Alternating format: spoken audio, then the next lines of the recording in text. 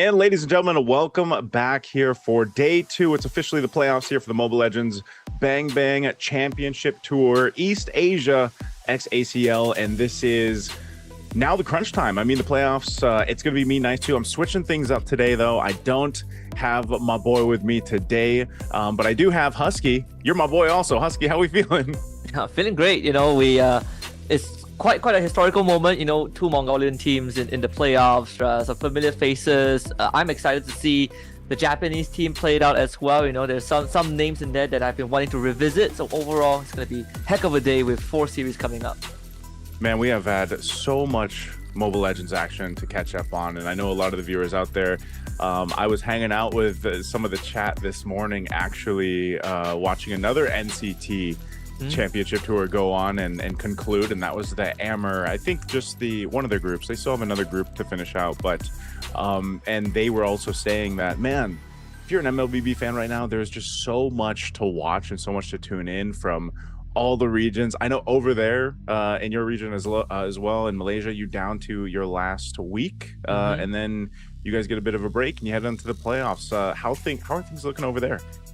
Things are looking pretty tight, like the current ongoing series. We have Vamos against AC Esports, and this series will basically determine whether we get our top 6 teams. If Vamos wins, then we get top 6 instantly. If AC wins, then we go another round to let the other teams play it out.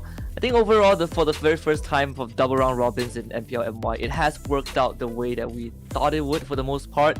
Teams are really getting their second chances, and I think the teams that got the second chances are really making good of it.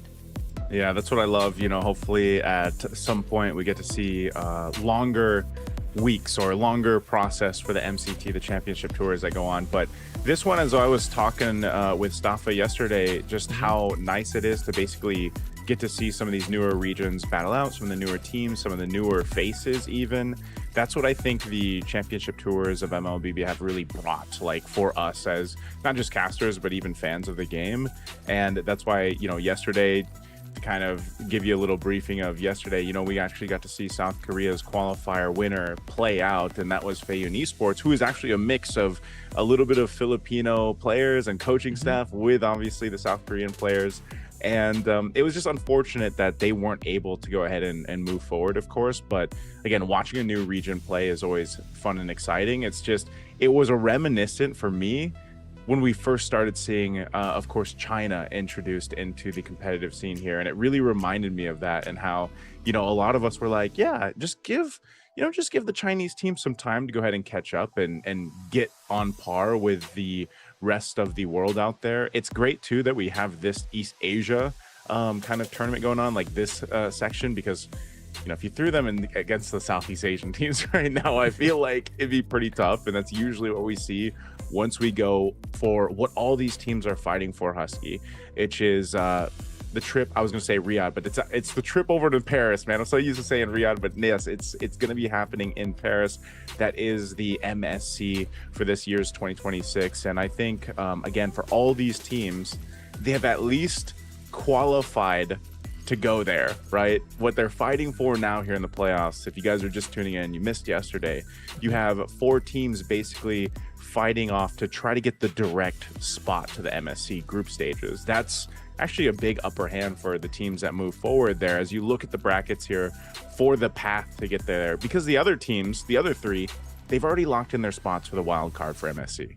Yeah, the only difference, like you said, is the direct slot into the group stage. But even if not, they at least will be able to visit Paris, right? Wonderful place. Can't wait to go there myself as well.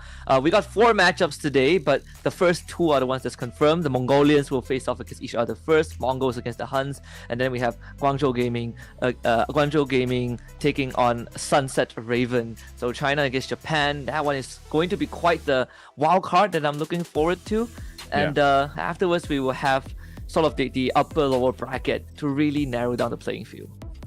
Yeah, we're going to take a look at the lineups here for the Mongols. Again, some familiar faces, right? We've got Ki, we've got Ox, we've got Meiki, ZX Aura, and we've got Mumu. For those that have been watching international MLBB for a while, you're definitely going to recognize the names here, especially ZX Aura.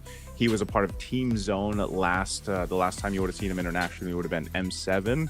And I'll never forget the clip, when they were really talking about how ZX Aura was a big part of them being able to actually go early and like boot camp and prepare for M7. Obviously, they didn't get the finish that they were looking for, but you know, that's just incredible what they're able to go ahead and put out for the team and their opponents here, Husky, the HUNS.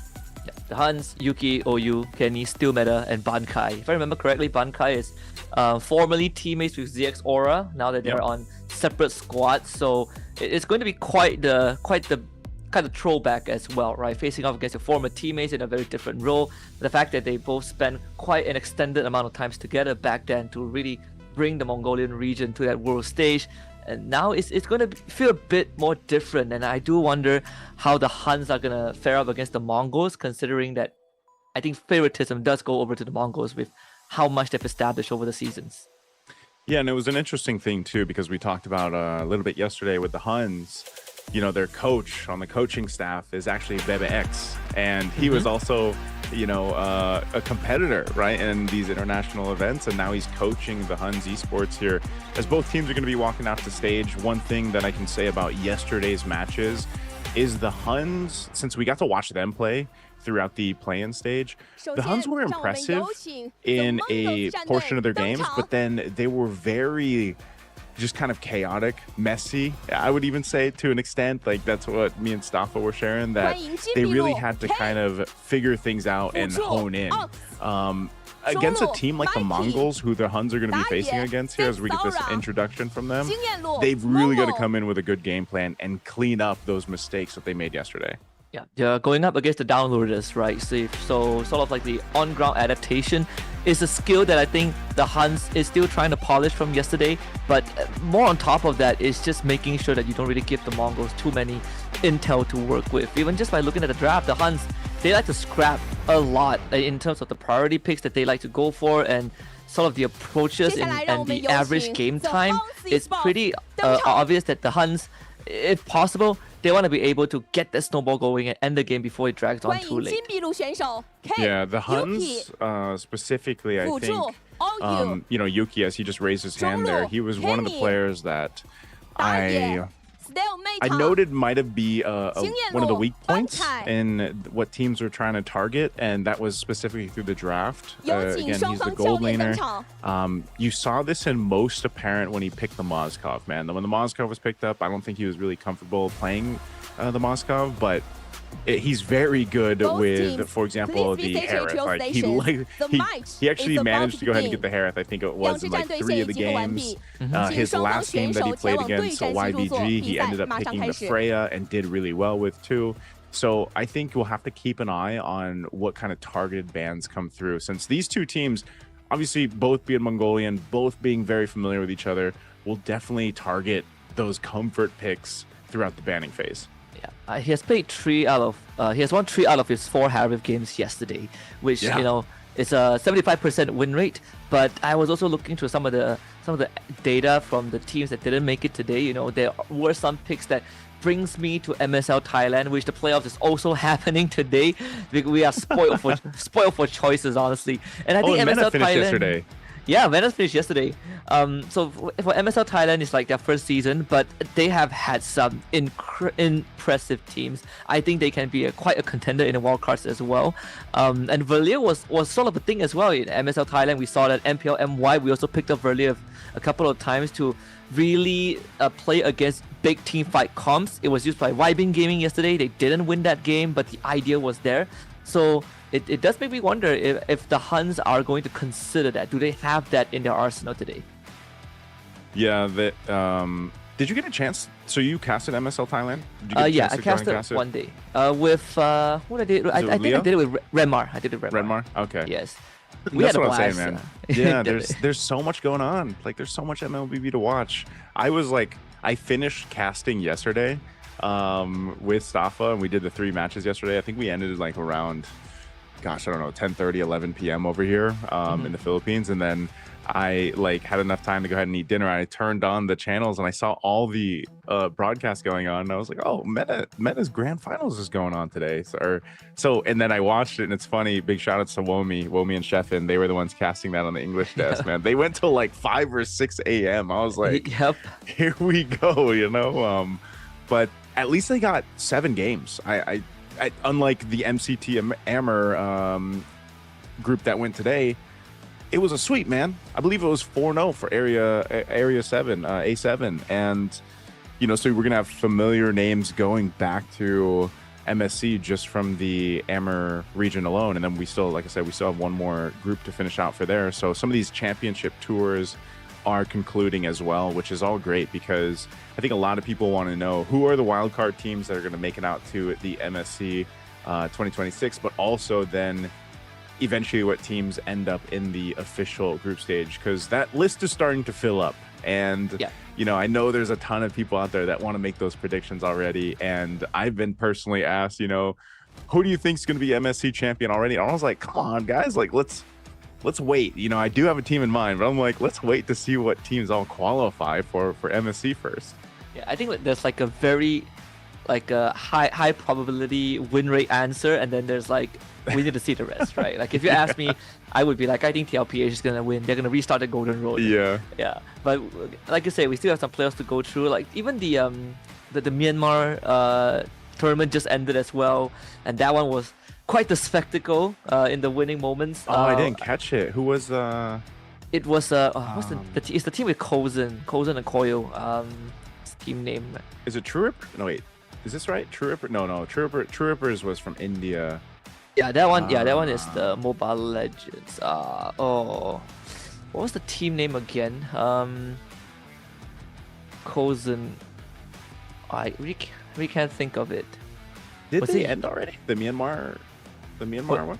Wait. If it's not, is it Myanmar? No, I think the grand finals is still going. Yeah, I was gonna say Cambodia has ended. Cambodia has ended. MPL Cambodia. I was gonna say, so he is on Pro Esports. Yes, Pro Esports. Yeah. Okay. I think it was so a sweep. Man. Yeah, it was like a sweep. But even 4-0. Even yesterday, like the first seed of MSL Thailand, King of Gamers, which like I was dubbing them sort of like the Onyx ID or the TLPH or the SRG of their own league because they were that good. They got knocked down to the lower bracket yesterday by a team that came in for the qualifiers. So it's gonna be interesting, like I think by the time we finish this, we probably still have time to look into the other regions. But let's focus on this. I'm excited to see what the bans are gonna be. Like Glue, for example. And then with the Jusin as a response, it's the teams definitely did their homework, right? Because most of the time, if you want Jusin, you would ban the glue out. So the HUNS, they're keeping up. Okay. Also, I'm almost considering if there's going to be a Yuzhong ban or not. They go for the Marcel because Bunkai had probably his best game of the day yesterday on a Yuzhong, where he literally hard carried the early game, and then because he had such a lead, I think at one point he was like 3-0 or 5-0 on the Yuzhong, that he just helped the team dominate a win. And even when Michelle was interviewing, she asked him, Bunkai, you had picked all these unique heroes in the XP lane. Who's your favorite? He says Yuzhong. She goes, why? He's like, because he's OP. So, it's open. I wouldn't be surprised if maybe they consider going out. The Harith being banned out is actually interesting too, because I think they're willing to trade maybe Harley for a Claude for Yuki, because I think that's the main decision here from the Mongols. Do they want to take the Harley? There's also like the Leomord as a very good answer to the Harley. Like the Suyo isn't too bad as well, considering that the Harley did get nerfed a little bit. Her deck of cards, the damage. It doesn't overall. matter, bro. He's still broken. He is still broken. Maybe my at least in MPL MY he doesn't look that good, right? Like here we are more of a Suyo Leomord region. Like our Harley games has been kind of bad. Harley's win rate has really tanked in MPL MY. In the Philippines, it hasn't tanked too much. You got to change his second skill, the space time. To go back, like I don't know, it's too quick. And then when you have a Harley and a Claude on the same team, then usually you pair it up with a Gord. Like there's so much burst, and then maybe a Hilda. Like there's so much kill potential. Having that Harley there, whether his first skill was nerfed a bit or not, but still strong picks. The Huns are going to go for a Uranus pick. This was actually banned out yesterday too. So definitely a strong pick for them for Bunkai. And then they get their Claude for Yuki. kind of what we were expecting. This is what I'm talking about, man. They might even go Gourd first phase because it could get banned out. Oh, they go Valentina. Okay, so they're going to go Valentina instead of the Gourd, but they already got the Hilda, which is also usually paired up with this Harley. It creates so much space for the Harley to maneuver around the jungle early on, but then also just, I mean, the Hilda alone, take everyone else out of the picture. The Hilda alone is a threat. Yeah, it gives you a lot of mid lane priority and lane pressure too. Like I think the Mongols have basically secured that first 2 minutes. The Suyo as a response, so I like that from the HUNS. I'm thinking right now, if you are Mongols, you're looking at the roam of the HUNS. You're trying to think of heroes like Khalid, something that can allow OU to move around the map fast. It's also one of his most picked heroes from yesterday. So you've already taken the Hilda away. If you ban out the Khalid, you could really secure that mid prior for yourself and really give yourself an edge when the Harley starts making rotations. Yeah, the Harley is going to be trying to rotate early on. That's usually what we see, even without like getting kills. This is what always is the threat about Harley, is like, even if you don't get a kill, just simply getting someone low enough or keeping them second guessing because they're kind of worried about the deadly magic, or they have to reset back to the base, gives you this advantage already. And not only that, but because you have a Hilda, you can put that pressure out there too. And depending what ultimates are going to be taken here with the Valentina for the Mongols, like, you have a ton of kill potential early on all the way to the late game. It'll, I guess, part of this is, what do they want to play against the Claude? And so far, at least here in the Philippines, we have seen either the carry or the Bruno, surprisingly, actually be a pretty good answer. And then the Clint has popped up a couple times. Yeah, even in FPL MY, Clint has also been a thing. Depending on the players, some of them go for like Sky Piercer, some of them just go like your raw damage, omit the Sky Piercer, endless battle into BOD, and you just like two-shot someone.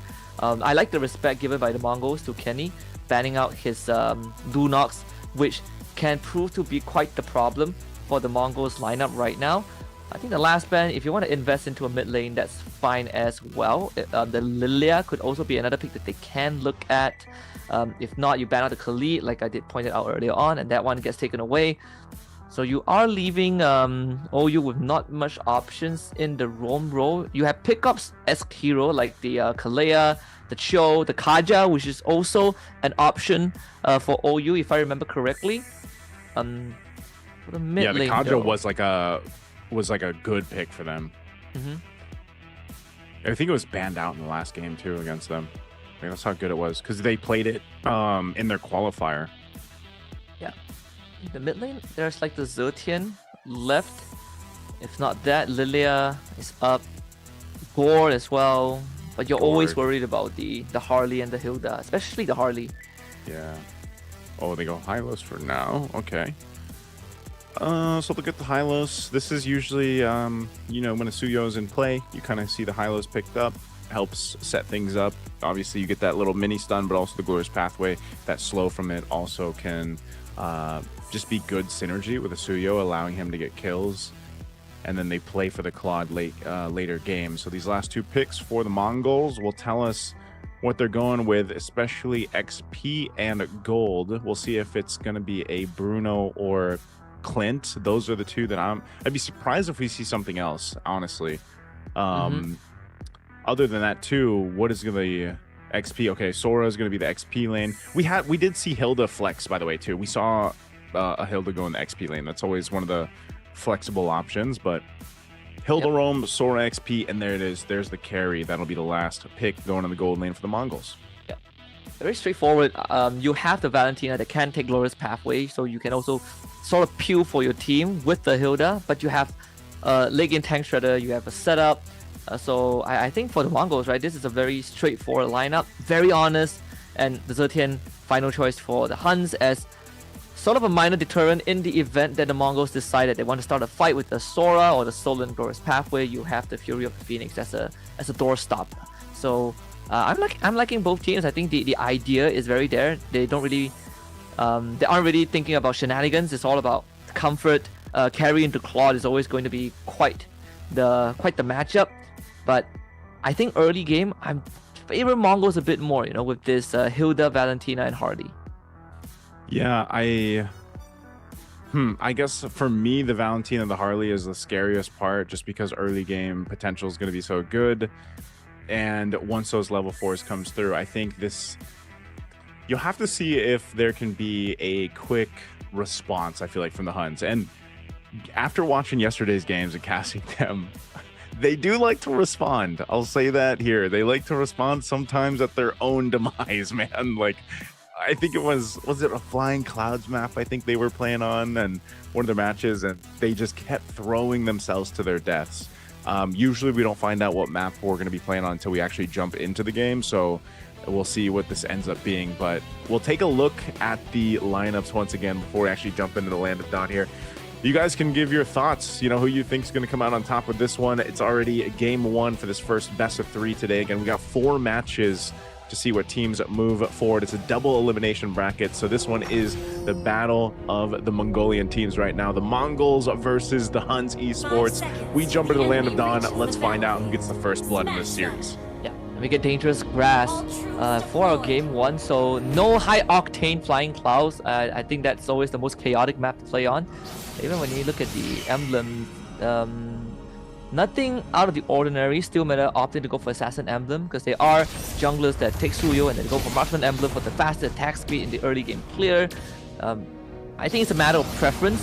So again, the mid lane priority pretty much even out thanks to the Hilo Zetian. So you don't really give Mongols that room to move around, but you can send the Hilda in to do some reconnaissance, and he did see Steel meta clearing the wave. Yeah, I would say too, like we saw Mumu, he's got the what is it, I'm trying to think of the name of the talent, the assassin talent, where you gets the extra damage against the 1v1s. The Master Assassin? Yes, Master Assassin. He's got that. Little mind blank there for a second, but he should be, he should be able to duel out, but it's a Uranus. I feel like that's the problem. He's got Brave Smite, and Mumu had to do that too, so I'm not sure if he's really going to get like an upper hand in this lane. He's more so going to be utility for the team fights once they break out, especially the first turtle. Yep. I think Bankai's goal is just to really hard shove the wave, since that Mumu can't really threaten him.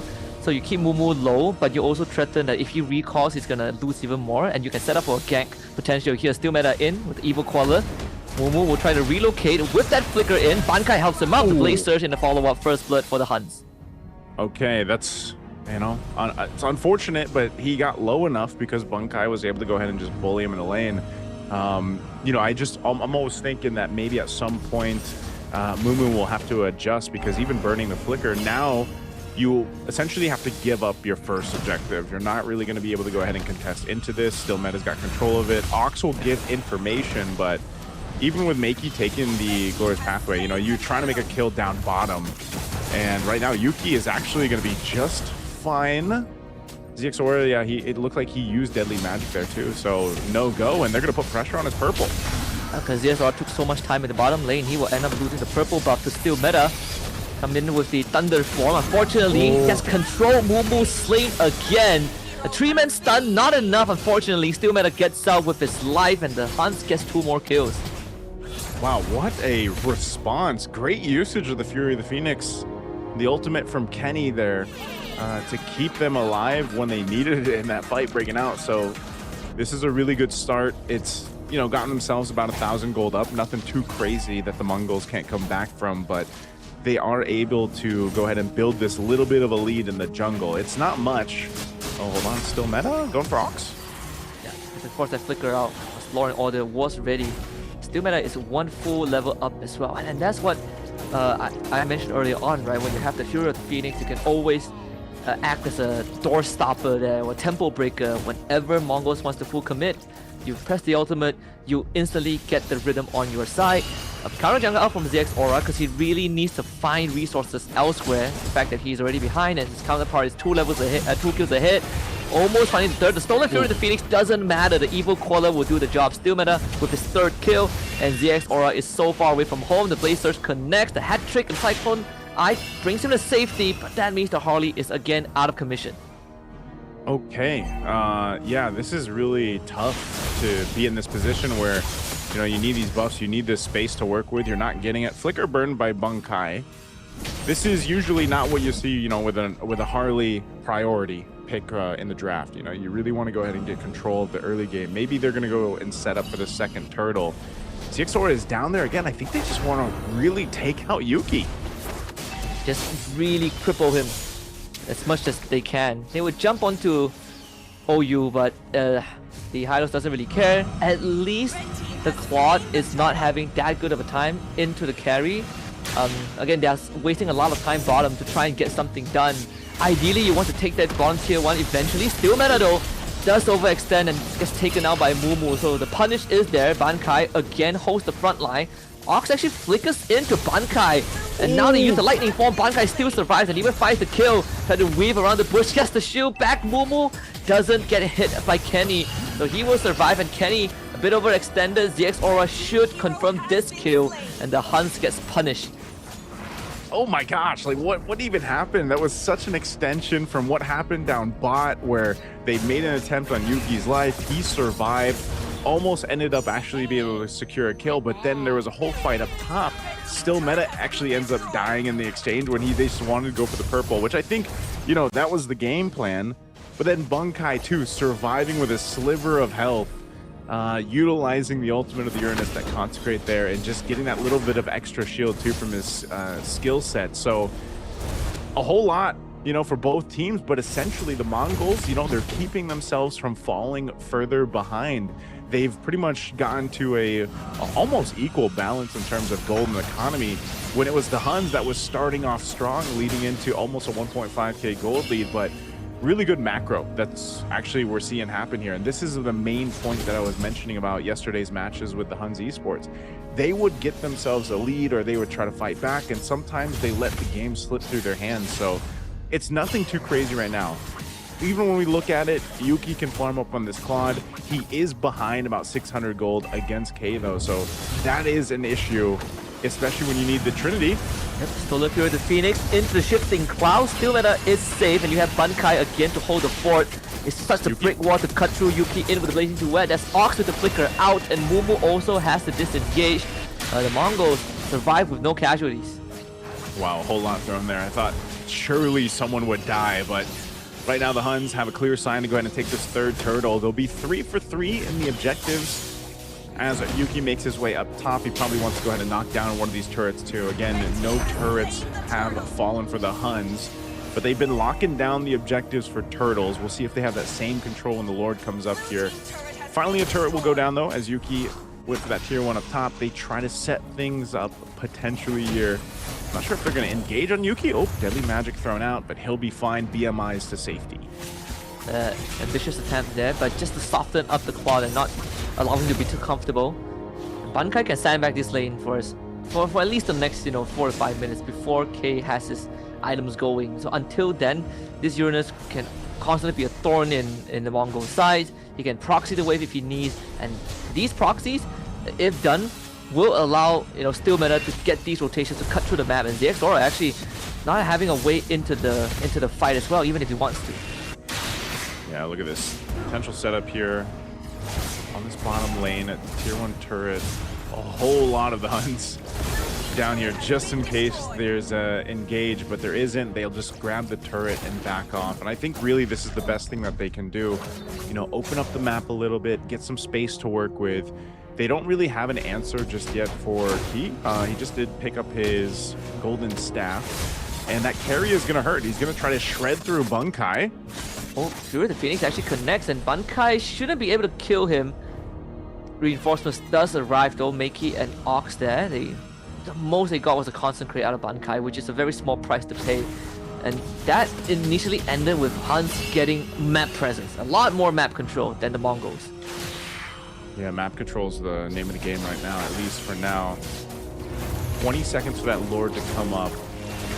Very chaotic, across the map, but it hasn't resulted into a bunch of kills like we've seen in yesterday's matches. At one point, I think we had 30 plus kills across the board. This one, it's definitely showing a familiarity between these two teams and these players even. So as they fight for the space, the opening for this Lord, they're going to keep Yuki down bot, protected there with OU.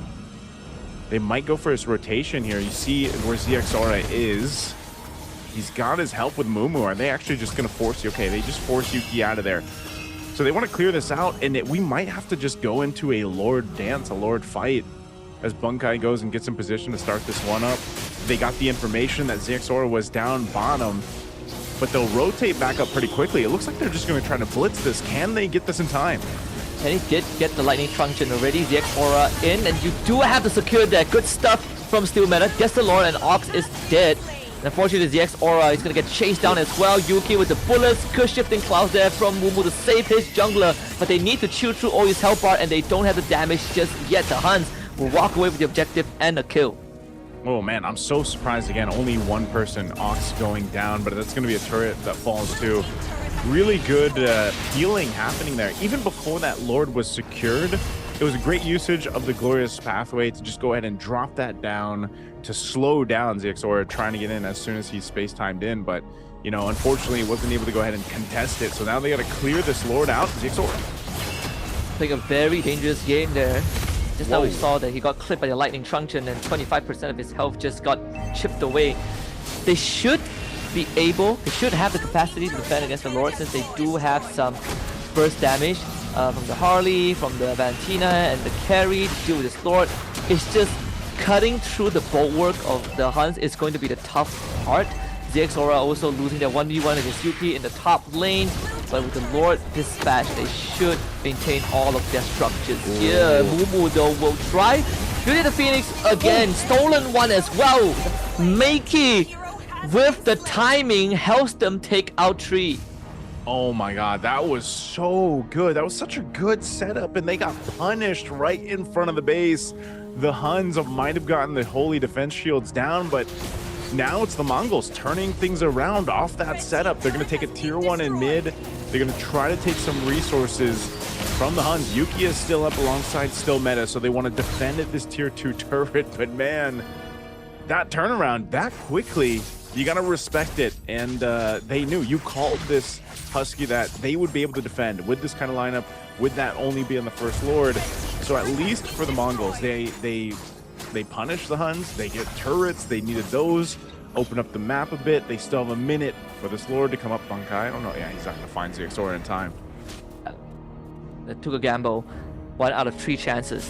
But I think if you are on Zetian, I feel like one of the rule of thumb when you have a Valentina on the opposing side is that you don't really want to give that hero to Phoenix away, right? It's fine if they take the Glorious Pathway because you have a way to deal with that, but you don't really want to give your Temple Breaker to the enemy team. So it's sort of the equivalent of back in the days when you have a Terizla, you really don't want to give a penalty zone over. Fury the Phoenix was used this time, drops onto K, and the Blading Duet will be sufficient to take him out, but the box in is there. Yuki leading out of the Deadly Magic, but was able to heal her on time. Still gets finished off in the end by ZXORA, and now the fight splits into 2. Steel Meta gets absolutely clobbered by Mumu, but they will clap back with another trade. Kenny is the next on the chopping block as Ox chases him away, and the HUNS, they trade even. Okay, they traded out. They at least pick it up.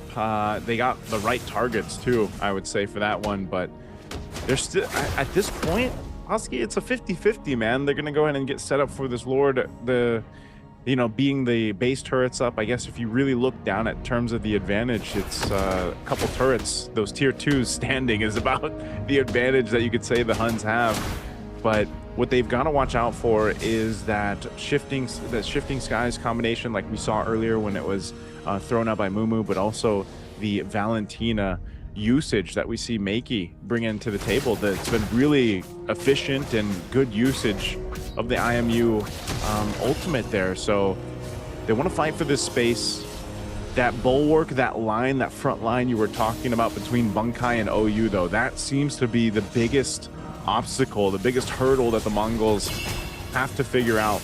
Good pickups here. Wind of Nature now available for Key on the carry, just in case, he gets bullets to the face from Yuki, and even Still Meta focusing on him. But you see the Wind of Crown for Yuki, so he's ready to play into this too. We'll see if both gold laners are able to pop off towards this fight, but Lord is at half health here. Don't let them skip through the Phoenix. That's the important thing, and they drop it this time. They get the stagger in, but still the Wisdom of Nature will protect K for now. The arrow from Steel Meta is not enough, and Mumu able to disengage in time. So the HUNS, they do end up forcing the Mongols out of the Lord Pit, and they will secure this objective. Yep, they fought for it. I think that was Makey that had his own blazing duet. I don't know if that was part of the plan or that's exactly what he wanted, but ultimately everybody stays alive. But the Lord was secured by the Huns, and that's going to allow them to go ahead and get closer to the base. Oh, Bunkai, yeah, he's going to get shredded down a bit. He's there, but will survive. Pop the Consecrate. Had to actually use his Flicker, though, too. So they don't have that. We'll see how they approach the base. Again, a very close game across the board. They've really got to respect the damage potential coming out. Makey's playing a dangerous game himself, though, man, especially with still meta over here. On the Suyo, Lord's gonna go ahead and charge into this bottom base turret. The Mongols, can they defend again? Norris pathway through the Phoenix, only hitting onto one, but they do overextend, and K is a problem.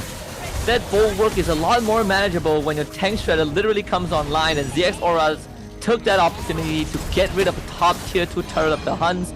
They still lost an inhibitor, sure, but at least Mongols are finding avenues somewhere else on the map. Okay, he's gonna get spotted out. Yep, little sentry thrown out there, but good attempt. Take some resources, take the turret down, slowly work on those tier 2s if they can. You know, because at this point, it comes down to securing those Lords. Such a close game in terms of team fighting potential, too. Just the amount of tools that both sides have. You know, Makey, it looks like he does want to have the blazing duet. So. Yep. He's done this twice now. Okay, well, no, he's I don't know if he actually wants to keep that or not for the next team fight. He doesn't have it now, so Malefic Gun picked up for Yuki. Some of these last couple items being locked in now, especially for the carries being completely locked in. Divine Glaive for Kenny. We're seeing the timing of the Fury of the Phoenix be so important too for the Huns. Very important. You either use it when the Glorious Pathway is committed, or the Mongols when they get a snap engage with Mumu's Flicker into the shifting cloud, and then you use it, and then you could easily stop Mongols from aggressing forward, because that's what they want.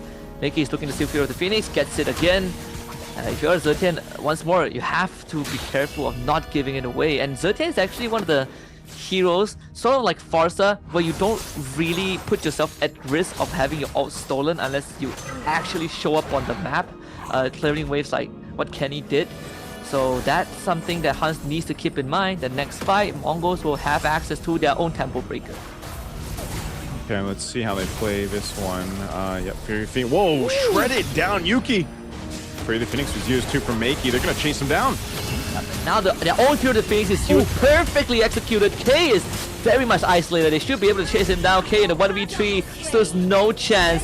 And all you kept the rest of the Mongols at bay. Another 2 bodies drop for Mongols at the cost of steel meta going down. So no jungler for the Huns, but they are still gonna turn to Lord, it seems. Oh, this is so tricky though. Oh, Makey, okay, he had to flicker out. I thought he was gonna get caught. Bunkai's actually gonna chase him down. The slow from the Corrosion side, more than enough. Makey overextended there. It should be Lord for the Huns. Or maybe they have other ideas. Can't think of taking inhibitors, but with K coming back, I don't think that would be a wise choice. Just go for the safer play. Start working on the Lord. Steel meta is 8 seconds out. You can hold the Lord, and there shouldn't be a way for ZX Aura to come in.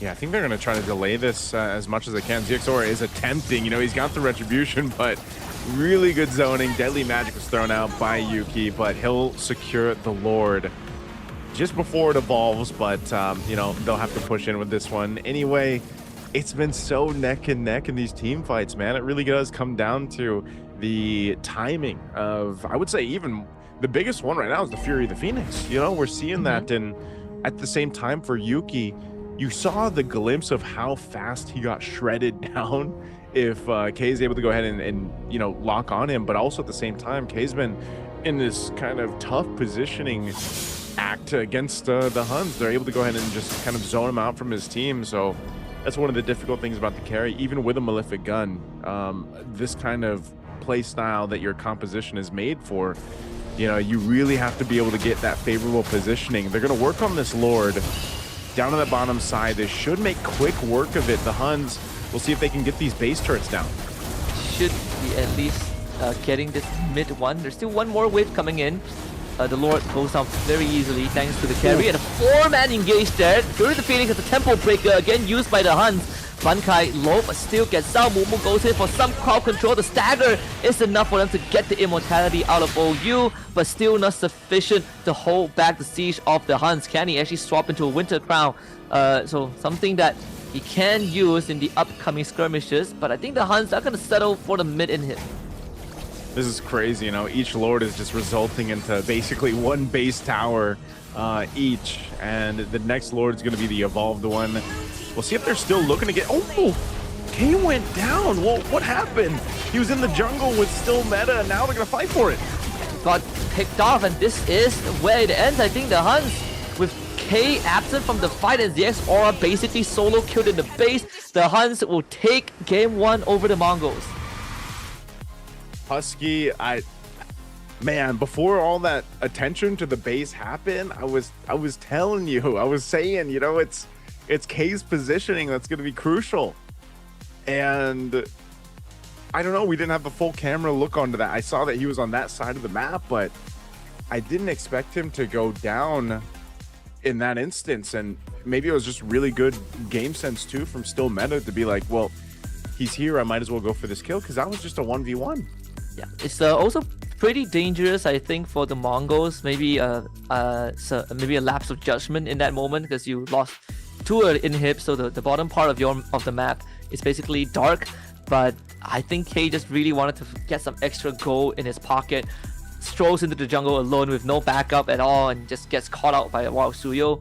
Pretty unfortunate there for the Mongols. I think could have been prevented, but you know, we wouldn't know what the comms were for the Mongols. I think the biggest sort of determining factor for the Huns winning this game mostly came from Fury of the Phoenix. It's just too good of a spell against what the Mongols wanted to do. Every time they want to start a fight, Kenny stops it. But if the Huns want to start a fight, Kenny enables them. Yeah, I really liked... I remember watching Kenny yesterday in his game when he played the Lilia, and I was saying, you know, at least for what we're seeing from the Huns esports, he's one of the mid laners right now that is actually dipping into the hero pool of options. And, you know, I think we did see Zetian picked up maybe once or twice yesterday, but it was nice to see here in game 1 in this best of 3, and then played to, you know, to the degree that it did, because it was very crucial that those timings of the Fury of the Phoenix were on point.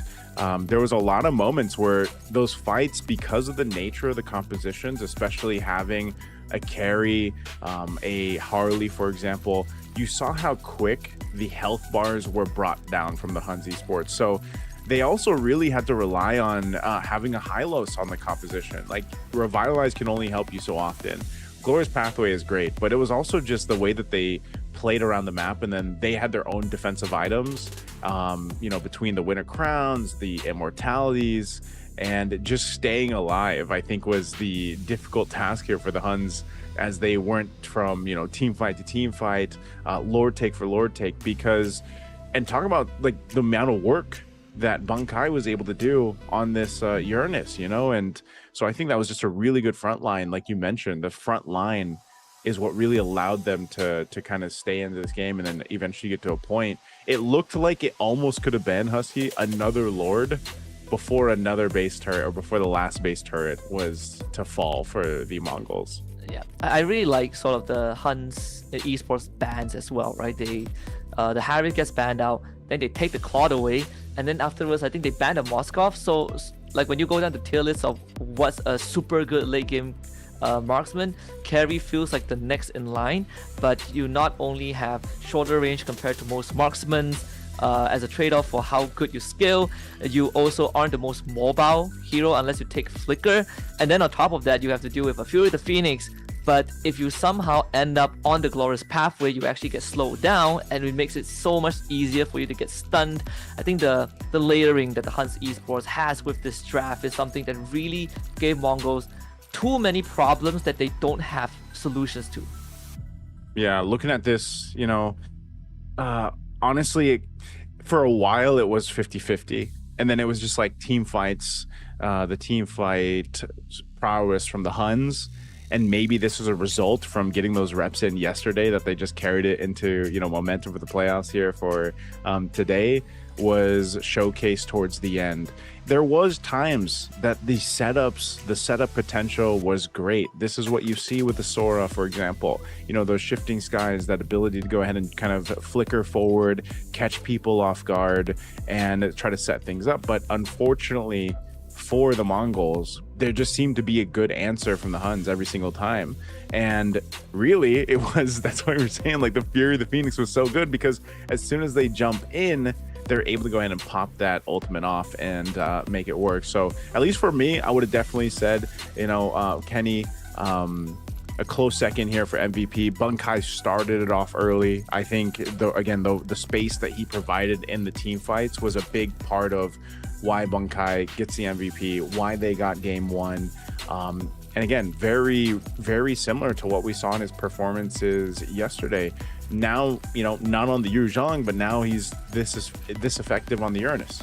Yeah, he's also a big reason why the early game went as good as it did, right? He completely, won out the XP lane. He set up a first blood, and then afterwards a follow-up kill. So he fed 2 into Steel Meta's pocket, and essentially you sort of slow down the Sora, right? Like, Sora late game is more of an engaged crowd control bot. Like, you would love to have the Sora have a winning lane, but if you go down twice like that, you don't get to leave the lane, you don't get to make plays with the Harley, and that's already sort of one facet of the Mongols that was shut down by the Huns.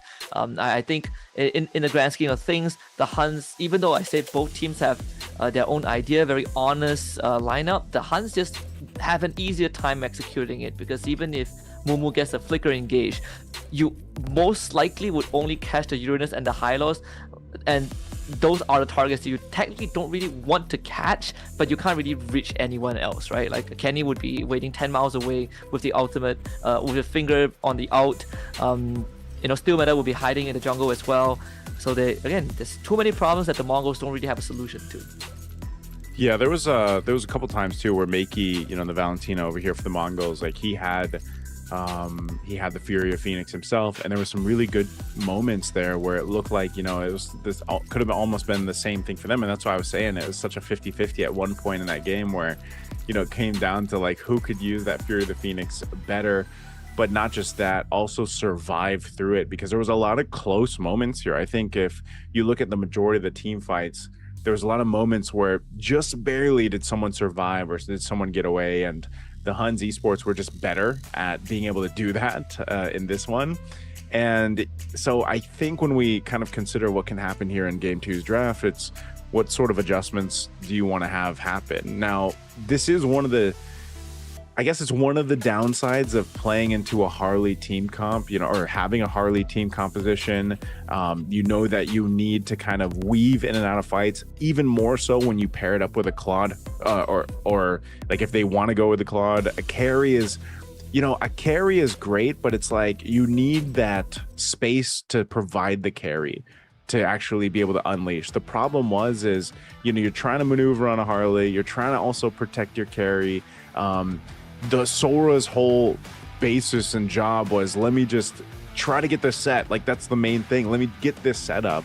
But, when you're getting blasted across from you in a team fight, you have to make those adjustments quickly. So I think, at least in this one for Game 2, maybe don't go with the Harley. Maybe get something else. Maybe choose to go ahead and draft for a Suyo, for example, or a Leo Mord. I think a Leo Mord might even be better here for the Mongols as they get ready for Game 2. You don't really have to reach as well, right? Like, a lot of times we look at the draft, and then once you really analyze it, you realize that the range of effectiveness of the draft is actually very short-handed, and that was what the Mongols had to deal with as well. You don't really have someone to soften up the targets from afar. All of it requires you to get up close and personal, which, compared to the Huns, again, they have a global ult that doesn't need the hero to be there, and they have some longer range to poke you out. There are ways to weave in and out of battle a bit more effectively, and they have ways to also sort of like body block your abilities, right? Like, for the Mongols, sure, I have a Hilda, but the Hilda doesn't really want to play like a high-lows, just stand in front of someone. She wants to be able to chase someone around, kick someone out of the fight. For the Sora as well, you want to sort of sow chaos and just stagger people. So you also want to be moving around in the fight instead of just standing in front of someone. But even then, you're not as durable as a high-low Uranus. So this is going to be the task for Mongols in game 2 as they switch over to the red side on how are they going to figure out that draft sequence. Because I think they had a good idea on shutting down the roam roll, but evidently it wasn't enough. Yeah, and at the same time, interesting that the Suyo is going to be banned out. And I think that's a telling sign for what I was going to lead into. Because I was saying, you know, for ZX Aura, at least from their qualifying tournament leading into this, you know, he is someone who plays obviously the Suyo, the Harley, I think he's even got a Baksha up his sleeve, a Baksha, a YSS. Like, he's a pretty dynamic jungler. So this could be a telling sign that the Huns actually want to go ahead and give still meta a possible Harley pick, maybe even the Guinevere in this case. I think those are definitely two of the priorities that they want to go for. Also, depending if the Jushin or Claude are banned out or not, or priority for blue side here for the Huns. There's also the Leomore available, you know, if anything, the Leomore and Nolan, if we go down the list. I think even the tank junglers, like for I think the Huns did play a Fredrin yesterday too. So I think still meta is going to have plenty of choices, but the bans definitely are very different, right? They banned out two of the heroes that they picked in the previous game that gave them a big lead, and in fact, it was the combo that gave that jungle lead. Which again, like you pointed out, Naisu, probably they're setting up for a potential Harley pick, but they're also opening up for the potential of Guinevere flex if the Mongols doesn't, you know, ban it out. We have Guinevere, we have Zusin available. So now is the Mongols' turn to answer. How much of the draft, how open do you want the draft to be? Like, how much trade do you want to make? Yeah, that's what looks like. Interesting just bans here, you know, even across the board. The Huns will go ahead and be the ones to take out the Uranus. So just some respect across the board, even for Mumu. There's the Jushin ban. I was wondering if it would actually be open. So this is either Harley or Claude, I'm guessing. There's also the Gwyn too. Oh, the Harith. Yeah, this is I guess it makes sense. It's Yuki's pick, man. Yeah. You know, this is the Harith that he won a lot on yesterday. Yep. 75% win rate, 3 out of 4 games won. So this is going to be his 5th Harith game. That means that the Claude has to come through at some point. I think you can leave it for red 3 since you've already saw the Harith. Guinevere, Harley, there's still some good prior picks there. The Khalid, Hilda, still available as well. Another like hero, if the Claude isn't sort of like available, or it's not the option that you want, is sort of the Ranger. It's not the best, but it's a natural Sky Piercer carrier. But they opt for the Valentina again. Yeah, maybe I'm not sure if there's going to be a change here. I know we had one of these instances yesterday, but we'll see if it all is the same. Going to be the same picks when we get back to the draft here. But that's something, again, that you have to look into when you're. I'm surprised that it looked like, again, they went without banning a Phoveus in the first phase, knowing that you're going to prioritize the Harith. Mm-hmm. I'm surprised that banned like last game too. Yeah, I'm surprised that happened though, because that was the biggest issue yesterday for them when they actually. I think it was the one game. Was it the Huns Esports? I think it was the Huns that played the Harith, and I think they played into a Phoveus, and they really struggled with it. So I'm almost expecting it to come through.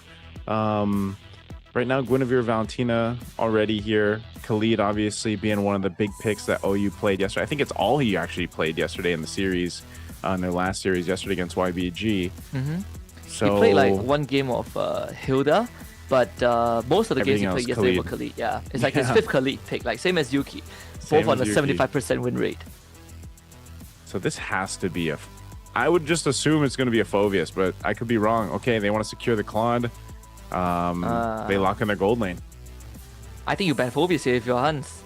It's pretty straightforward. You ban the Phoveus, or if I want to say they can consider picking it up, but they are on blue side, so it's It's not as convenient.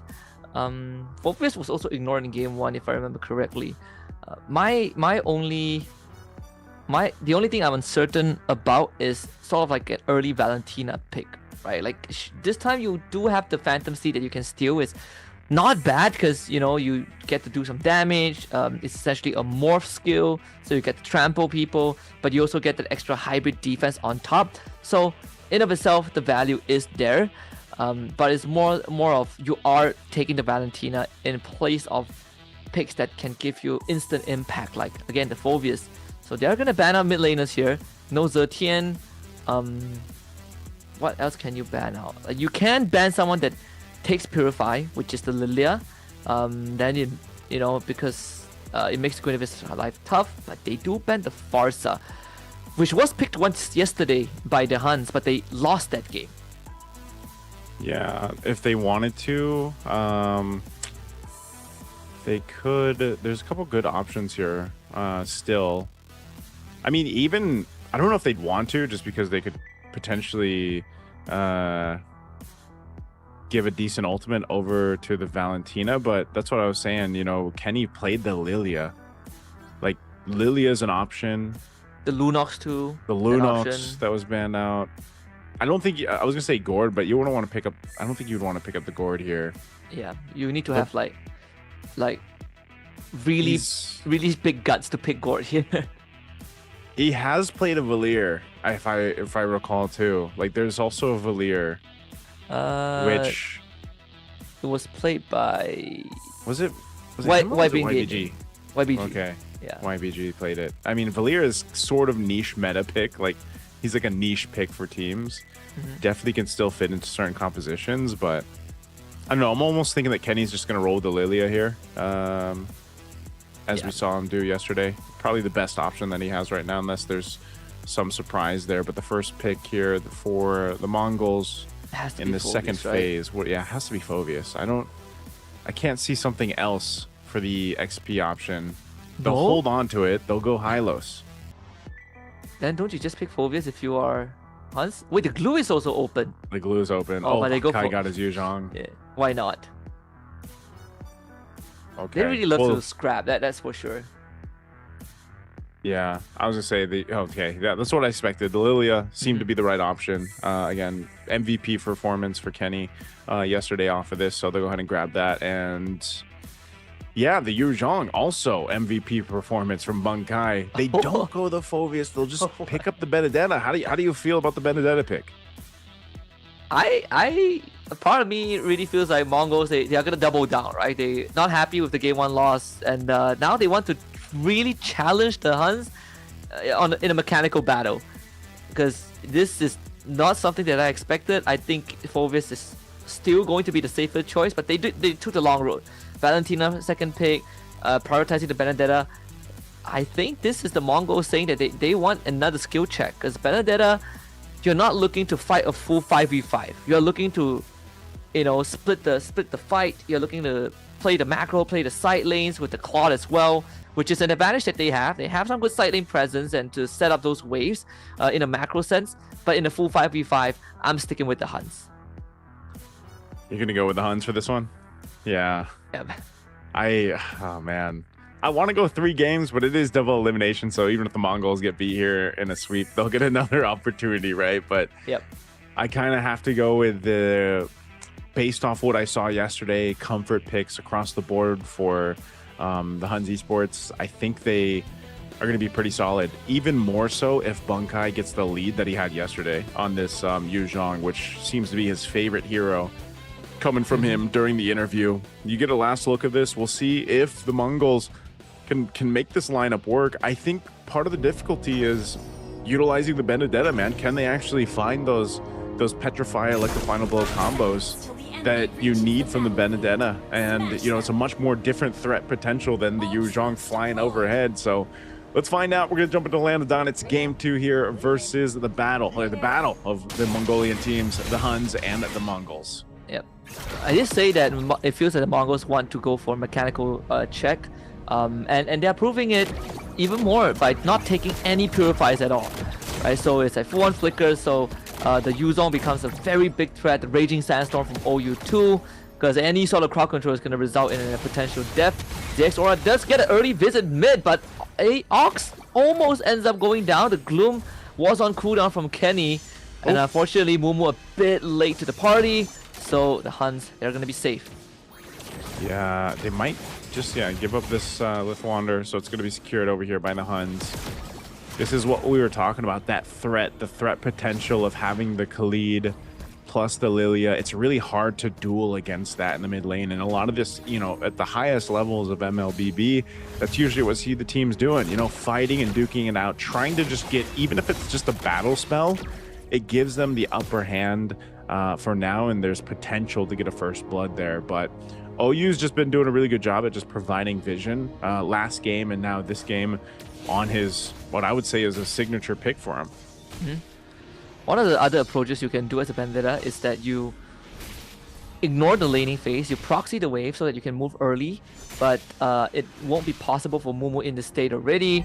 The turtle is spawning bottom, so you don't even really get the chance to do much proxy because the jungler will be coming to the bottom lane. They do get the early Phantom Steed out, a two-man push back into a Violet Requiem, but the damage is there from Kenny. 2 bodies for 1 in the favor of Huns. Mumu does show up, but doesn't have the final blow just yet, and OU will soak up all the damage, sidestep the Eye for an Eye, and flicker to safety. Bankai comes in with his Black Dragon form, and Mumu will bleed out. Huns is just better in the response. This stolen Black Dragon from Meiki. The attempt is very respectable, but he just doesn't have the damage. So Black shoots out from Kenny. He's going to be safe. Bankai jumps to safety, but they want more. The Furious Dive knocks out ZX Aura, so he can't commit to the crowd control. Blazing Duet from K. He goes to the 1v1 in the backline to take out Bankai, but they end up losing Meiki in the backline. Purify now used. 2-man Petrify Electro final blow. This game keeps on going with the action. Mongols ends up winning the long stretch. Husky, leave it up to the Mongols and the Mongolian teams in general to give us action. That was probably one of the longest team fight interactions I've seen in a while. It started off with 1, it went for a reset, it went to another, and this isn't even flying clouds, man. And Turtle secured off of that all for the Mongols, so, it was all looking good for the Huns, and then all of a sudden, you see this fight back. Wow, and a 1v1, so that's even... That kind of evens out the table a little bit. Yuki gets a 1v1, and he didn't even use Purify there. He used it earlier in the earlier team fight. Yep, that is great news if you're Harith. You got a kill in the team fight. You died. You come back and you find a solo kill on the enemy gold laner who already, is forced to commit to a Winter Crown, thanks to you doing a lot of magic damage, but. A snowballing Harith is never fun to play against. There we go, Bankai with the Black Dragon form. They're thinking about committing on to Mumu. Raging Sandstorm out. They won't find Mumu there, but they will find ZX Aura. Mumu tried to respond, was able to get a kill for himself and escape. But Ox a bit late with the red carpet. So Hans now looking to run away. Stolen Phantom Steed from Meiki. And Mongols will decide to not pursue. Yeah, these are such hectic team fights. Every single time we see one break out, it ends up being such a fast rotation for the opposing team. Bankai? Oh man, yeah, he's not getting out of there. No Black Dragon form. A 1v1 again though between the gold laners. It's no mana. Yuki. He's there. Got him. ZX Aura doesn't land the thump, so OU will get out of there. Oh man. That is not good news for K. Brother, just when you see something good happen down and across the map, you see a response from the Huns. This is exactly what game 1 was like. It just seems like it's happened faster here in game 2. Turtle's going to be coming up here in just a second. Everyone's crowded around this. They seem to just go for the notion of, just duke it out. May the best team fight win. It's going to be started up right now by the Mongols. Raging Sandstorm. Only connecting onto one. Split the battle line though. Mumu's able to find access to the back line, but the Turtle goes over the Huns, and Black Shields is enough for Kenny to escape. And Bankai, again, doing his due diligence to keep the rest of Mongols still meta. away. Mumu ends up going down, still meta should fall there. Meiki will get the trade in, but Bankai continuing on to ZX Aura, one last Dragon Tail and an auto attack to finish the job, and Meiki gets himself a double kill. Finally K comes in, spins around, but OU has the quicksand guard, stays alive, and Yuki comes in for the tag team. Zaman Force finds himself Meiki in the mid lane. And Ox a bit too late to save his teammate. K now fights against Yuki. No more Zaman Force, but Yuki has the Chrono Dash disengage. Husky, what is happening here? Take a breath, man. Every single team fight ends up into an extended team fight in this game, and it's great to see. But also, this is what I was talking about. The Huns were doing this yesterday, man. They were literally sometimes, even when they were down thousands of gold, you'd see them take these fights, throw themselves into their opponent. And yes, they made it here to the playoffs. They've essentially locked in at least a trip over to Paris for EWC, but you definitely want to go and try to clean some of these moments up. Bankai, oh yeah, he's not escaping that one. He was so close to taking out Mumu, but you know, it's just one of those things that even teams, other regions over in Southeast Asia are so used to. It's very brawly, it's very fight-based, it's very, you know, just fight it out and see who gets the upper hand. But you know, it's an even game essentially for this one. Yep, Electro Final Blow clearing out the minion wave. A visit to the top lane that was unfortunately foiled, but at least it buys space for Kate, right? Now he gets to take out the top tier 1 and finally frees himself from this lane, but OU's not going to make it easy. The Radiant Sentinel drop on the Meiki and they clear out the wave in time. So the turret not acquired. ZX Aura comes in, Violet Requiem, but the damage is not really enough. Momu, though, is slowly approaching the battle zone, finds a Petrify onto Yuki and cuts him to half. The Petrify comes back onto Bankai. He wants to trade the bleed out from Mumu, and he will expire. And now still meta, he's turn to join the fight. ZX Aura goes down. Meiki runs out of Black Dragon form, and Steel Meta gonna try to chase him down. The Shadow Strike actually keeps him alive, and Steel Meta now looks to disengage. They don't want to keep on chasing. This doesn't seem possible. And Huns, they make it out with more kills. They're like, hey guys, the turtle's up. Let's go grab it. Again, it's another extended fight, and they will be able to go ahead and start up this turtle. The last one of the game looks like it's going to go in the hands of the Huns here. This is better fighting, I would say, overall, though, from what we're seeing from the ability of the composition that the Mongols have. Yuki's got support from OU. And yeah, there's just no way to deal with this Harif. In fact, OU tried to 1v1 K. K commits the flicker forward. OU still gets out. And that is so unfortunate there. OU survives, and ZX Aura again late with the catch. But he did force the Purify out from Kenny. Yeah, he got the Purify out, and I'm so surprised that he was able to survive through that. Again, Revitalize wasn't available, so, you know, they just go and fight through that. K decides actually ends up surviving, which is great. He's still working on his third item to get that Trinity. Obviously, with the Starlium Scythe and the Feather of Heaven for Yuki, his damage profile is going to be good, especially when he has a Zaman Force available. But, you know, this is still very relatively close between both teams, and that's why we see these team fights break out like that. ZX Aura picks up a winner crown. His idea might just be, let me throw myself into this fight, get a spatial migration, Requiem off, and then win a crown, and let let the rest of the team and K shine from there, because he knows, you know, he's going to be one of those main targets to get melted down quicker, while Ox has to kind of take control of the team fight space, you know, keeping the Revitalize up, not just for himself, but also maybe for his teammates, if that's going to be able to profit them better. But they will knock down a tier 1 turret bot. It's going to happen cross map though, as the Huns takes the top one down, and you're 30 seconds away from the Lord.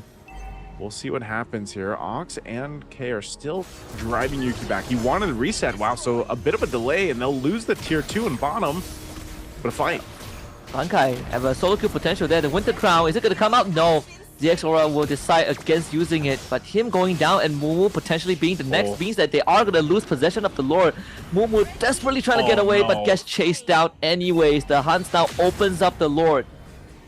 Wow, I don't know if Meiki's going to be able to do anything, at least for K. He's able to go ahead and push up that top turret, but this is all a timing thing.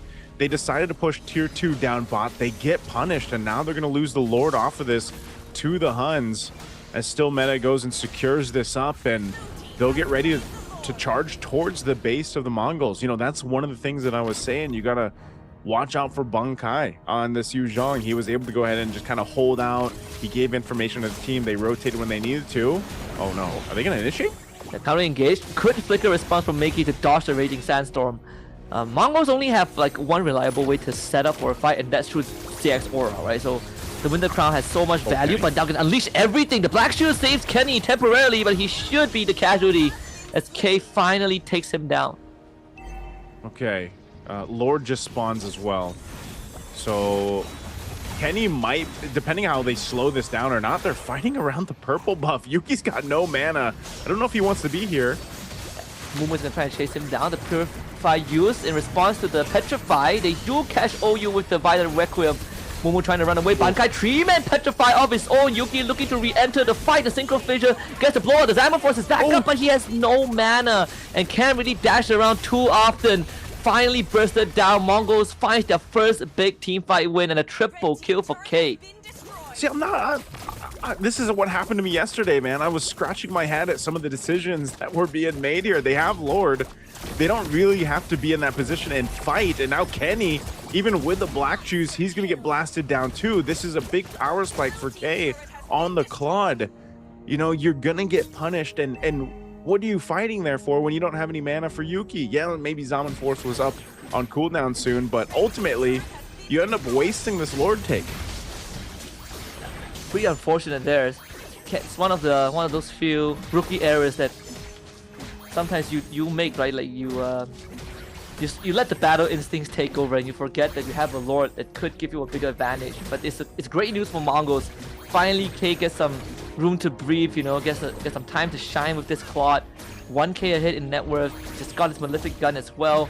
And they have resetted the game to an even phase. They are no longer, you know, too concerned about what if Bunkai catches us. They have enough damage to power onto the Huns, and even for ZX Aura and Mumu, they are doing a great job in just, again, planting the seed of chaos in these team fights.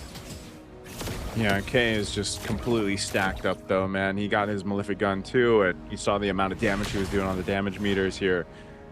This is what we talked about even yesterday too, and why Claude is just such a pick for teams right now in the gold lane, even as narrow as the gold lane is. Very high win rate, very high potential to just carry the late game for a team once you're locked in. And you know, it's hard to get away from that blazing duet, especially with this kind of composition that the Huns have. Yes, you have black shoes that might be able to help you a bit if you're Kenny, but if you get caught in a position you don't want to be in, oh, Raging Sandstorm. Oh, that's going to be engaged onto 2. Meanwhile, the backline compromised there. Still meta getting completely blasted. Bunkai wants to make a difference there on the K, but K will survive with the Winds of Nature and Hughes back up with the Blazing Duet. Yuki doesn't get caught, but ZX Aura will stick on him. Yuki now needs some safety net here. They go on with the follow-up and the Petrify from Mumu. Yuki, he needs to get out. The dash doesn't come true. And legendary for K.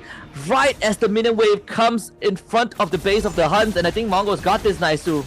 Yep, Mongols, they should be able to take this turret down. I don't know if Kenny can clear all this out by himself. He's going to try his best. Black Shoes to stay alive for a bit longer, but just does not have enough to clear the wave. The Mongols will find the equalizer, and you get your wish. We go game 3. This is what we needed to happen, man. We had to have a game 3 in the Mongolian battle here between these two teams.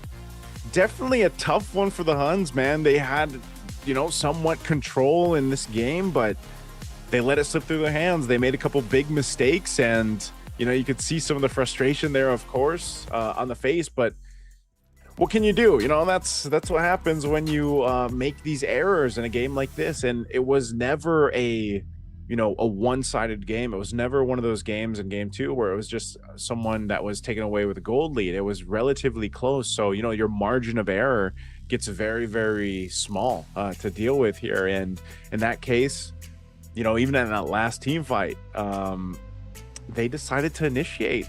I don't think they needed to at that moment too, especially on the targets that they went for. They didn't have the information of exactly where K was, and you saw what happened to Still Meta. He got blasted, and then they tried to collapse down on K. Well, this is a Claude we're talking about, and you know, he just had to basically stay alive, pop his Blazing Duet, and he was fine. And then they got sandwiched into a position they didn't want to be in that last team fight. So unfortunately, that decision to start that initiation just backfired on them and lost them the game there. And that's how quick it can happen. And this is kind of, in yesterday's games, it was something that me and Staffa really mentioned on what could change, what could be improved on from the HUNS esports. Their decision making, I think, is the biggest way to just go ahead and put it, and that was the perfect example of it. Yeah, and I think on top of that is also, they weren't really. I feel like maybe they've started autopiloting a little more in that late game as well, because Yuki wasn't even near the fight, right? Like, he is the key to taking down K. Because K had the Winds of Nature, which is completely useless against the Harif, and yet we didn't have the Harif in the fight. And I did mention when the drafts were concluded that Mongols, they don't want to fight a traditional 5v5, but what they are really good at is splitting the battle lines, with Mumu's Benedetta diving, with ZX Aura kind of weaving in and out with K as well, BMI, and I think they figured it out towards the end. They just don't fight an honest, they just don't initiate an honest team fight. They just dive the back line, isolate targets, and surgically dispatch the HUNS one by one. Yeah, look at that damage, man. The damage that K was able to do here on the Claude. And, I think that's the reason why teams really prioritize the Claude if they're able to go ahead and get it. This is a signature pick for Yuki. I know before we jumped in, I was saying, hey, they got multiple signature picks here. This was looking like a HUNS game, a game 2. And it seemed to have shades of that, especially in the beginning, maybe early to mid game, but then, some decisions backfire on you, and that's where you end up. Even on Kenny, like, I feel like for Kenny, we didn't really get to see the same Lilia that we saw yesterday. So back to the drawing board for them. Our MVP for game 2 is going to be none other than K on this Claude. Absolute amazing damage, man. I like to say this is big damn over here. 91,000 damage across the board. And remember too, like, he got solo killed. He got solo killed by Yuki. Like, K had to work himself to get in this fighting form, and you got to commend him for being in a lot of these key fights on target and being able to really utilize his Blazing Duet uptime, because that was such a big threat against the HUNS. Yeah, he has like one of the poorer early games as well. Like, and then his team was not doing well. But I would say those extended fights, in fact, a lot of them were technically in favor of the Mongols, just because their lineup is a bit cheaper to execute, a bit more low cost. With the Bandetta, Guinevere, you can get in and out of the fight very quickly. And some of these skirmishes came down to whether Yuki has enough mana for an extra chrono dash, which was also pretty unfortunate for the HUNS. But I think, the weaknesses that we discussed about the HUNS prior to the start of the series is starting to rear its ugly head, and now the ball is back on their court, right? Can they adapt to that and at least plug the holes before it's too late? Yeah, I guess in a way too, Husky, again, it's a double elimination. Like, that's the way we can look at it. One of these teams is going to get knocked down to the lower bracket essentially, and they'll have to crawl their way back to the grand finals. Again, if you guys are just joining us, what they're fighting for is that direct spot for the MSC 2026 happening at EWC in Paris here, just in a couple months. Yeah, actually it's coming up pretty quickly. The other three teams will be locking in their spots for the wild card, and I believe there's 10. I could be wrong on this. I think there's about 10 wildcard teams. They will already have 3 teams come out from this MCT Championship Tour in East Asia. So that's pretty great. And I think this is a good time for these teams that have locked in the spots for the wildcard to get some reps in before they go off and fight against the other strong teams that have been practicing and, going through the ropes here to get to the point of MSC. Because you got to remember, even if you get into the wild card spot, you already have a part of that prize pool of MSC, So I know some of the teams are feeling good about that, but obviously you want to get that upper hand and get to the direct spot over to the group stages of MSC, and because that'll give you more time to prep, more time to go ahead and obviously in that sense, I don't know how teams are going to boot camp leading into MSC or how they're going to practice, but this is definitely an advantage if you can go ahead and win this and get the direct invite out. Yeah, you secure like a bigger chunk of the prize pool, and you basically skip another qualifiers, right? Like I think right now the only team that is confirmed for the wild card slot, aside from the top four teams we have, I think is Team Falcons from MENA. So Yeah. yeah, that's we've already like gotten half of the wild card slots determined, and then we're gonna get our sixth one, I think, from MSL Thailand by the end of tomorrow. So it's filling up pretty quickly. Yeah. Wild cards always fun though. I actually always like watching the wild cards. I don't get to cast them all the time, but I do always keep an eye on them because I think that is the best glimpse of the future of MLBB talent that we have, especially in the more developing leagues or the developing regions. And, you know, like you said, you saw yourself, MSL Thailand, for example, I think a lot of people have been surprised with the results of MSL Thailand for the first time. Like it's their very first season, and who knows, maybe at some point, you know, we'll have more of these established leagues, but already to have an MCT, you know, championship tour in the different parts of the world is great already. And what more would this say, you know, if you get to be one of the victor again in this Mongolian battle? Because I think I saw this graphic online earlier today that was just like, for the first time ever, you're going to have two Mongolian teams at MSC. Yep. I remember seeing that graphic as well. I think it's by the official like account of MCT, like EA. Mm-hmm. It should be that, yeah. Like the regional account. Because previously they have to like scrap for it, right? Like Team Zone, the Mongols. There's always, you know, some the big organizations, same familiar faces, but only 5 of them get to go. Now we get to double the population of the Mongolian region, and then they are joined by, you know, China and Japan, and then we, you know, get India in as well. They get a direct slot into the group stage. We get a Thailand, we got into wildcards. This is only an ever expanding, I think, pool of future talents. And right now, if the HUNS can take down the Mongols, it would be such a big confidence boost for them, considering that Mongols are literally the favorites. Yeah, I was gonna say, I think it would be a morale boost in a way for the HUNS esports. It was interesting to see the way that yesterday kind of resulted for them, just because I feel like in their game, their first match yesterday against who am I thinking? Against YBG, or no? Their first game against FY, Fair in Esports, it was a little crazy because it was a 3-game series as well. And then they were kind of longer games. I think their longest one was like around 20 plus minutes. Mm-hmm. And then their game against YBG was also 3 games. And it was a very different kind of the HUNS esports. And now I feel like now that they're playing against the Mongols, we're seeing yet again a different team today. So it all comes down to basically this one game to separate who is going to go down to the lower bracket, who's going to move forward, and we jump into our draft for game 3. Similar bans, I don't really expect this to change much. Maybe I think this time we're going to see if ZX Aura wants to actually even get the Harley. Like in game 1, they were on blue side, they went priority Harley. Maybe this one they change up the game plan. And one thing is for sure, they definitely go against the grain of, you know, maybe we need a bit more frontline, or we need like a stable XP lane. At least what game 2 showed us is that both teams are very, very willing to scrap.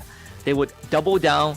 Like they see a fighter on the enemy side, they would double down with their own fighter, and that's why, like, for 2 games in a row, Phoveus was in high demand, but it was never picked up. Blue was completely ignored last game, and this time the Harley gets picked up, first pick again by the Mongols. With a bit of a change in the bans, they banned out the Valentina this time. Okay, they banned out the Valentina. Maybe they just felt like that was a big problem last time too. They might even try to get Sora here for, I don't know, maybe first phase, depending on that. But also with the Harith being banned out, that probably just means do they get the Claude here? Yeah, Claude. So the Claude Uranus, that's going to be fine to go ahead and build around for the HUNS. This is what I want to see though. Like, how do you activate this Harley better here? Are they going to run the Gord combo instead also, since that was typically seen as the synergy between the Gord and the Harley? Hilda, obviously, still a possibility here too. Like we saw this. I think they just have to go with something different. They're going to go with neither of those though. And I think, so they go with the Zetian and the Alice this early on. Wow, so they banned the Valentina to take the Zetian away. This is sort of like what they learned from game 1 where the Alice was banned out. Whereas for the Huns, they stick with the same 3 openings, the Suyo, Claude, and the Uranus. Alice and the Uranus is essentially a dead lane. You're not going to see much interaction there. Now the mid lane is going to be interesting. The Gord, unfortunately, is not an option because there are too many ways to take him out. So I think maybe they can consider the Yi for the Lilia again, since the Lunox will be banned out by the Mongols as an insurance policy, just like game 1. Okay. Yeah, and they also want to just go. So, where are we going to end up in gold lane then? Do we just see, since Harith and Claude are already out of the picture, Moskov too, did they narrow it down further? Is there another gold lane option they want to go for? Or do they just focus on a possible roam here just to make sure? Let's see what the Huns want to do. I think that's the major things they want to cover. Again, their Claude is their late game card that they can play into. They had the front line with the Uranus already. They're actually going to ban out the Hylos, so no Hylos for them. I almost thought they would. I almost thought they would pick up the Hylos. Actually, I'm surprised they banned it out. Wow, actually, Mongols still ban the Gord even though they have solutions to it. There's another pick in the roam. I mean, there's Hilda, there's Khalid, there's the Gwyn, which surprisingly again was not considered at all. Yeah. I want to say Phoveus, but maybe Phoveus for the Mongols. Wait, no, they already have Alice. So Phoveus is going to be ignored again for like 3 games straight. That's quite surprising. Quite a shocker.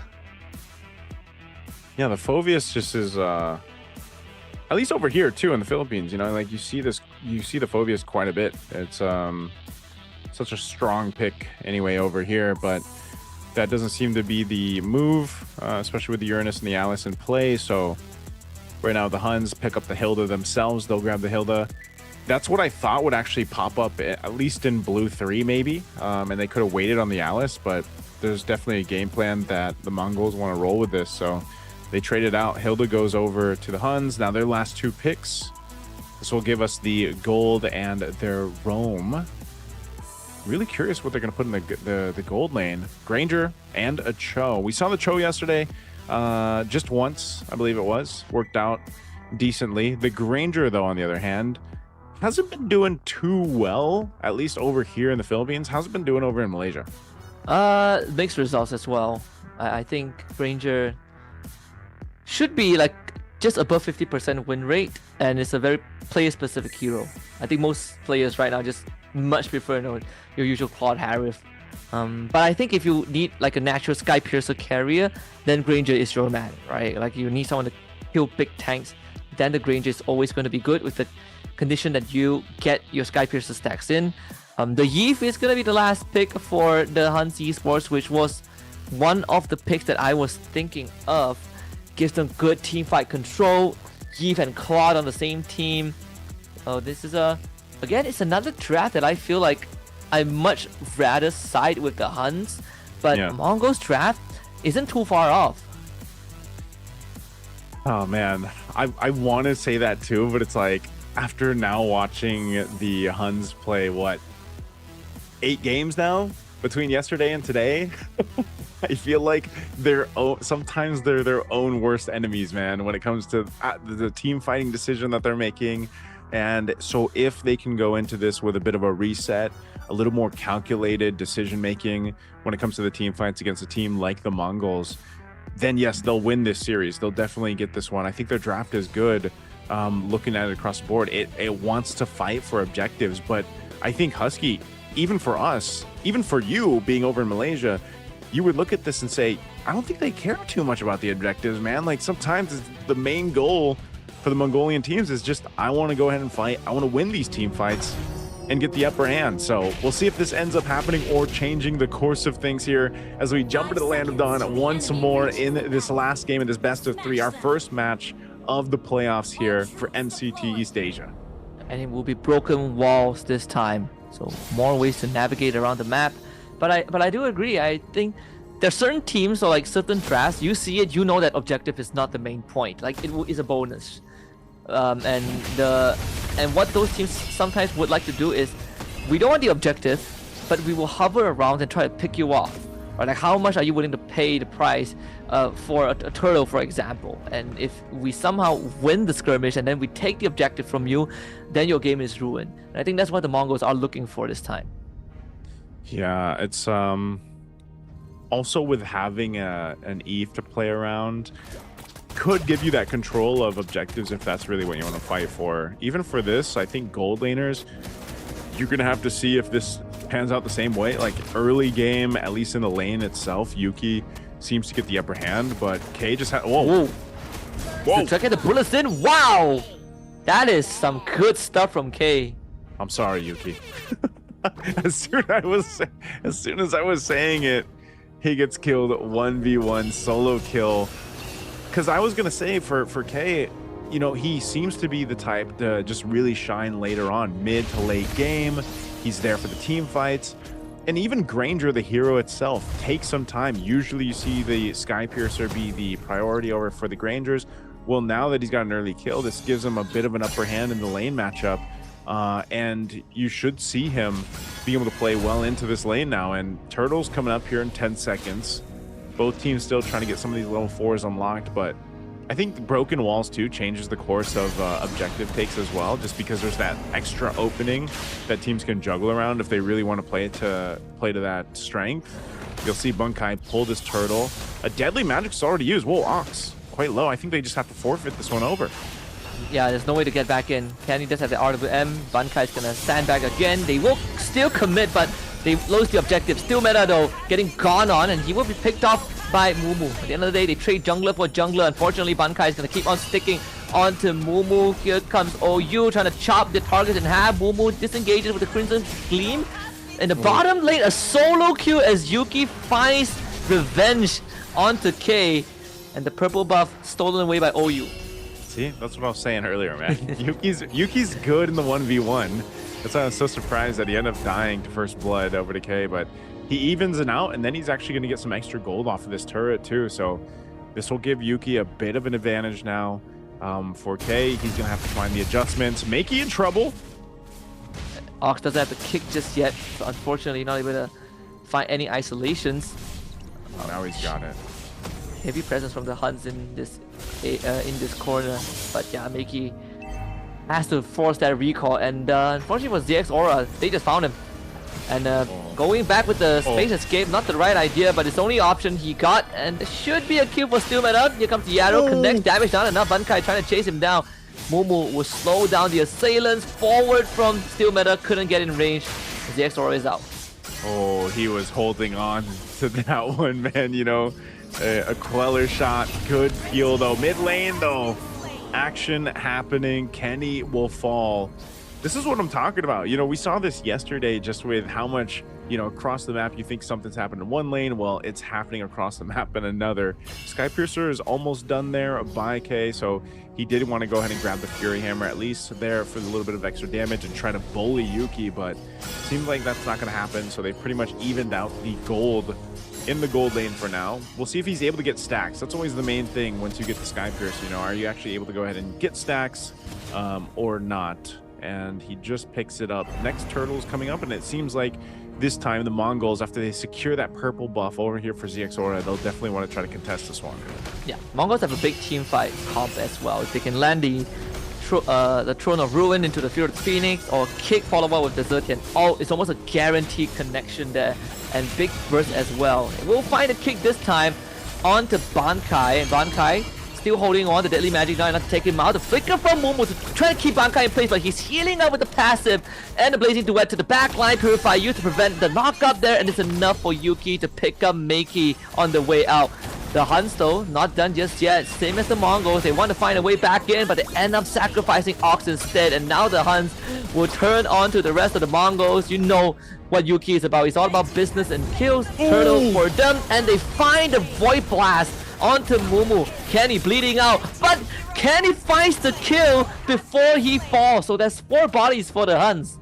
Oh my goodness, that's so clutch from Kenny to be able to get the 2 kills, even when he had a deadly magic on him, you know, before he goes down. I'm taking you with me. And so still, this is what we see. There's a kick into K. This is now 2 stacks that he's got at least. And Yuki actually kind of bully him away from the lane again. There is no kick, but also no purify from Yuki though. So he's in a perilous position. K should get this, and that's the 3rd stack of the Sky Piercer. The second one. Talk about value for the Sky Piercer for K here, man. That's something that the Huns are gonna want to deal with. Somehow keeping him under control. You know, he finished his Hunter Strike too, so he's got that. Oh, whoa! Play under turret. Good flicker kick. The setup was still good. Nox actually got out of range in time, so still Meta can't find the trade in. And the Huns really dropping the ball there because it's like when they win these skirmishes and then they try to go for more. I think it's the greed, right? One of the 7 deadly sins, the greed that's costing them the lead that they work hard to get. And now Mongo's back in a pretty even position. Huns should get the bottom tier 1, but that's pretty much it. Another gang squad set up to potentially go for Yuki up top. Yeah, Ox has been doing a great job. Phenomenal here on this Cho. Yuki could be in trouble. Completing duet, by time, purify, deadly magic, he's dead. Yeah, there's really tough game. Here's a response. They try, see if they can at least get K. Fury the Phoenix doesn't really do too much there. And here comes Steel Meta. He gets the trade. The RWM could follow up from Kenny. Steel Meta still ends up going down, but they will jump the axe onto Ox, and that's a double kill for OU. The Huns wins that one. See what I'm saying, Husky? Like, it's just this. Forget the objectives. If you take one of our guys down, we're gonna fight you. You know, we're gonna take one of you down or multiple of you guys down. So, you know, but movement is basically like, hey, the turtle's up. Do you guys want to fight for this or not?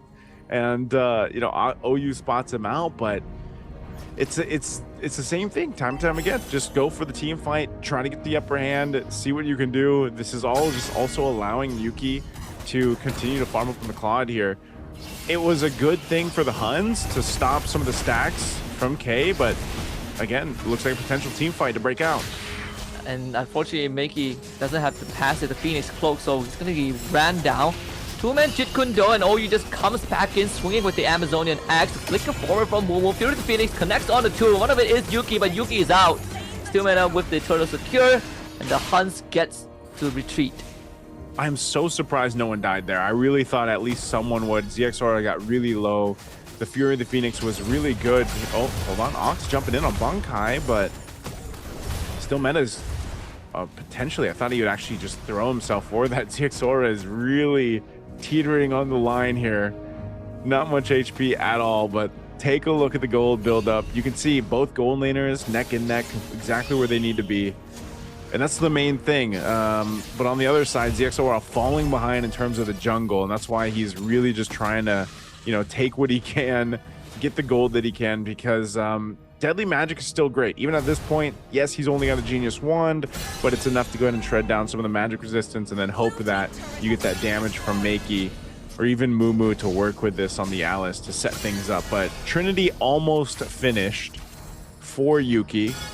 They're a bit behind in terms of the average speed for Trinity built up here, but nonetheless, they're going to just kind of knock down some of these tier 1 turrets and get ready for probably another fight before the Lord even. The good news for the Mongols is that they have ways to soften up the targets for K, Sky Piercer threshold to act to trigger. You know, they can do it through ZXR and Meiki. The Malefic Roar will make the job easier for K. They just need to be able to, you know, get into the right position, find the right target, right? Like ZXora, he doesn't have to be the one that necessarily picks up the kill. He can do enough damage with the deadly magic and a couple of poker tricks and get them low enough so that K can become the executioner. That's always going to be on the back of Mongo's mind. ZXora tried to chase Steel Meta, but 30 couldn't find him. I think if you're the Huns, sitting on the Lord might not be the best idea, just because Mongols have so many ways to start a fight, especially with the Fury of the Phoenix as a looming threat. Yeah, they're going to have to fight for the space right now.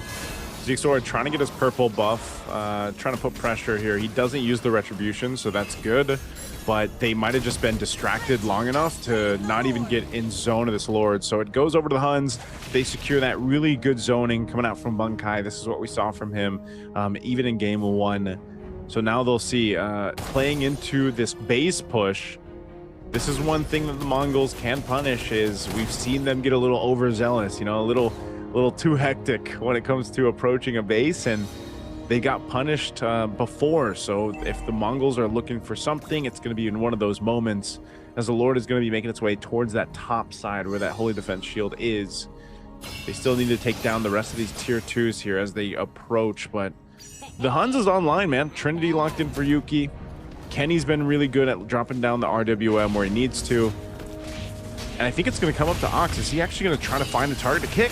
Well, they find a kick. They want to execute Bankai, but Bankai gets out again. The RWM was used preemptively, zones out the rest of Mongols, and they find their own execution. Sky Piercer on Steel Meta, enough to take Ox down. Minimum is pretty much synced up, but there is the holy defenses from Mongols, so they should still keep that inhibitor up. I don't see how HUNS can really siege the base, so at least Mongol gets, you know, another chance at life. Yeah, they just want to take these shields down, so they'll get all the base shields. I don't know if they're going to push in with the next wave that does push through on this bottom side. This might be risking it a bit, but they do knock down or knock half health on this bottom base turret and the top one, so we should see them just kind of disengage from there. They don't want to get caught. Oh, Ox. Oh, flicker into a kick. That's a beefy target, and OU just runs away and comes back in because why not? 3-man thrown on Ruin there, but no follow-up. So Kenny blasts Mumu in the face. And now, this is the problem now. Mongols might have been able to defend the previous siege, but HUNS, they're ready to go for round 2. Okay, forced away by the RWM. They cannot get in range to defend the structure. So the HUNS will start working on all of the inhibitors. In fact, Fury of the Phoenix connects. Can they at least get Bunkai? And yep, K does the job. They do the job for the Mongols. I don't think that was necessary to give a kill over. I see what the Huns were trying to do. They were trying to get at least a base turret down, but it just didn't really go the way that they had planned. A bit messy there, but the Mongols still maintain the base turrets. That's the best thing that could happen in that push. They are, you know, down a bit of gold, but they are picking up some key item pickups here. This is difficult for Ox, as we've seen now on the engagements. You know, he's trying to catch a target, but for the most part, you're probably going to end up kicking Bunkai or OU on the Hilda, you know? It's going to be really difficult for him to catch Yuki, Still Meta, and even Kenny. Maybe Kenny if he tries to like put pressure when he uses the real world manipulation, but other than that, it's sort of up to Ox to be able to get that target and then for them to burst someone down.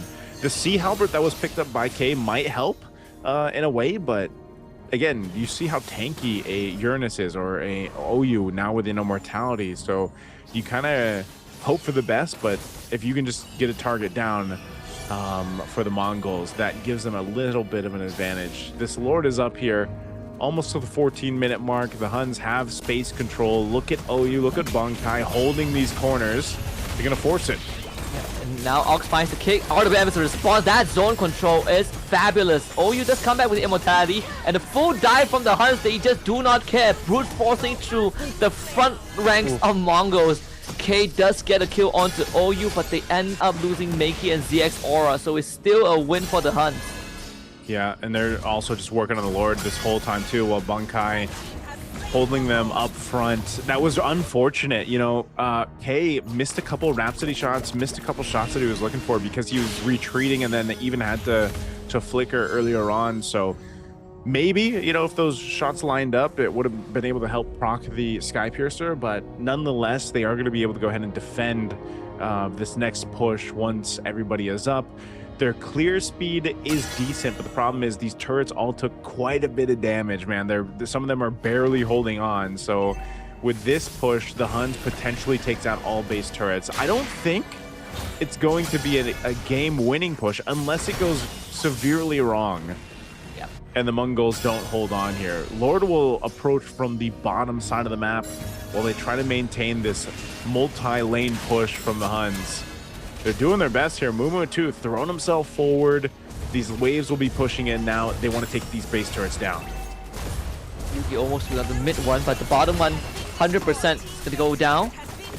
The top one as well. The side lane inhibitors are going to have already fallen. There's still a very healthy Lord. So like you said, Naisu, I think the HUNS will take all 3 of the inhibs. And from this point onwards, it's going to be a upward battle for the Mongols. With the Phoenix just not in time. The K is gone again. That's the last person that you want to go down first. But they do find a kick on the Yuki. Good stuff from Ox. Let's see if it's enough to keep them in this game. Still, man, trying to rush for the backline. Couldn't find it, but comes back in for round 2. The cooldown, more than enough, and he changes to a rose gold meter. Now turns on to Mumu. A 2v4 situation with a minion wave coming up top. Can Makey and Mumu keep this base alive? The HUNS locking onto the crystal, and they have done it. They have taken down the Mongols, and they're off to the upper bracket finals.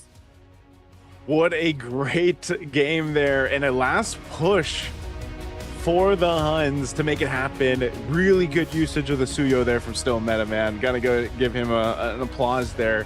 He was able to go ahead and put enough pressure there on that lower portion of the base for that to all happen, because that was the perfect target that the Mongols went for. They got rid of Yuki very quickly. You know, I think it was a kick. I think it was the Way of the Dragon that actually found him. He popped the Wind of Nature, but obviously got blasted anyway.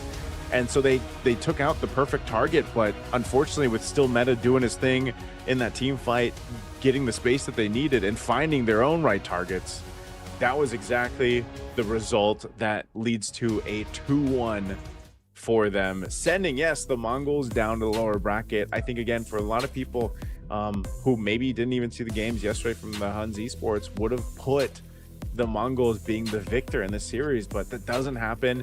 It was scrappy, it was brawly, and it was very Mongolian coded. This series was, yeah, very. I think it's just, I think the best way to describe it is that it wears you out. You know, it's like a battle of attrition. Whoever gets tired faster, thanks to the brawl, whoever gasses out first, you're gonna lose the long game. And both teams, they held on for very, very long. The good news is that, you know, the HUNS are in the upper bracket, so they still maintain both their lives. And obviously, for the Mongols, they still have one more chance. But we will still see them later on tonight. The Mongols are going to play the lower bracket semis, and then the HUNS, I think, are going to play the upper bracket final. So it's not all set in stone just yet, especially for the Mongols. Yeah, that's man, that's going to be interesting, just because maybe there is an opportunity for them to meet again. There is here currently, but also I think tournament favorite overall is who we're going to be watching later, Guangzhou Gaming versus Sunset Ravens from China versus Japan. And I think, you know, that's going to be a true test for Japan later on. But this was nice to see, you know, because either way, we've got both Mongolian teams going to MSC, so we'll get to see glimpses of them again, even, you know, a couple months from now or a month or so from now. But this was, I think it's a telling sign, Husky. And I said this yesterday. I was like, some of these regions that are in the competitive scene for MLBB have very distinct play styles that they bring to the competition, and it's always, at least from my point of view, it's always refreshing to see in a way. Like, sometimes I'm scratching my head like, what's going on here? Because I'm so used to seeing like a very specific style of play over here in the MPL Philippines, for example. So when you see something like this, yeah, and it's a battle of attrition, like you mentioned, it's just sometimes you were like, man, can I just catch my breath? Because it feels like there is no opportunity for you to take a breath, you know. In this case, like, you're just seeing fight after fight, battle after battle, and which can work for certain teams, but hopefully they can take that strength of team fighting of theirs and improve on it into the future to give them a better chance to even, again, survive through the wild cards, because that's what's really for some of the teams, or the teams that don't make it to that direct spot to MSC, the other 3 teams are going to have to fight through wild cards. Yeah, you don't want to get like sucked into the cycle of just fighting, right? Like, and then you start bleeding out elsewhere. But I think, you know, for at least this top 4, you can treat it sort of like a scrim of itself. It's like a practice run with the only stakes being who gets to go to the group stage. But again, they are already guaranteed a flight to Paris. So I think you can take this opportunity to really learn more, not just about your own region, but just to kind of polish on what already it was working. Kenny's MVP performance on this eve, huge problem for the Mongols. They just didn't really have a way to get to him. And sure, they have Fury of the Phoenix, but you only stop it for like momentarily, right? Like you have Fury of the Phoenix, it connects onto the Eve, but you can't really move on forward regardless. So that RWM impact is still gonna be, be utilized to 100%.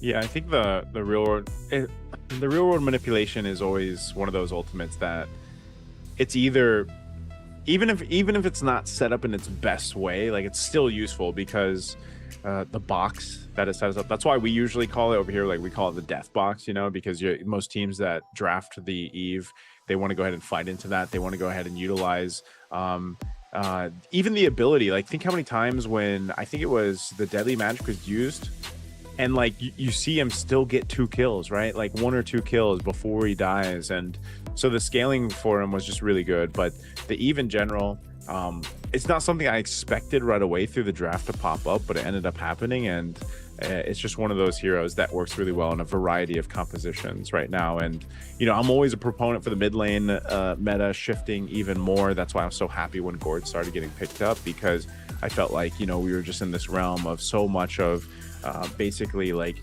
Farsa, Jushin. Like Jushin's the top pick, but she's always banned right now for a reason. The Kimmies, they're there.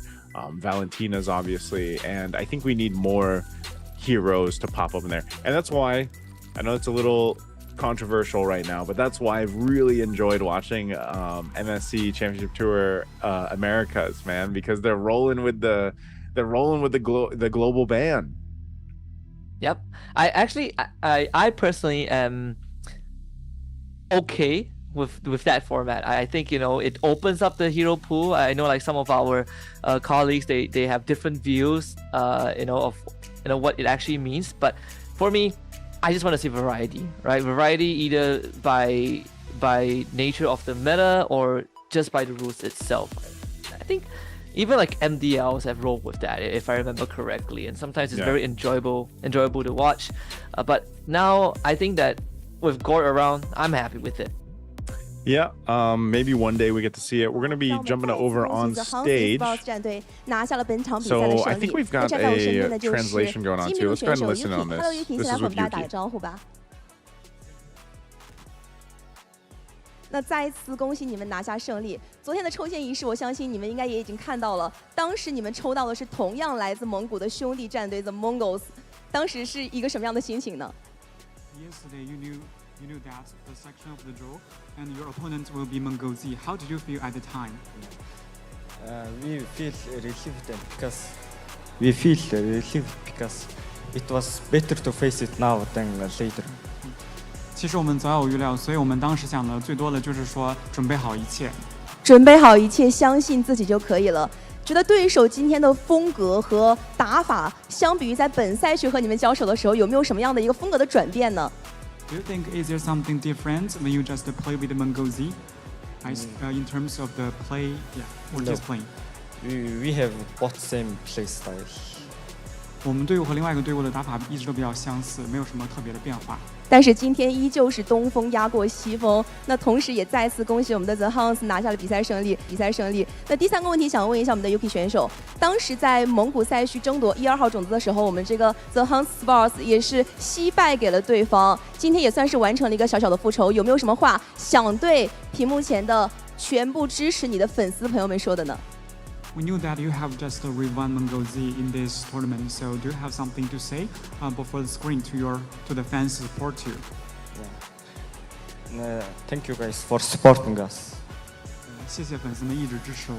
是的，也是感谢粉丝一路以来的支持与陪伴啊。那最后一个问题想问一下 Yuki， 下一场你们的对手将从 3C Ravens 和广州 Gaming 当中产生，你们更加期待和谁交手？ The last question for you. We know that in the following section, your opponent will be SNR or GZG. Which team do you want to play with? Guangzhou. Guangzhou Gaming 广州 Gaming 为什么呢？ Why? because they are better. Sorry? Because they are more experienced and better players, I think. 因为 GZG 是一个更有经验的队友，所以我们非常想与他们交手。想与强者交手，想强强对决，来一次精彩的比赛，送给我们全体的一些朋友们。那同时再次感谢 Yuki 选手接受我的采访，同时我们这一次的赛后采访到这里就全部结束了，让我们休息一下，期待一下下一场比赛的到来。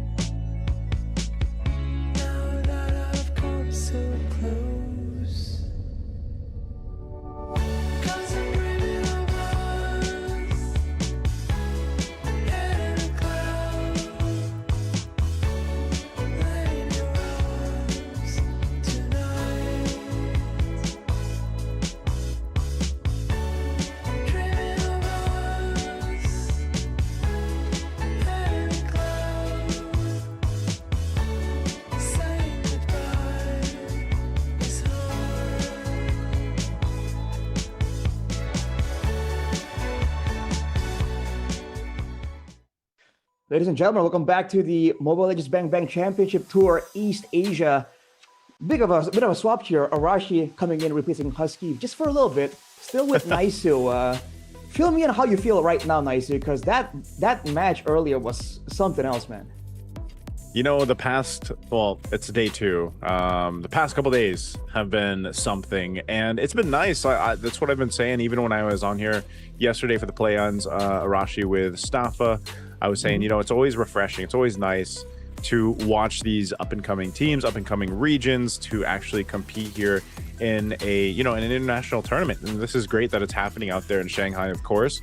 But I also think it's also great that this is East Asia and they're not being thrown into Southeast Asia just yet. You know what I mean? Like, obviously, all these teams have secured somewhat of a spot going to Paris and EWC 2026 for MSC.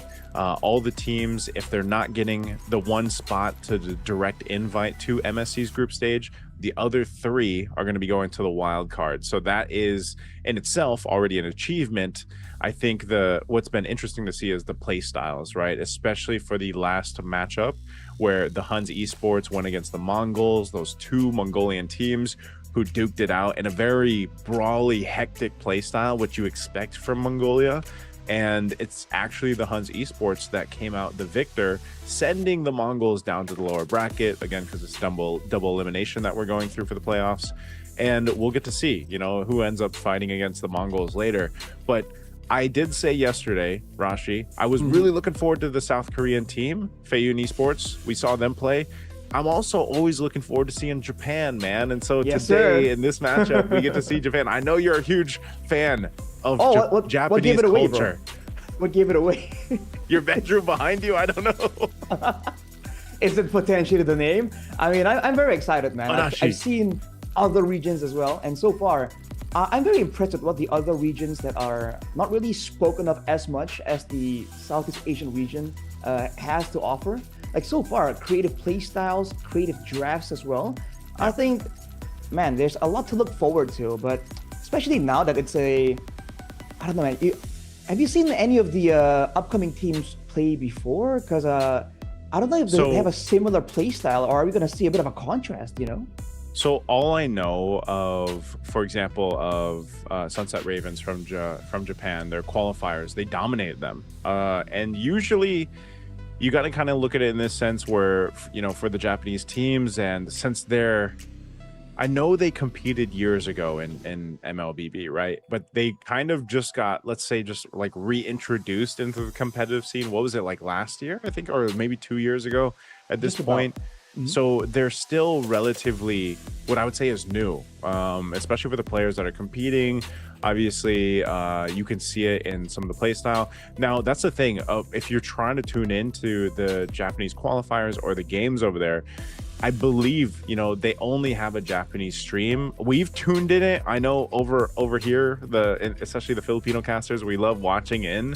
We don't really know what they're saying and everything, but we do get to go ahead and peek into the play style, and it's a little different. It is a little different, you know, and I think that's just going to be the thing about any teams that are up and coming and really trying to find their footing in the current meta, which is obviously, you know, changes. But I will say that throughout their qualifier, Sunset Ravens basically smashed everyone. They had sweeps leading through the semifinals, their qualifying stage grand finals, and then in their actual final stage grand finals, it was a 4-1 against LLG Luminous, and they were very dominant in some of their games, and then in others they went the distance, you know, games almost getting to the 30-minute mark.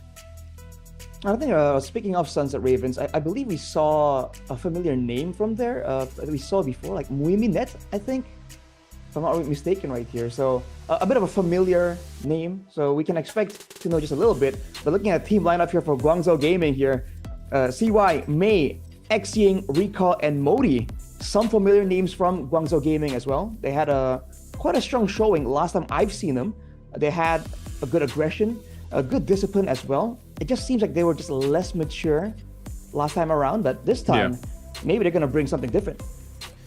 Yeah, Guangzhou Gaming, I would say, is the let's just say they're the favorite to get the direct spot to the MSC. They are the ones who took down more familiar names to people that have been tuning into the international tournaments like KBG, DFYG. And so I think for a lot of people, they're seeing that as the team. But who knows? Maybe Sunset Ravens here, as we look at their lineup, could be a team to go ahead and stop them. I believe they're the only team with an Indonesian. I believe Ronix is from, I think he's Indonesian, if I remember right.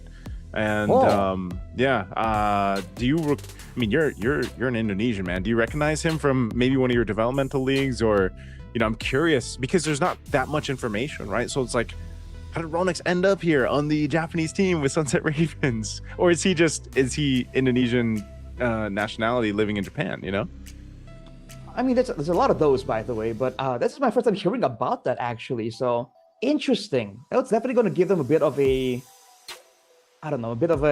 information lead, right? Having someone who's somewhat active, presumably, for looking at the Mobile Legends scene.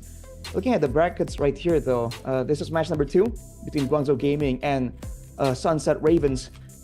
And later on, we have to see, man. I don't know what to expect from Sunset Ravens, not knowing that they have a mix of experienced players, but a lot of new players as well. I think the big challenge is balancing out the mechanical approach that new players usually have with the experience, the discipline that usually more experienced players have seen before, right? Especially with Muiminet in the mix. I'm expecting him to, share some of that knowledge, some of those know-hows with the newer players. Yeah, there's something that can be said is like, if anything about this, and for viewers out there that might just be tuning in for the first time, one of the main things is for Guangzhou Gaming, they are very meta-based. They're very meta-based in terms of they know how to play against the teams who have had all the experience, has had that veterancy on the international stages. I think for a lot of us, even us as casters, when we were watching and participating in those tournaments, when China was first introduced into the competitive scene, a lot of people were looking towards to see what they could do, and we've seen some decent finishes from their teams, DFYG specifically, KVG, some of the performances that they've had. But Guangzhou Gaming, they beat them from their qualifiers into this, and then going forward into MSC. So we're also going to see maybe potentially a different play style than what we're used to seeing. And I feel like there was always something about the competitive teams from China that maybe the fans were looking for, and it was just maybe a little deeper hero pool. Again, very different case, where they came into MLBB obviously a lot later than these other competing teams, especially the ones in Southeast Asia. And so it took them some time to develop their play style, but I feel like they've gotten closer. I don't want to say they completely caught up to the Southeast Asian teams, but they've gotten closer. And for them to beat those teams that we're used to seeing to get to this point is a statement in itself. Now, the contrast is, yes, for Sunset Ravens, a region that would naturally not have as much, I feel like, maybe potential scrim partners or the amount of time that they can put in to go ahead and get prepared for this. So I think for a lot of people, even us included, is what does Sunset Ravens bring to the table in terms of hero pool, in terms of the way that they like to play, and even move around the map. But we're going to go ahead and welcome out the teams on stage as they get prepped up for the matchup here. Coming in hot, coming in confident here. Guangzhou Gaming, again, big favorites and definitely here to show people what they got. And I have a feeling they're going to bring in a more aggressive style for sure. Yeah. I mean, they can be aggressive. I feel like this is one of those things that they can kind of just choose how to play here, Arashi, as they come out on stage. And this is one of the things, I think it's a big challenge for Japan, the Sunset Ravens, to be able to match up, or maybe there's enough there. This is one of the things that we saw happen yesterday in the play-ins, was with the HUNS esports kind of unsuspecting play style. And what I mean by that is, like, they would take fights even if they were down thousands of gold. That type of thing, where they would just actually continue to fight, continue to duke it out. Maybe there's something there that Japan, the Sunset Ravens here, can take from their book and say, you know 接 what, 下来让我们 these 有 more 请 established 3 teams, let's just shake it up enough. 登场。 You know, let's just go ahead and mess things Yeah. up for them as Sunset Ravens come out on the stage. Like I was about to ask you, man. You think the 欢迎 crazy 金碧龙 happenings in the Nominet league so far 辅 might it 助 like inspire or even give ideas 中路 into the 艾斯塔 upcoming teams, right? They see that it's 打野 possible. Roxy They might attempt it for themselves. 经验路 We don't usually Johnny associate Japan with that aggressive style, aggressive nature.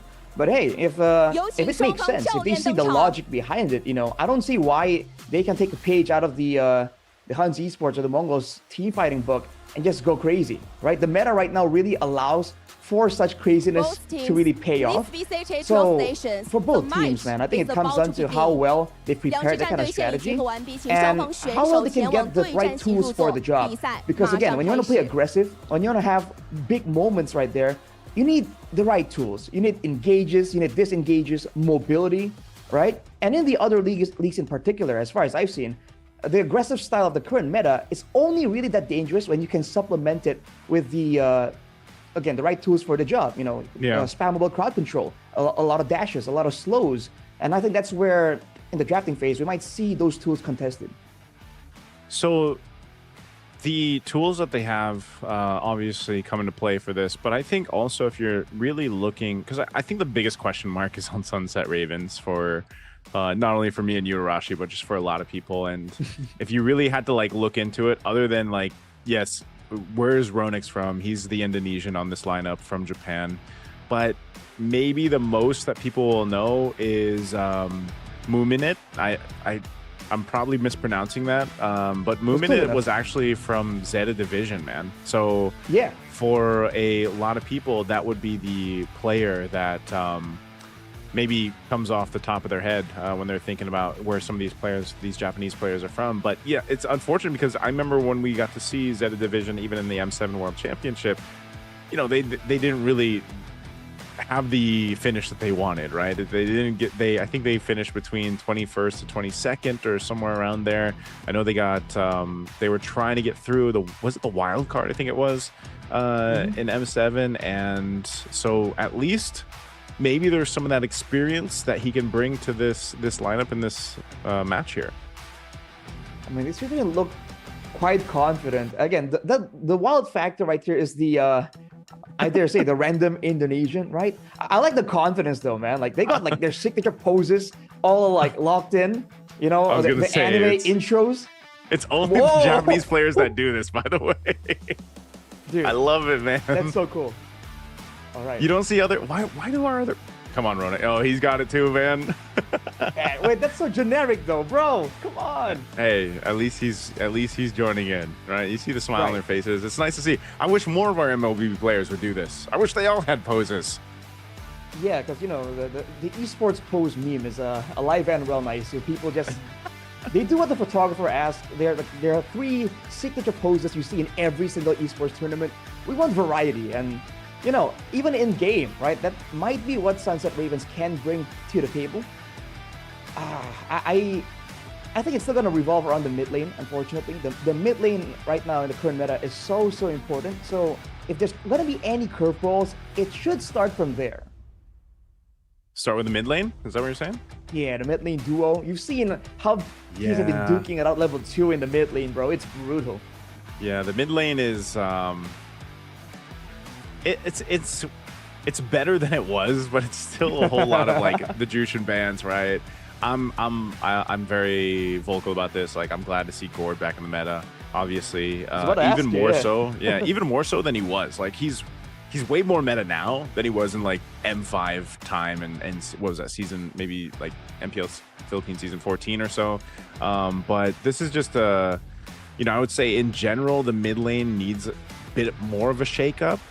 Maybe the Sunset Ravens have a shakeup there because otherwise it's still Jushin, Valentina, maybe the Farsa, the Eve, maybe the one-off Kimmy, Gord, usually if a Harley's pick, Zetian.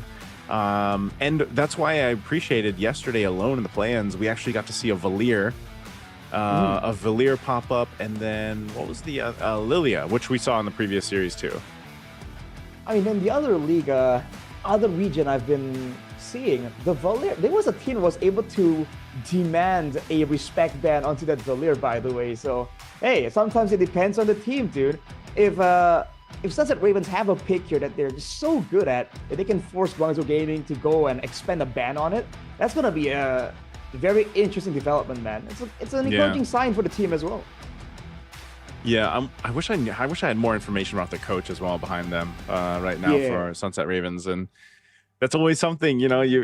I guess that's more of like a caster thing, where it's like you just have all these questions, especially when you see the up and coming regions. I had the same feeling for Feiyun Esports yesterday for the South Korea team, but it was funny because they had like 2 Filipino players and a Filipino coach. They had Coach Imbadije with them in MZU1 and also Ding over there. So we've got some support in the audience. You know, this is I feel like it's nice to get some camera shots on the audience out here throughout our MCTEA.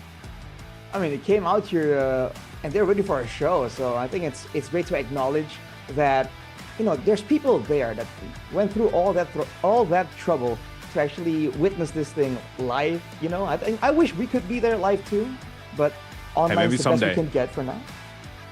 Maybe someday.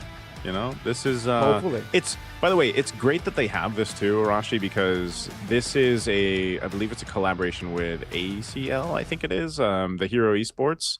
Yeah, ACL, the Asian Championship, Champions League. So there's only a few games, I think, for this ACL tournament, and it was great that they actually had a platform, an opportunity to go ahead and bring MLBB for this, to actually have this on-ground event over there in Shanghai. And hopefully they continue to get to grow, you know, because MCT's been, hey man, this year, 2026, it's all been about the championship tours for MLBB, you know, expanding through. And that's one thing that me and Husky were talking about previously is, dude, if you want to watch MLBB right now, like if you're just a fan, you have so many options to watch currently. That's true. I mean, even as a caster, sometimes it's almost overwhelming. Like, so this week alone, I'm casting 3 different events. You know, I was here, I was in MSL, I'm going to be in my own local region as well. So, is you guys last week as well? Is it final week for you in ID?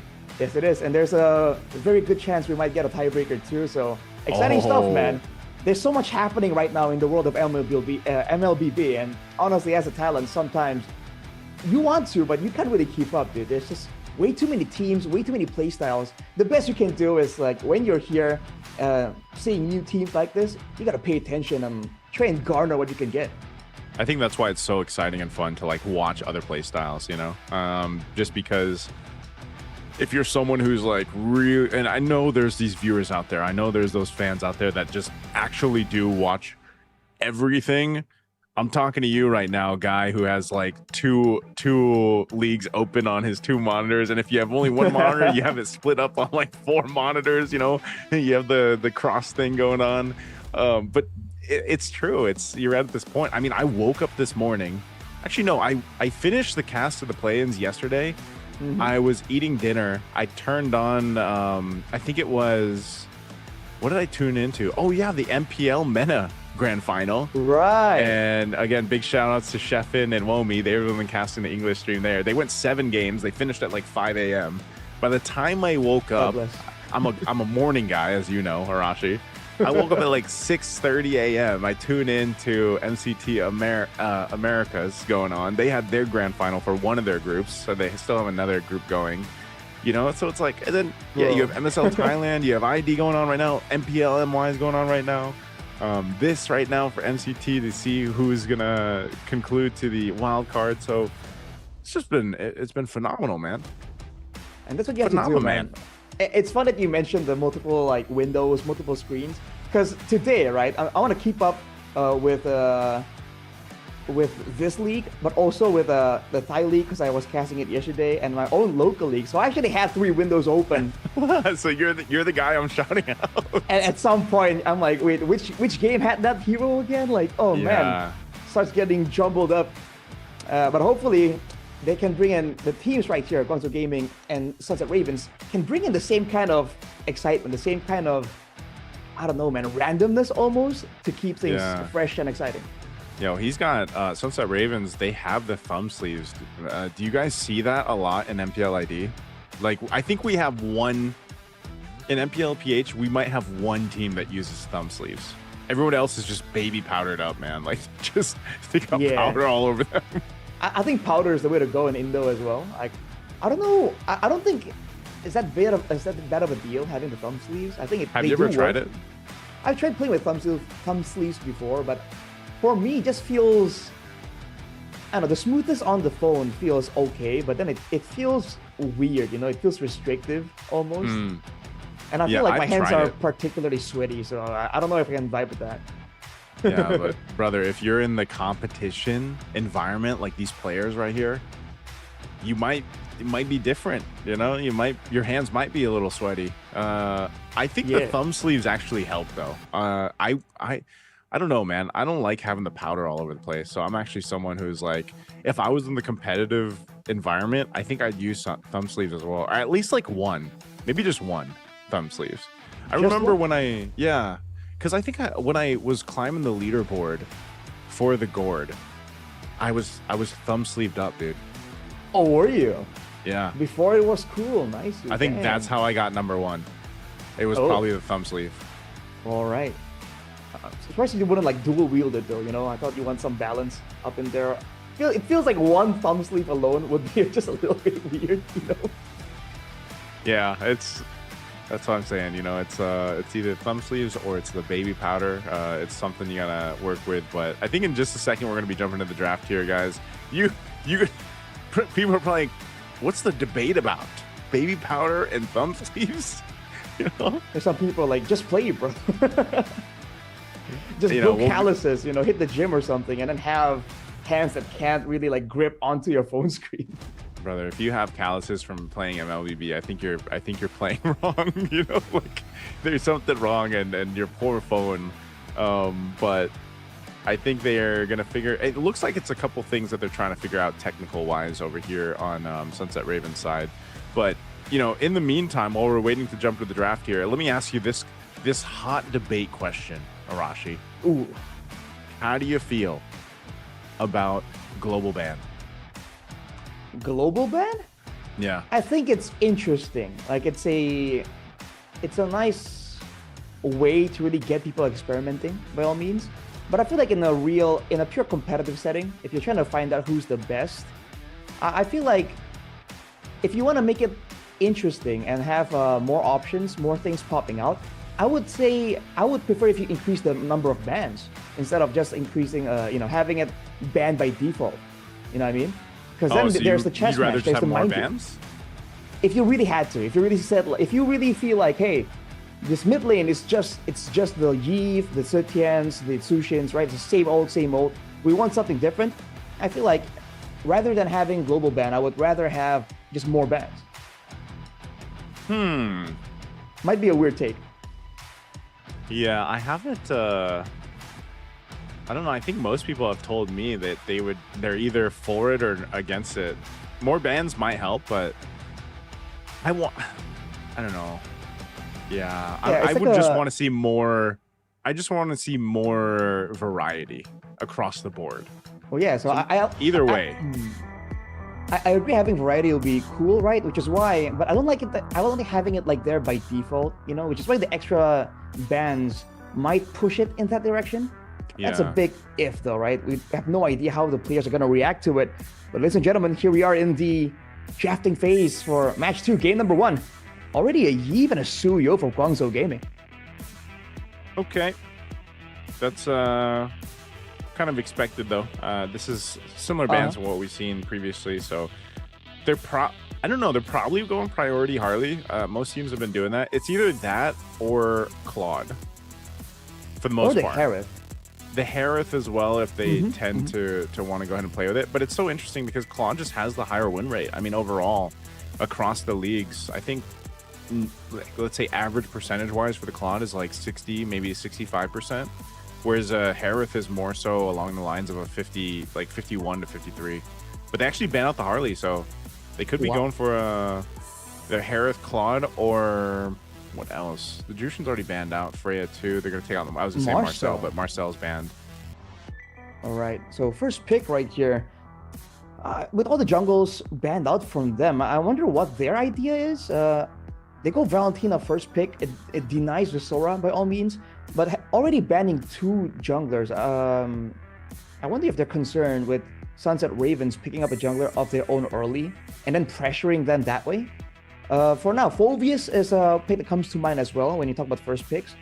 Phoveus and maybe the Eve is banned out, so Phoveus Harley we've seen a lot in MSL Thailand. Which MSL Thailand and all, I mean, just in general, it's been popping up more and more. But with the Valentina being a solid choice for the priority, it more so just makes the opposing team consider what to pick up, because you know that the ultimates can be taken with the IMU ultimate from the Valentina, and we've seen that happen a lot. I almost was thinking a Leomord would get picked up, and that's what I was going to go into, where you see a Valentina take a Phantom Steed quite a bit, but they go with the Guinevere and the Hilda, which is great. Hilda was flexed yesterday into the XP lane. Obviously, It's more played roam, but this is potential. You could almost say, in a sense, it's like, depending on the region, depending on the team, the same could have been said for the Guinevere, right? Like, for the most part, you're going to see it in the jungle, but you can also see it in roam for certain teams. But this one, I'm just going to assume is jungle Guinevere, roam Hilda. And I find it interesting that they ban out the Marcel and pick the Hilda, because if it's a Hilda roam, man, Hilda roam bullies the Marcel hard, man. Like, Marcel can't really stand up to the damage output and the matching of tankiness in the short trades. For Guangzhou Gaming though, Harriet and Leomord, so already looking to build up a lot of tempo in the early game. Against the Hilda Guinevere, there's a chance there are ways for Sunset Ravens to really stall, to kind of play a bit more safe. But here comes the Phoveus, so a lot of the front lines already shown here for Sunset Ravens, and they don't really leave a lot for flex potential, right? Maybe the Hilda and the Gwyn can be... Actually, not even that. I think they're really quite transparent so far. It's almost like they really wanted to hide the gold lane option. Yeah, I kind of agree with you on that. Like, they could have just waited a bit just to leave the illusion of a potential flex happening here, but nonetheless, they go with this. They're going to go ahead and focus down some of those bans. Look at the gold lane options being banned out here too. Bruno plus that carry, which, are they just forcing the Claude pick? I mean, wouldn't that be the kind of default answer here? Exactly. It's quite interesting to see the carry and the Bruno over the Claude. Because I mean, I even thought when you maybe at least one Claude ban.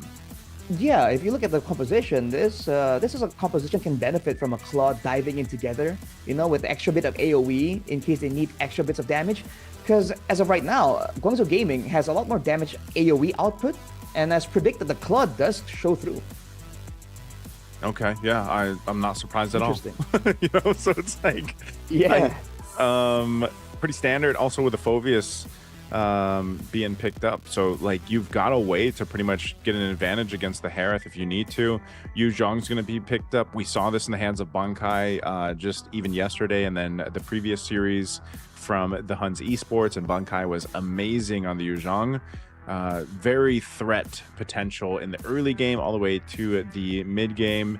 You know how crucial a Furious Dive with a Petrify can be, for setting things up, but then you also get a Hylos. So this is a really well-rounded lineup from Guangzhou Gaming for game one. I really like it. We'll see what the last pick's going to be here for the mid lane. What are they going to put? Eve being taken out. Maybe Farsa, Zetian. Yeah, I'm thinking the crowd control, the AoE might be beneficial. Because right now, if they all walk into a big dark wave or a spatial migration, Sunset Ravens will definitely want to have some more AoE or extra bits of crowd control to follow up on it. Yeah. And anyways, the Zetian is also a good option just because of the passive as well. The Yu Zhong is definitely going to be on the hunt to try and get that backline. So it is indeed the Zetian. It's all right from Sunset Ravens, but it really feels very straightforward. I think Guangzhou Gaming has a lot more curveballs to throw around in this game. They've got the curveballs, but they can also just, like, if Sunset Ravens want to, they can just lean towards of letting that Claude scale up, letting it carry that late game if they can. This is usually what we see teams do, where you kind of just damage control a little bit with the Harith and then let the Claude get that Trinity around the 9+ minute mark, and then you're able to go ahead and fight. But having a Hilda, Guinevere, Zethian combo, like there's good potential for them to even get an early first blood if they execute that properly. The Hilda alone is enough to go ahead and keep your opposing jungler, on his feet, on his toes, depending on how it's played. Again, you have to kind of think of, well, number one, which we'll find out here in just a second, what map are we on? Maybe dangerous grass, like because the Hilda comes through. That's off the top of my head. If not, it's fine. It's just, again, you get the bit of an advantage to work with if it's dangerous grass, utilizing the Hilda for a lot of those team fights or early information that you can provide for the team. I feel like I would rather have more crowd control or damage coming through instead of the Hilda, right? The sustain is going to be great, but man, against this roster, probably with the Revitalize in the hands of the Hylos as well, I think it's going to be tough to really brawl out efficiently unless Guangzhou Gaming miss position almost. A level 4 though, I think they have a really good chance at trying to find something Retribution duel-wise. But ladies and gentlemen, here we go. Game number 1 has just started. Match number 2, it's a best of 3 between Guangzhou Gaming and Sunset Ravens. All right, jumping into this, let's take a look at the emblems real quick. Anything sticking out here? Okay, we're gonna take a little bit of a break here, but yeah, this not too much. The Claude though, no. Usually we see. Is it Festival of Blood that we usually see with the Claude? I think so. It's still a very solid option. Yeah, I mean either of those will work, but yeah. We'll see them get things situated here, but yeah, I think on both sides here, Arashi, we can say that both of them have good lineups. I think one is just punishing in the early game if they can, and that's Guangzhou Gaming, like you said, has so many options to throw a curveball at any point in this game. I think that's the biggest obstacle that Sunset Ravens have to deal with. And like I said, referencing back to their qualifier coming here to the MCT EA, they had a great time. They were sweeping their opponents except for the grand final where their opponents took one game against them. So that either showcases that they know their game plan, they know their style of play, and that they can they've solidified it to get those kind of sweeps, those kind of results. Or maybe it was just difference in competition. But this is a great challenge. I think this is more so than anything is going to be a telling sign for us on what Sunset Ravens are made of against a team like Guangzhou Gaming. I think, again, they have a good chance of brawling it out. By all means, they have scaling options like the Zetian, like the Claude. But, I mean, on the side of Guangzhou Gaming, the Harith ain't no pushover either in the late game, right? One of the gold inners right now that can still be survivable in the midst of a chaotic team fight. I think the big advantage for Sunset Ravens, though, is that spatial migration setup and the Dark Waves. Those aren't big ultimates, and they can really be used to feint. They can be used to threaten just a little bit. Whereas for the side of Guangzhou, if they want to engage, I mean, their tools here are like, what, a Law and Order, right? That's a bit spammable. But aside from that, it's like the Glorious Pathway. It's the Black Dragon form. It's the Zaman Force. They're a lot more locked into these big ultimates, so I think they're going to be a lot more focused or a lot more forced to play around the neutral objectives a bit more. Whereas for Sunset Ravens, if they want to be a bit more creative and go for these weird skirmishes, weird invades, I think draft-wise they have the tools for the job. But again, in execution-wise, whether or not they can actually pull it off in the Land of Dawn remains to be seen, right? We have to wait and see, and only time will tell. Yeah, there's definitely something there that can happen just with the amount of synergy that the lineup brings. I think from Guangzhou Gaming, we should be jumping back in here in just a second, but again, the tools are there for Sunset Ravens too. I don't want to discredit their lineup at all. There's potential for this to make it work. I think number one is dealing with Modi, not letting him get that setup potential that we usually see with the Yu Zhong, and so far it's only Bunkai that's played that Yu Zhong and made it work like crazy. But then there was one game too where he was actually not able to be as efficient on it. So we'll see it. SNR off to start for this Lithuander. They want to go ahead and get control early on. It's a little bit of a stalemate across, but yeah, I don't expect a fight to break out. It is secured by Guangzhou Gaming. Yeah, the extra mini red sheet that the Leomord has will definitely come in handy. And you know, the combo for the Leomord that I've seen so far, a really strong combo is the Leomord with the Zetian. Hang on a second, though, Xian getting kind of low. Ooh. Oof. This Man. guy is low, yeah. But yeah. As I was saying, man, Phantom Steed into the Fury of the Phoenix is very difficult to get away from. And technically for Guangzhou Gaming, they have access to that combo if Xian can steal away that ultimate from Eska. Yeah, taking the ultimate from Eska is what we saw in the previous match as well, between the Mongolian teams, where you had a Valentina versus... Oh, hold on. That setup, that's what I was talking about. First blood for Recall. Great start. You know, start of the game, already up to this point, you get first blood in the hands of your Leomord. He's going to continue to put some pressure here. Popo's going to go ahead and flicker on out. They want to go ahead and cut this wave and lead into this first turtle. It's spawning now. Oh man, if you're an EXP laner, you are crying right now. That is, what, 2 cards of EXP that Ronix missed out on. Not level 4 for this turtle fight. There's no way there's going to be a contest. Good moves from Rokushi to actually try and trade. Go for the purple buff. But in the mid lane, though... Oof. Damn. Popo Yeah. Poon is blown up. Yep. Popo taken care of. This seems like it's just going to be one of those games, too, but they're just continuing to put pressure. Oh, that was a great use of the Terrify from the kid of the Valentina, man, to pick up a kill on the jungler of Sunset Ravens. Yikes, they got the trade, but immediately loses, Rokushi loses his life for it too. Man, Guangzhou already has so much going for them in this, like, what, 3-minute mark? 3-0 with the neutral objective. And you have to remember, in the Endless earlier, we saw that Eska went for the Inspire and something else, I believe. He didn't go for Tenacity, he didn't go for any of the defensive options, so he's going to be so much more vulnerable in these fights still, as time goes on.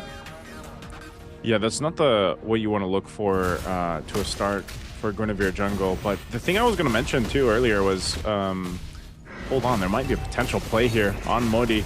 Rokushi joining the fight. He's going to go ahead and use the Petrify again. He's actually just going to fight 1v2, but I don't think he's going to be able to escape. A good use of the Requiem. He'll take out Rokushi, though, with him. So, good trade for Modi. 1v2. A great trade, man. Expanding the time, making sure that the jungler, Rokushi, can farm. Dude, Recall is going to have such a big EXP advantage. These neutral objectives might as well be a done deal already. As you can see, the pressure is bleeding over into the jungle, too. 4 minutes in, Ronix have still so many more options to go. They can double down and pressure Ronix. They can zone out the Golden too.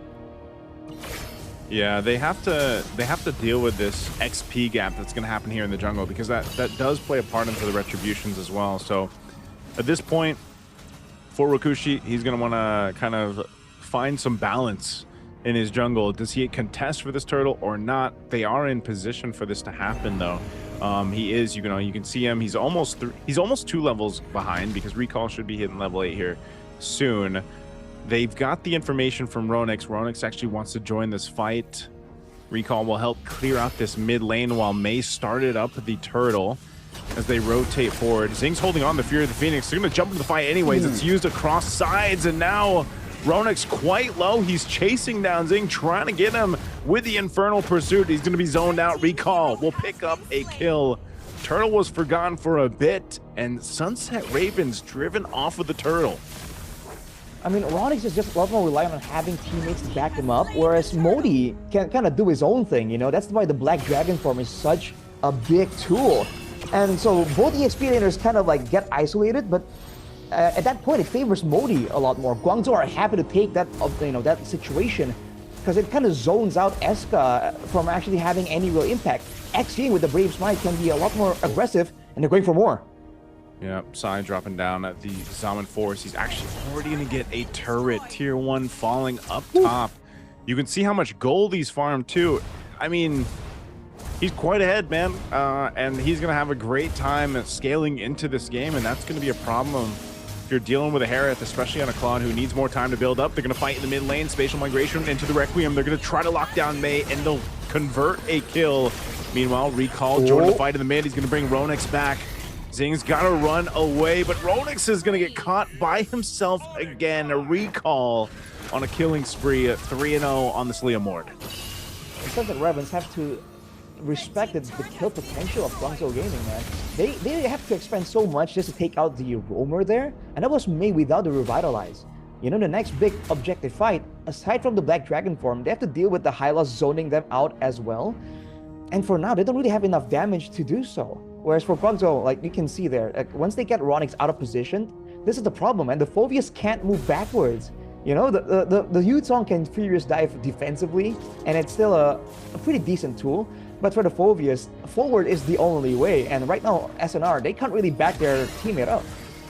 Yeah, this is a tough position to be in. Popo again, just trapped in the jungle. Can't run away when Hylos is across from you too. Slowing you down like that. So just unfortunate, you know, really difficult game, really difficult early game to start this one. If you're Sunset Ravens, they're going to fall a little bit more behind each death like that. Oh, looks like we're going to have a pause here once again. But, you know, we got to talk about what can happen here. What can happen for Sunset Ravens? Arashi, you know, your Rome is unfortunately not able to get the information that he needs to do on the Hilda. Not only that, but this is what I was saying. We saw this from Bankai. The ability to just zone out on a Yu Zhong, no matter who's playing him, is a problem. Because you saw in the last fight, both XP laners, by the way, were trying to do that. Like, Ronex was trying to do the same thing. You know, he was trying to zone out the mid laner from Guangzhou Gaming. And Zing, all he had to do was like get space, and that's fine. Ronex was hunting him down. Then you have a Yu Zhong separating your team from that, and then Recall is the big issue, because while that's happening, Recall is like, he's having the time of his life, man. He gets his Phantom Steed, or in this case, he's got his. Is that the Ducati? Is that one of the? Is it the Ducati skin for the Leomorte? And he's got a motorcycle, basically. I think so. I think it is the Ducati, you know. But basically, he just gets free reign with his Ducati, and so Recall is living his life right now. And this is the thing, man. Like the pressure in the neutral objective, we thought that maybe with the Phoveus, with the Guinevere, there will be more threat.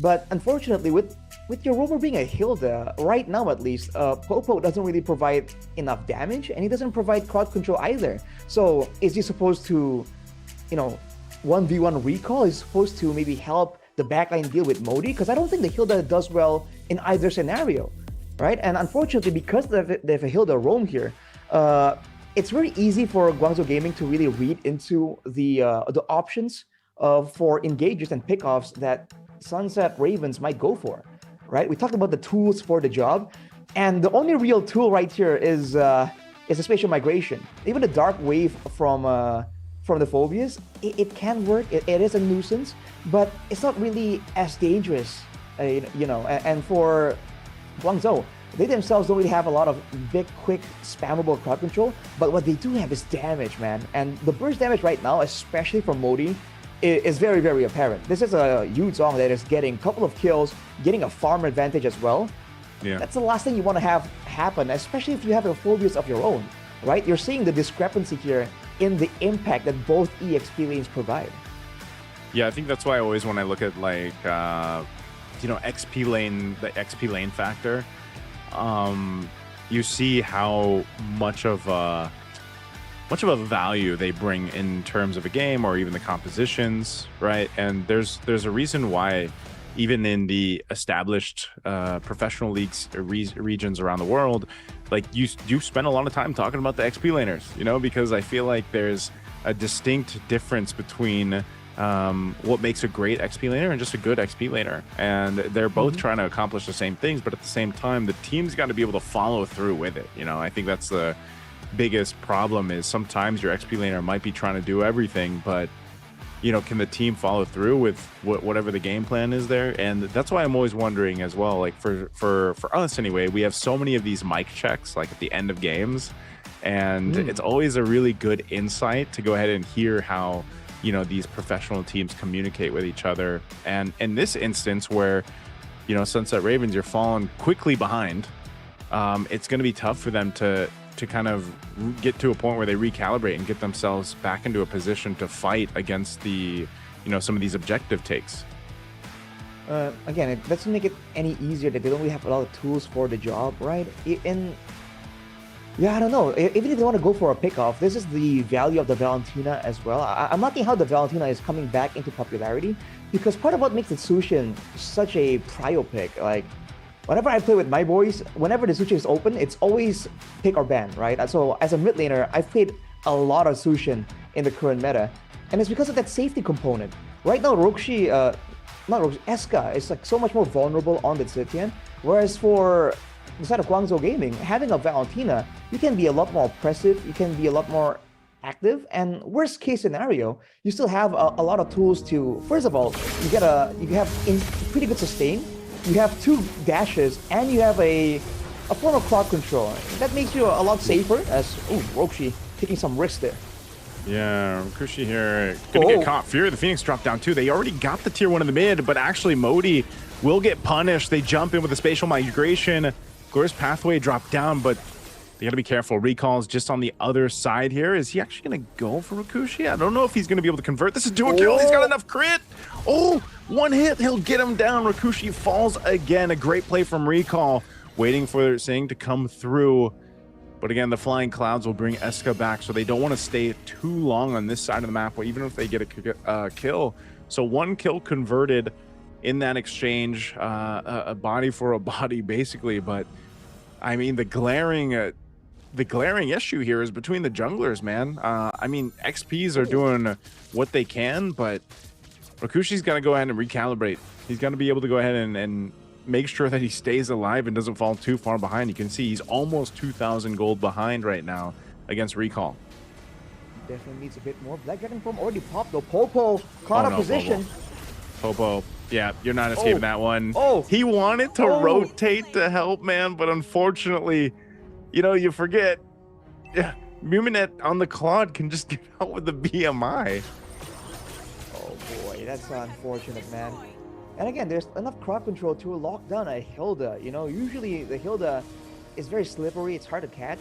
But Guangzhou, with that sequence, has just shown that whoever it is that really overcommits, overextends, they can get shut down real quick. And that was supposed to be the slipperiest member of Sunset Ravens. So now you can see them getting boxed in, kind of. The jungle is no longer safe, man, because at any point in those bushes, if Mei or Modi or even a Recall are just waiting in the bush, whoever it is can immediately get bursted down. You know, Ronix as well, by the way, he rushed for the Chastised Pauldrons after the Dreadnought, which is interesting, right? He wants to get the extra bit of sustain, but nobody really is losing too much value from having the attack speed slowed. Like, they have it just a little bit, but not as much as the usual marksman. And look at this, they are rotating on the other side, keeping the gold inner safe. I guess they know they can't really fight for the Lord here, so they're trying to get like a turret on top. It's the play to go for if you don't want to risk it. But even now, Mei is zoning them all solo, dude. Yeah, this is what I'm saying. This is the problem. Look at, there's a fight happening off map too, just for the tier 2. They're zoning them out across the board. So you're losing not only in these skirmishes, but just map control. And it's really hard. It's really tough for them to deal with that. They also have to get prepped and ready for this Lord push down bot. They'll go for a reset. Recall will go ahead and grab what he can before they approach this. They know they still have to get through the holy defenses, so those shields are still up. There might be a chance for Sunset Ravens to stay in this game as they fall behind further. 8,000 gold further behind. Fury the Phoenix, hold on by Xing here. We'll see if they uses it early for Ying. Holy Crystal for Psy too, so you know, it's crazy because he's been so aggressive on the Harith, he just hasn't gotten any kills with this. Black Dragon Form going to be used. Glorious Pathway to drop down. There's the Fury of the Phoenix too. They're going to push down this turret, all to zone out Sunset Ravens. An easy turret take off the first Lord there for Guangzhou Gaming. I mean, clean, calculated, man. Far side advantage right here. More benefit in the macro scene. And they don't even overextend. They understand that Sunset Ravens have a lot of crowd control, first of all. And if they're grouped together, it can get dangerous, right? We saw Modi get punished earlier in the mid lane turret contest because of it. But with a Zetian, with a Claude, right? With the Phoveus and the Guinevere, there's no need for them to really overextend with the short range that they have. So they're still sieging by all means, but they're not really taking any unnecessary risks unless they have the odds to back it up. Oh, Fury of the Phoenix drop down too. They're just trying to hold on. A nice spatial migration, but just not enough to withstand the initial setup as Rikushi is going to fall. And that's the punishment for just the multiple deaths in the early to mid game. That would have been great if they could have followed through that spatial migration. But unfortunately, you got to get out of there too. And you're seeing it. You're seeing the advantage of having this amount of gold above Sunset Ravens as they assault this top base turret. Mid's going to be next as they work it through. A big Furious Dive knock up into the air. Petrify was already used. Sunset Ravens fighting back for what they can. Recall gets the Phantom Steed. I thought it was a Ducati earlier, man. It's not. It's still the horse. And they break through with a blazing duet on Sai trying to get away. He does still live for now until Rikushi finally gets a kill before he dies himself. So a couple kills going over to Sunset Ravens, but still the game belongs to Guangzhou Gaming. Man, any trade at all will be nice. Getting the gold lane there as well is a huge advantage for Sunset Ravens. That's a lot more value than the others. The shutdown on Recall would have been really, really nice, but at this point, the Leo Mort, man, way too tanky. A lot more sustainable than it looks at first glance, so there's no way they can burst them down. But by all means, Guangzhou, calm collected, they can wait for CY to respawn and go for this Lord, right? Right now, when CY was still down, that's where Sunset Ravens should have maybe tried to go for some kind of pickup, for some kind of angle. We see that Muiminet has damage by all means. It's not really late game carry type of damage, but it's something that has to be respected from Guangzhou Gaming.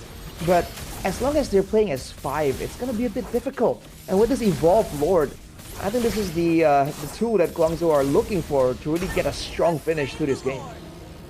Yeah, aside from a couple deaths here that Sunset Ravens have been able to go ahead and get, overall it's just been Guangzhou Gaming's the nature of this composition to go ahead and just assault the base. And, mind you, they did get 2 base turrets off of that. This next Lord marching in up top, they're going to try to see if they can hold on in the game. They're going to lose this mid turret because they've got to deal with this, and it's already at half health. May's got a Immortality. Modi jumping in with the Black Dragon form. They're going to force them off the turret. They're timing this perfectly. They've got a wave down bot too. Sunset Ravens doing what they can to defend and take care of the Lord. They're going to jump in. Fury of the Phoenix drop down too. Zaman forced to cover the fire. Sai will go in, unleash as Rikushi falls first. Recall picks up Popo. They'll pick up a 3rd kill, a double for Modi, and they'll focus down the base to take game 1. Man, the gold advantage is just too much to deal with. We highlighted the concern of having the Fury of the Phoenix stolen as a counter-engage tool, and that's exactly what happened there in that final fight. You would think that the AoE maybe could have tipped the balance in favor of Sunset Ravens, but between the crowd control and the goal advantage, there was just too much, man. It was a brute force finish from Guangzhou Gaming. Yeah, the very, a part of me, again, I had question marks on how Sunset Ravens would play. Again, we don't get to see too much of the Japanese teams other than, their streams that they have occasionally here. But I feel like in this case, this is a very tough first glimpse for maybe a lot of people that are seeing them for the first time. Just because, again, they're going against a tournament favorite here to get that direct spot to MSC. And, this kind of paints that picture, Arashi. You're expecting Guangzhou Gaming, who has a lot of experience up to this point, playing against teams who have played internationally, have gotten those reps in. You can see it in the way they play, right? From the first minute, the way that they started to move and rotate around the map, the way that they were able to secure kills, the way even that they utilized their heroes in their own lanes showcases, just a more of an understanding of that composition and the way they needed to move around the map. So this is one of those cases where it was very one-sided over to Guangzhou Gaming, and there just wasn't much of an opportunity for Sunset Ravens to even get back into this game. And a lot of that, again, when this falls apart in this nature, it's usually in that jungle, right? Unfortunately for Rikushi there on the Guinevere jungle, if you are dying, 2-3 times in the early game and you can't really contest, you can't help your team get ready to contest those objectives, you're 2 levels behind someone like a Leo Mord, for example, it's a really difficult place to be in and try to come back from.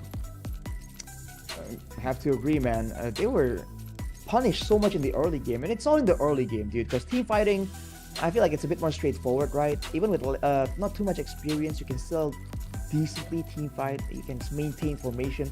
But the early maneuvers, man, the ganks, the invades, how the mutual objective fights went, I think Guangzhou Gaming displayed again that they are a bit farther, way farther ahead when it comes down to the understanding on how the game's supposed to go. And unfortunately, again, you gotta immediately look at Rokushi, right? And if you look at the damage dealt right here, less damage than the Hilda. You know, that is not what you want from the Guinevere, right? It's a prio pick. It has been for a while. Maybe not right now, but it's still a very respectable hero that has a great amount of damage, a great amount of sustain. So I feel like there was potential for Sunset Ravens to make this composition work, but they didn't really have the right vision on how they wanted to try and like get that started. You know, like which lane do we gank, or how do we want to rotate to? All those things I think really could have been polished a bit more. And by all means, the respect given by Guangzhou Gaming didn't make it any easier for Sunset Ravens. With the two Purifies, you know, the Harriet and the Valentina are already slippery heroes to begin with. With the Purify, I don't think with a Guinevere Hilda, you're gonna get any kind of kill whatsoever, at least in the early game. Which brings the only possible gank in the EXP lane. And with that Yuzong pick, they effectively just shut down. Like, there's no real like gankable or hard winning lanes available for Sunset Ravens. Yeah, very, very difficult there to make happen. And of course, MVP, their performance from Recall, he had a phenomenal time on the Leomord. I think his, you know, the biggest thing though too is just like the amount of space that was provided by the team was a big thing. You know, that Recall had an early start, like all that he wanted to do on the Leomord, and he had pretty much free reins to go ahead and make things happen. And you know, I had to go and look because I was like, Sai is so familiar to me, and I had to go and look. He is a Filipino player, so he's a Filipino player. Because I was like, I know, I've seen the name, and I just want to make sure too with the face that I was seeing earlier for Sai. Yeah, he used to play in the MDL Philippines, season 4 for RRQ Kaido. You know, so we have a couple different Filipino players and even Filipino coaches that are participating on different teams here for MCT EA, which is great. Again, you know, we kind of see this happen often, right? Imports, exports for across the board for MLBB.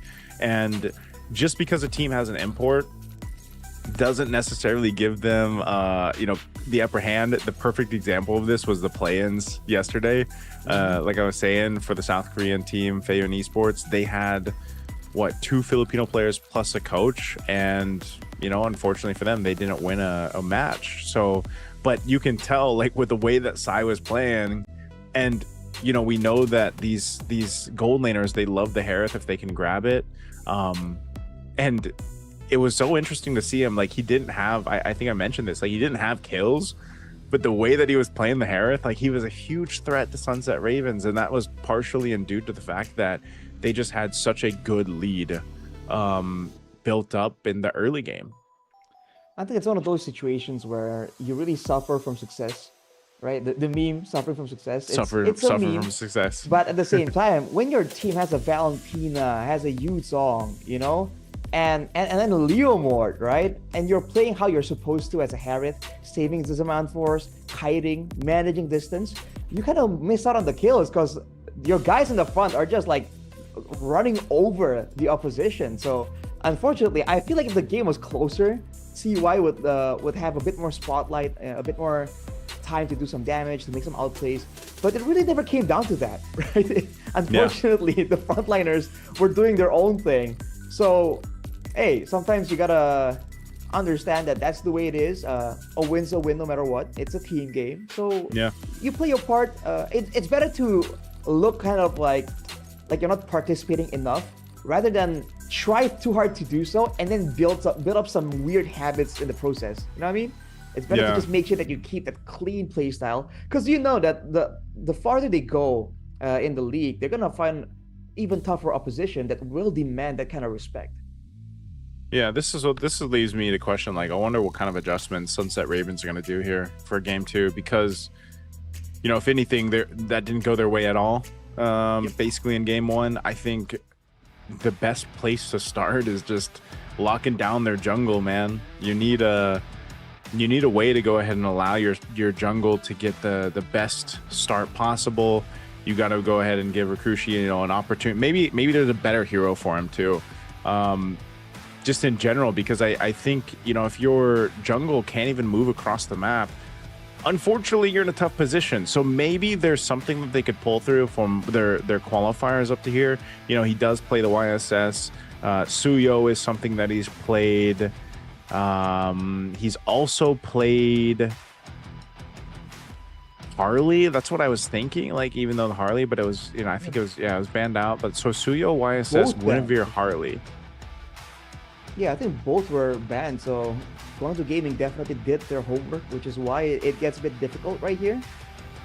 I feel like the jungle, yes, but the roam too, man. I think showing it too early isn't really a good idea, and you want to have something a bit more active. We've seen Hilda's work, but those are very specific circumstances, right? If you want to show it first or second pick, I feel like you want to go with something that has a bit more crowd control. It can dictate the pace a bit more. Yeah. But again, by all means, they might not even want to try and match Guangzhou Gaming's early game, seeing how tight it is, right? How neat they've been playing. It really depends on how they want to adapt here, right? They have options to fight fire with fire, or maybe they can take the back foot and play a more passive style. It's not meta by all means, but they displayed great adjustments, great trading as well, so that could be an option. Yeah, I think the draft is just going to tell us exactly what the idea is going to be here for Sunset Ravens. Guangzhou Gaming, for the most part, they seem, just to be going through what they did in their qualifiers up to here. Again, they took down some pretty experienced teams, and I don't think they have to change too much. Like, that's one of the things about this, is they really don't have to change much of the game plan at all. I think every lane you looked at they had a pretty good control over it. I think for Sunset Ravens, like, if they change up, that's the problem though too, is like, if you're on the red side, you're kind of honed in on these specific bans. Usually Freya, Jushin at least, for red side bans. Unless something big changes here, maybe side swap also will play a part in that. It's good to see Sunset Ravens still smiling on this, because I think, even for them, I'd love to hear, what the game plan they're going to come up with for this one. But is this also kind of what you expected, Arashi, like in terms of just the way that Sunset Ravens might have showed in their first showing here for the playoffs? Definitely was hoping for a bit better of a start, right? Of course, being a bit more biased, because go Japan. But go Japan. Against Guangzhou Gaming, man, I mean, I think a lot of people are expecting this kind of dominance, dude. Yeah, I mean, from the drafting phase, from the execution, I did highlight how there were some concerns about how they can actually engage and be fluid in their movements around the map. But even with that disadvantage almost, they were able to outmatch Sunset Ravens right here. So again, like you mentioned, they have nothing to really change right now. They can go with the same exact draft, and they know they have the tools to pull it off. I think the first move has to be from Sunset Ravens, man. Yeah, we're going to jump into the draft here for game 2. Let's see what happens. It was very one-sided for game 1. Ooh. Yep, Sunset Ravens will be on the blue. Guangzhou Gaming on red. They'll take out the Harith. This might be one of those cases where they just want to go ahead and grab the Harley. I think, like we mentioned, that's one of the biggest things they can do is, and I don't think you ban that out on red side unless it's like the swerve, just throw the wrench. Throw the wrench there, ban out the Harley, and maybe red 3. But it's probably going to be the Freya, Jushin ban. And if the Harley isn't available, then maybe you get the Marcel. I don't know if that's up in the repertoire of Popo here, but maybe we see him play with it. The Marcel, though, again, I think it's very situational, right? You can follow up, you can zone, but as far as being the sole playmaker, it's going to be very difficult. So if they want to go with the Marcel, by all means, I guess not. But if they wanted to go for it, they need to have other tools available. And I think that it starts from there, right? They've seen that Guangzhou Gaming have that discipline, have that have the maneuvers around the map and how they walk around, how they prep for a team fight. So they're gonna have to force the mistakes to happen. In a default way, Guangzhou Gaming ain't gonna make any of those easy slip-ups.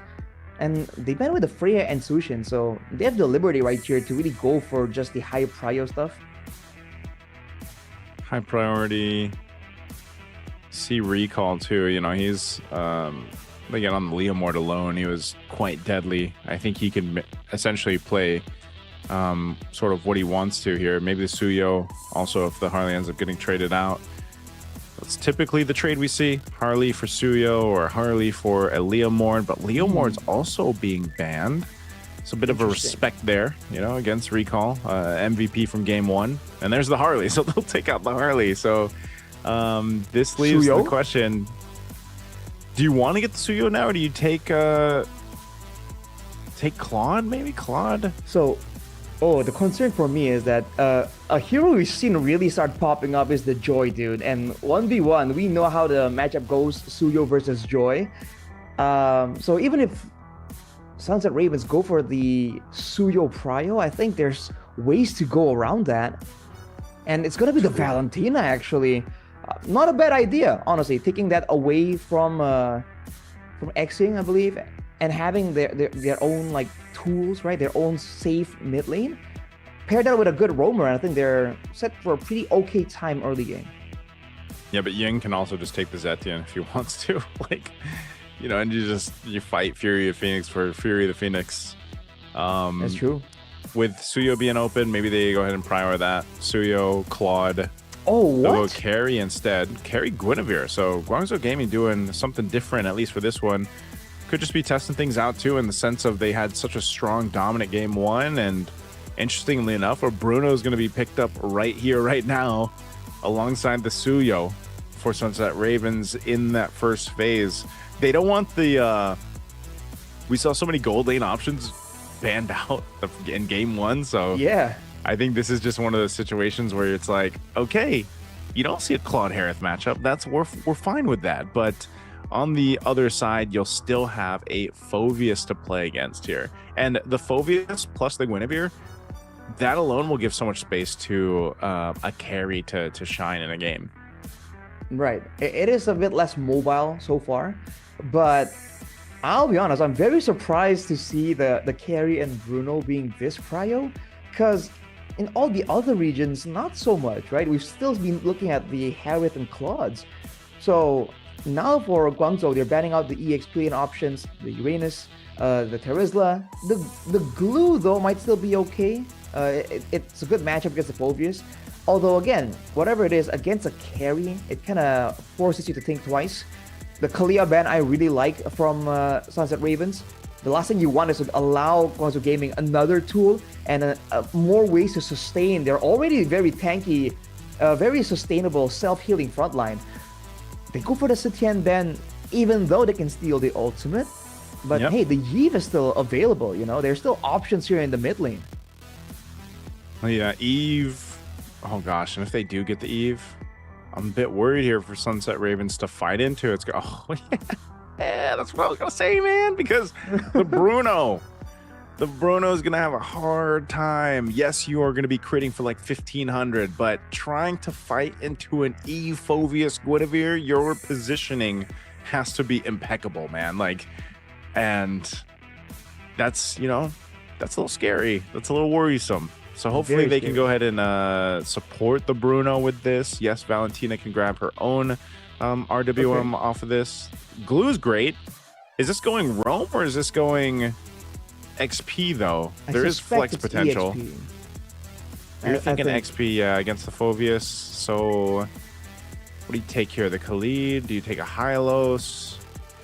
See, normally I would say Khalid will be okay, but oh no, so it's a Roam Glue. Lapu to deal with the Yi with the back line. Oh, they bring the Kaja in it too. Old school stuff here from Guangzhou Gaming. And why not, right? They have the right building blocks for it. Oh man, brother, I was worried about the Bruno for Muminet, and now I'm fearful. Now I'm scared, completely, because even if you have the perfect micro to dodge all the stuff you need to dodge in this. You can only slide once. You can only, I'm assuming he has flicker. Maybe he runs purify. I don't know, but then you have a Kaja to just grab you. So your efforts are gone. Considering it is a Kaja, I think flicker makes a lot more sense, right? Yeah. All the knockups and the such are a lot more telegraphed, and you can't purify from a divine judgment. So Yep. I think it's gonna be a flicker option. I'm surprised they went for this route, man. They go for a backline carry, technically, that crits, does burst, but I think in the late game, in the mid to late game, not as much as the carry, right? I think the carry bursts a single target down faster, and they don't leave anything to protect them with, right? They go Suyo, Glue, Lapu Lapu, Valentina. These are all heroes that want to move forward, man. So I think Muiminet's going to be left to his own devices, whatever that is, and everyone else will be focused more on trying to deal with the actual fight. I don't really see the vision, the synergy, right? I think synergy-wise, Guangzhou, they have a lot more to work with in this game. Oh man, yeah. I feel like that's the perfect way to say it. Leave him to his own devices. Hey, good luck. Basically. Yeah. Is what it feels like. But again, let's see what ends up happening here. This could be a 3-game series if Sunset Ravens make this happen. Hang on a minute. Not even a weapon mastery for the Bruno. Muiminette going for lane dominance, it seems, with the killing spree, the assassin emblem. But Yep. Eska and Popo losing out in the trades here. The Kaja is doing a surprising amount of damage, man. May is just whipping them out of lane. Yeah, I feel like it's such a surprise with a Kaja. It's popped up more and more through the course of this meta. You cannot deny how much value you can get out of a Divine Judgment, though. Just being able to kind of like click on a target, grab them, and potentially get an easy kill, so you get a numbers advantage, is great. But then, that kill is going to happen so quickly, especially when the carry for Sai scales up. And, we see this oftentimes when a carry is picked up. If you have a problem with range, how do you solve it? And because you got to wait for a while for the Malefic Gun, just get a hero that's going to bring you your kills to you, So I feel like they solved that issue, at least for now, for Guangzhou Gaming. And again, even if Sunset Ravens want to go all in, they really have to try and prio for Ronix, man. Ronix has to do well, like desperately, if they really want a chance at winning this game. And on top, Popo.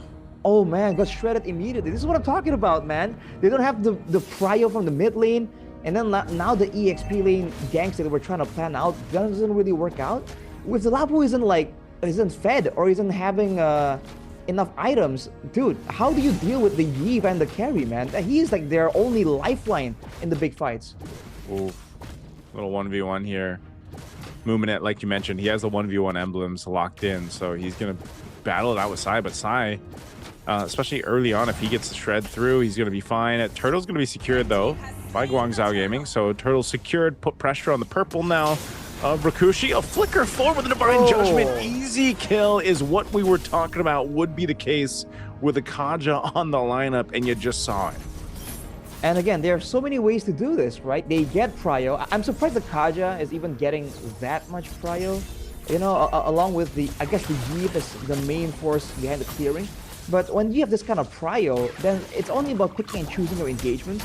And, pick from the litter, man. You want a Divine Judgment? Sure. You want a Spatial Migration? Sure. Later on, you want a Dark Wave Flicker combo from Modi? They have so many ways to start a fight that I don't think later on Sunset Ravens are going to be able to really react in time or predict it correctly. Which is why they have to rely on the bravest fighter to kind of fight through the immunity. Oh, man. Oh no, it's getting worse. Oh, the flicker forward from Modi to clean up the kill. Another pickup here across the board, and this is looking just like in game one when Rakushi, man, he did not have the start that he wanted, and he's played the Suyo through the qualifier, but right now he's not getting to play in game two. He's just continued to focus down. He's falling 1,000 gold behind Recall. Game one's MVP. You see, Eska chose to hold on to Divine Judgment too. Maybe there's a potential for them to make a play there.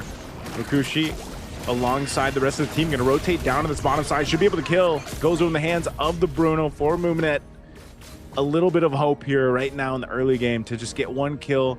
And I'm thinking over in this sense, it might be Muminet that is the one to make this game happen for Sunset Ravens. We've seen Brunos before just get to a point where they're critting like crazy, and that might be threat enough as long as he's somehow able to stay alive himself. So you'll see this turtle is going to be up here in just a second.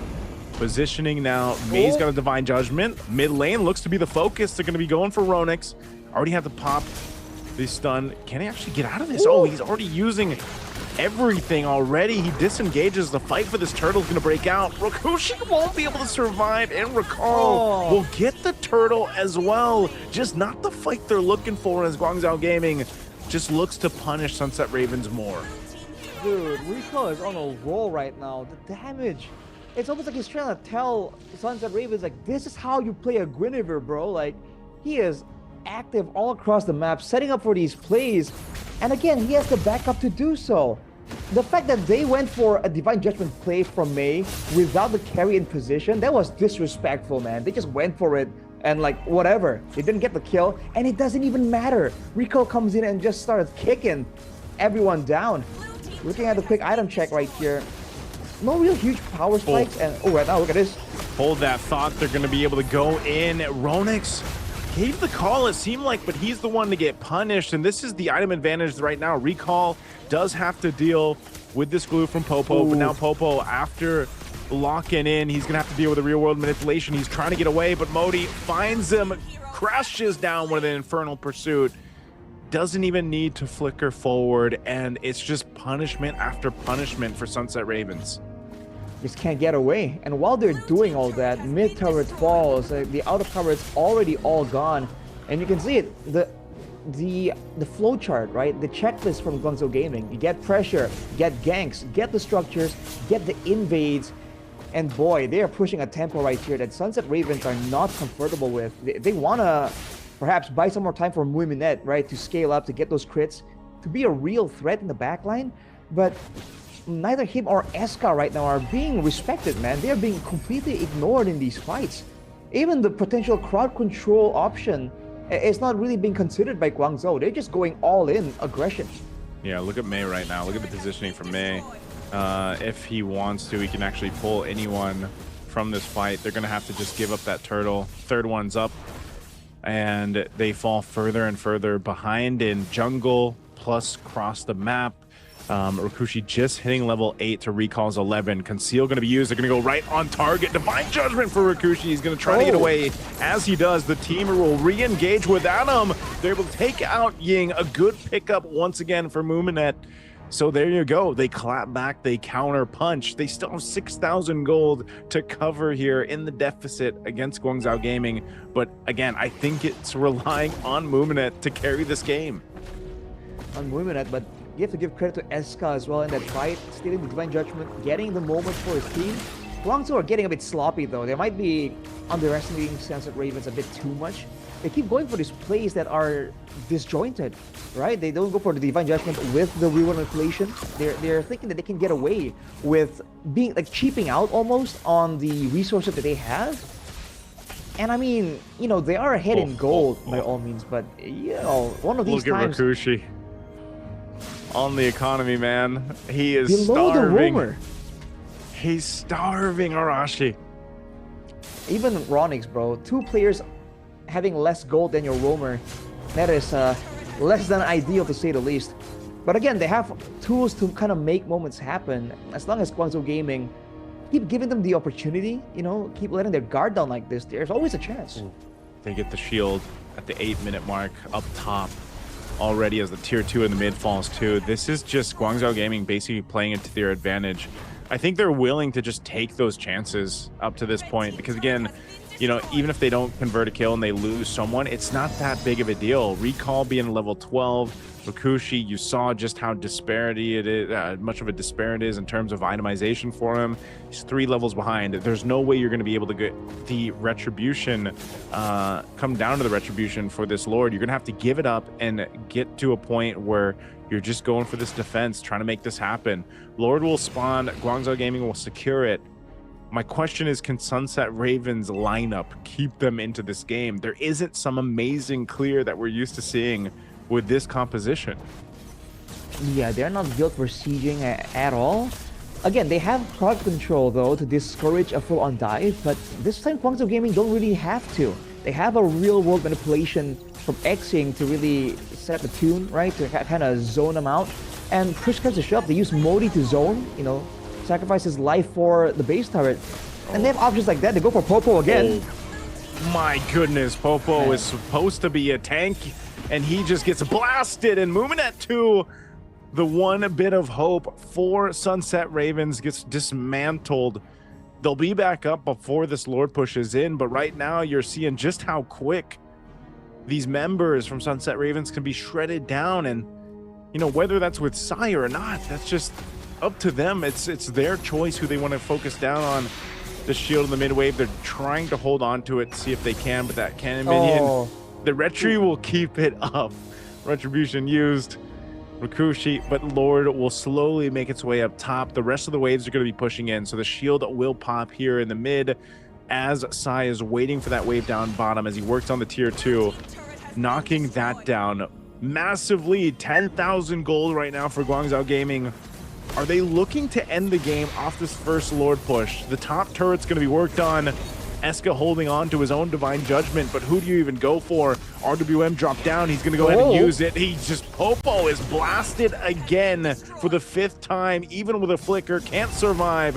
Guangzhou Gaming looking to cap off the game. A base is going to be at half health already. They're looking to cap out a couple of kills. Ronix doing everything he can, but it won't be enough as Guangzhou Gaming, the tournament favorites for now, will sweep Sunset Ravens. Just like that, man. They made it look easy.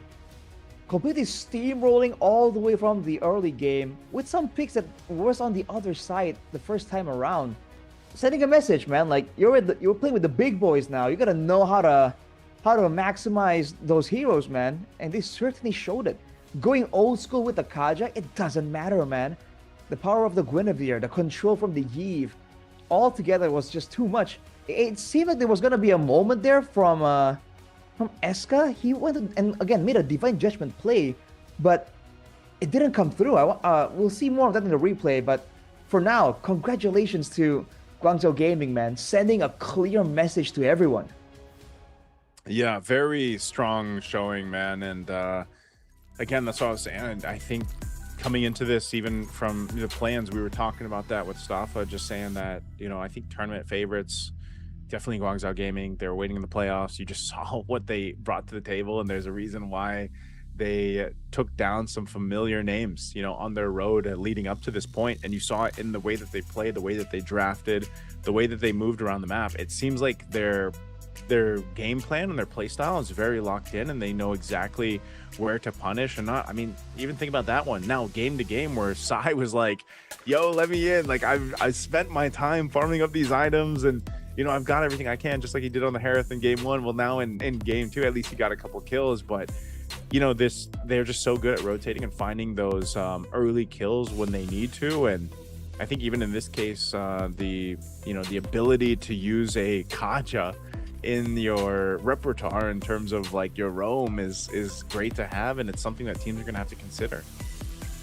Unfortunately for Sunset Ravens, nice try for now, but bro, you really get that feeling that Guangzhou Gaming weren't even pushed to their limits. You know, they still have a lot left in the tank, and that is what makes it so scary. That is why they are the tournament favorites, man. You can tell that there's still other heroes, other play styles that they have still hidden up their sleeve, and they don't need to really show it unless they are really, you know, pushed with their backs against the wall. And it's always a terrifying thing to kind of consider if you're trying to prepare to go up against a team like this.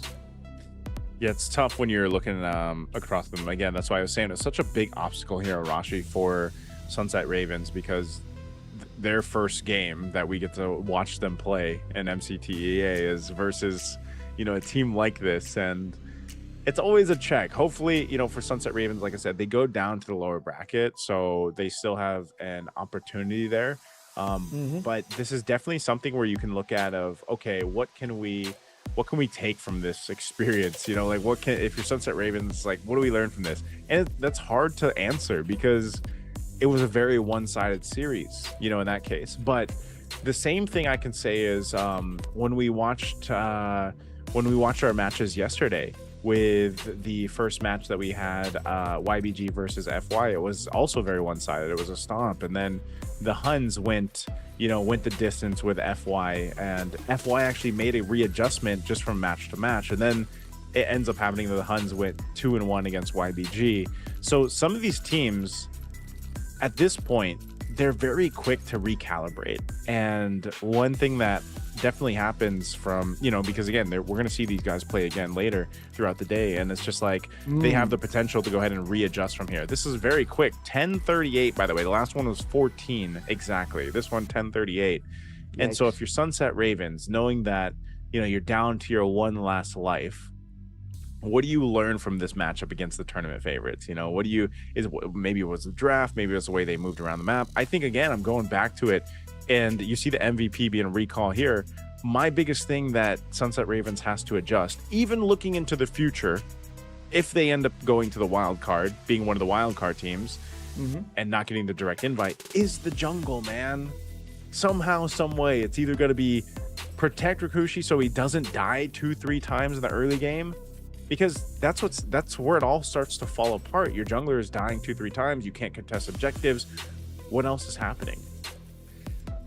Yeah, and maybe that can start from the mid lane and roam combo as well, right? Get something that can clear waves and be always at Rokushi's, have his back, right? Back him up when he's actually going into these danger zones.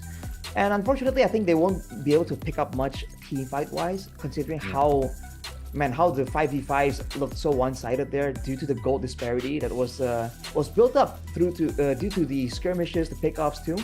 But on the bright side, I think there's a lot of things that can kind of like look at when it comes down to the drafting, when it comes down to the early rotations at least, how to set up the ganks in the initial like level 4 before the neutral objective and stuff like that, you know.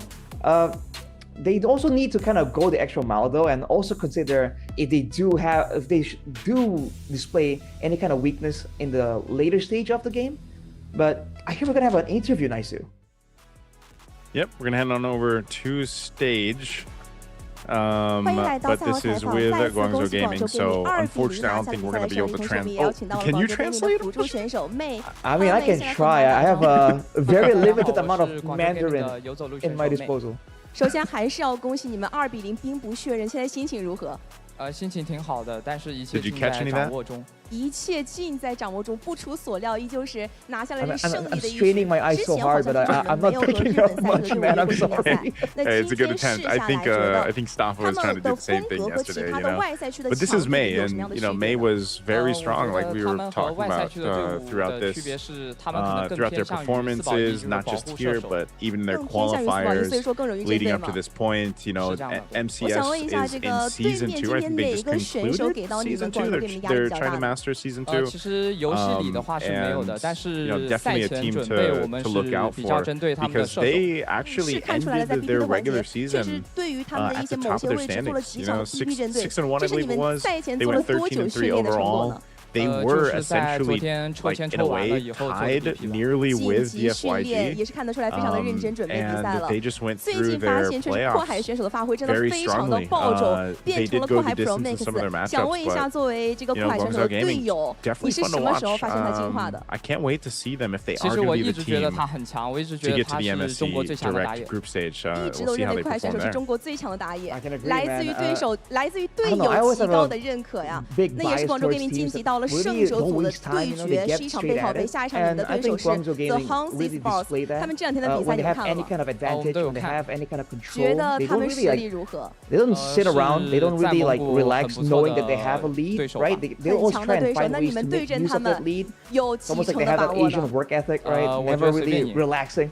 So I think it's really good, and it makes for some really entertaining MLPV. And by all means, if they can pull that off with the Kaja, I think they have 集，想看一看到底谁是谁的心魔。妹，有没有什么想要回应的？我觉得昨天你们怎么打 YBG 的，今天我们就怎么打你们。哇，非常狠的赛前狠话。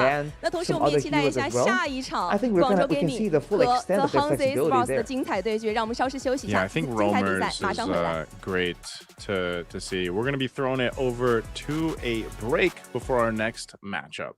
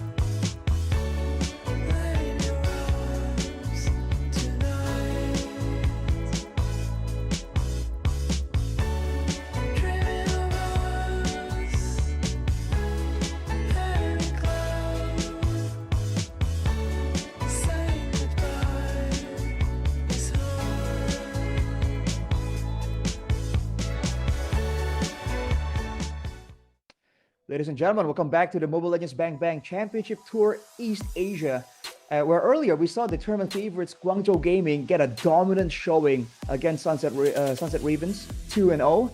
But now we're looking forward to another Guangzhou Gaming match. Hang on a second, who is this? It's not Naisu anymore. Yeah, I'm not Sir Naisu. I'm not Joseph, but it's fun. Like I early on was able to cast the Mongols versus the HUNS esports. That was fun, but Guangzhou Gaming, they're looking pretty good, right? Like the only downside, I guess, minor downside coming into this series is that they didn't have as much time to rest as the HUNS. But I would argue that you come off fresh a win like that, and then you go into your next match. I think Guangzhou Gaming, they're gonna be feeling really good about this.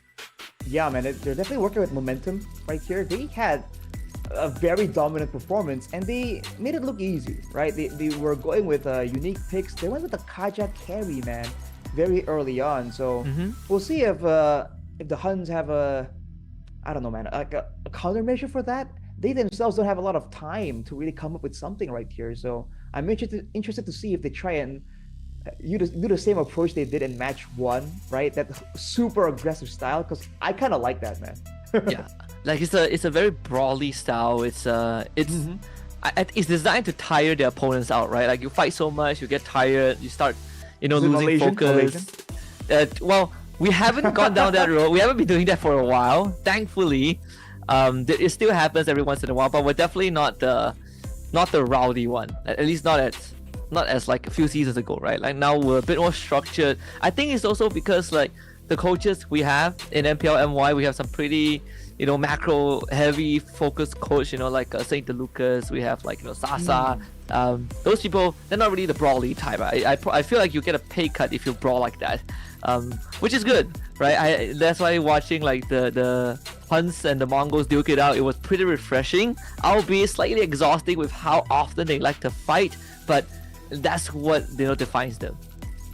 I mean, sometimes you just want that kind of style, man. And again, it's not like it doesn't work, right? Like you mentioned, the mental strain is there. And any team that wants to play a bit too textbook, a bit too tactical, man, they're gonna struggle to really find their bearings when the game just keeps rolling like that. And, if they get a map like the Flying Clouds, it only gets even worse, right? We've seen some really creative uses of that Flying Cloud. So, hey, maybe the HUNS are onto something, right? If they can pull it off against Guangzhou Gaming, I think they have a pretty strong argument that it works, Yeah, I mean, especially right now, like I think we came into this thing, feeling that the Mongols are probably like the favorites to get that group stage slot. They just got dropped by the HUNS, and I think it's a big deal for the HUNS to be able to achieve that, especially for Bankai, who was ex-teammates with ZXora.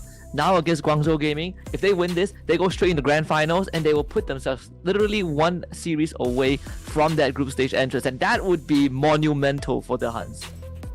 Yeah, it's gonna be a massive advantage, especially with their style, right? If they want to really tire people out, having the upper bracket route would be so good for them to come in like refreshed before. As before, team lineup for Guangzhou Gaming: CY, Mei, Xing, Recall, and Modi that we just saw earlier, with a dominant performance, displaying flexibility, coming through again.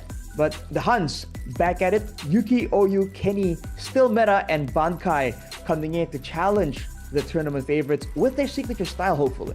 Yeah, signature style, very brawl-centric. Always try to draft lineups that want to run at your face. Like the Hilda, Khalid, the Hylos, and Yuki liking to take on those 1v1s in the gold lane. And so some quirks that we've been able to pick up when they went up against the Mongols, and really reinforces what they've already shown yesterday. But for Guangzhou Gaming, very, very systematic. The way that they handle Sunset Raven is not in a sense where we're clearly better than them. We're going to just, autopilot and beat them. No, they do it as if Sunset Raven are always a step ahead of them. And I think the macro advantage, the macro experience is what's going to give Guangzhou Gaming that advantage over the HUNS. Yeah, macro is gonna be like the main tool against a team that wants to be broader like that. Sometimes the macro really suffers from it, right? You're exchanging control for tempo, basically, with that style. So for Guangzhou, I think this shouldn't be a style that they haven't really met before, right? It's a known thing, and honestly, if you play in the amateur tournaments before, if you play high-level ranked games, a lot of teams, a lot of stacks really enjoy that high-tempo style as well. So they should be able to get around it. But again, it will depend on how much of a curveball the HUNS can actually throw at Guangzhou, right? Are they gonna try and, do a bit of a half-half? Do they want to have something different? Maybe the same tempo style towards the EXP lane, but having a solid like macro gold lane, like a Moskov, something like that. Yeah, I think it's something that I feel like you and I are very familiar with, like in our own respective regions, where you have teams that just like to fight, like no matter what they fight, and then when they go up against teams that are a lot more organized in a macro sense, that's where they start struggling. You get pulled around the map, and we probably would see that contrast in this matchup between Guangzhou Gaming and the HUNS. And I personally want to see if when the HUNS are put in the back foot like that, do they have like a plan B? Like how good do they respond to a team that is more focused on playing the bigger picture, I guess, instead of just these these scrappy fights through and throughout. Yeah, we didn't really catch too much of the interview in the previous match as well. Are you gonna be able to like semi-translate this, Husky? Because you speak Mandarin, don't you? Yeah. I mean, if a translation is needed, I can do it, no problem. Score, man. Yes. Dude, you can actually speak Mandarin. Who would have thought? It's crazy. Funny story. So recently, I was at work and then I bumped into someone. Right. The staff asked me if I could help them translate because they had a customer that speaks only Mandarin, not that good in English. The customer actually came to Malaysia to study English, right? So they were like using translation app, and I helped like do the translation, which was pretty like I would say smoothen out the process between the business and client side. And the customer was like, wow, you speak very good Mandarin. I'm like, yeah, I grew up speaking Mandarin, but it's a pretty interesting like experience, considering that I think some people might not know that Mandarin is a thing here, but it's fine. I think it's always good to know an extra language. Yeah, I wish I could say the same, dude. My Mandarin is so it's like I had like up to middle school it was in the curriculum, but I didn't get anywhere too far with Mandarin. So when earlier I was like, okay, let me try to see if I can make out some words.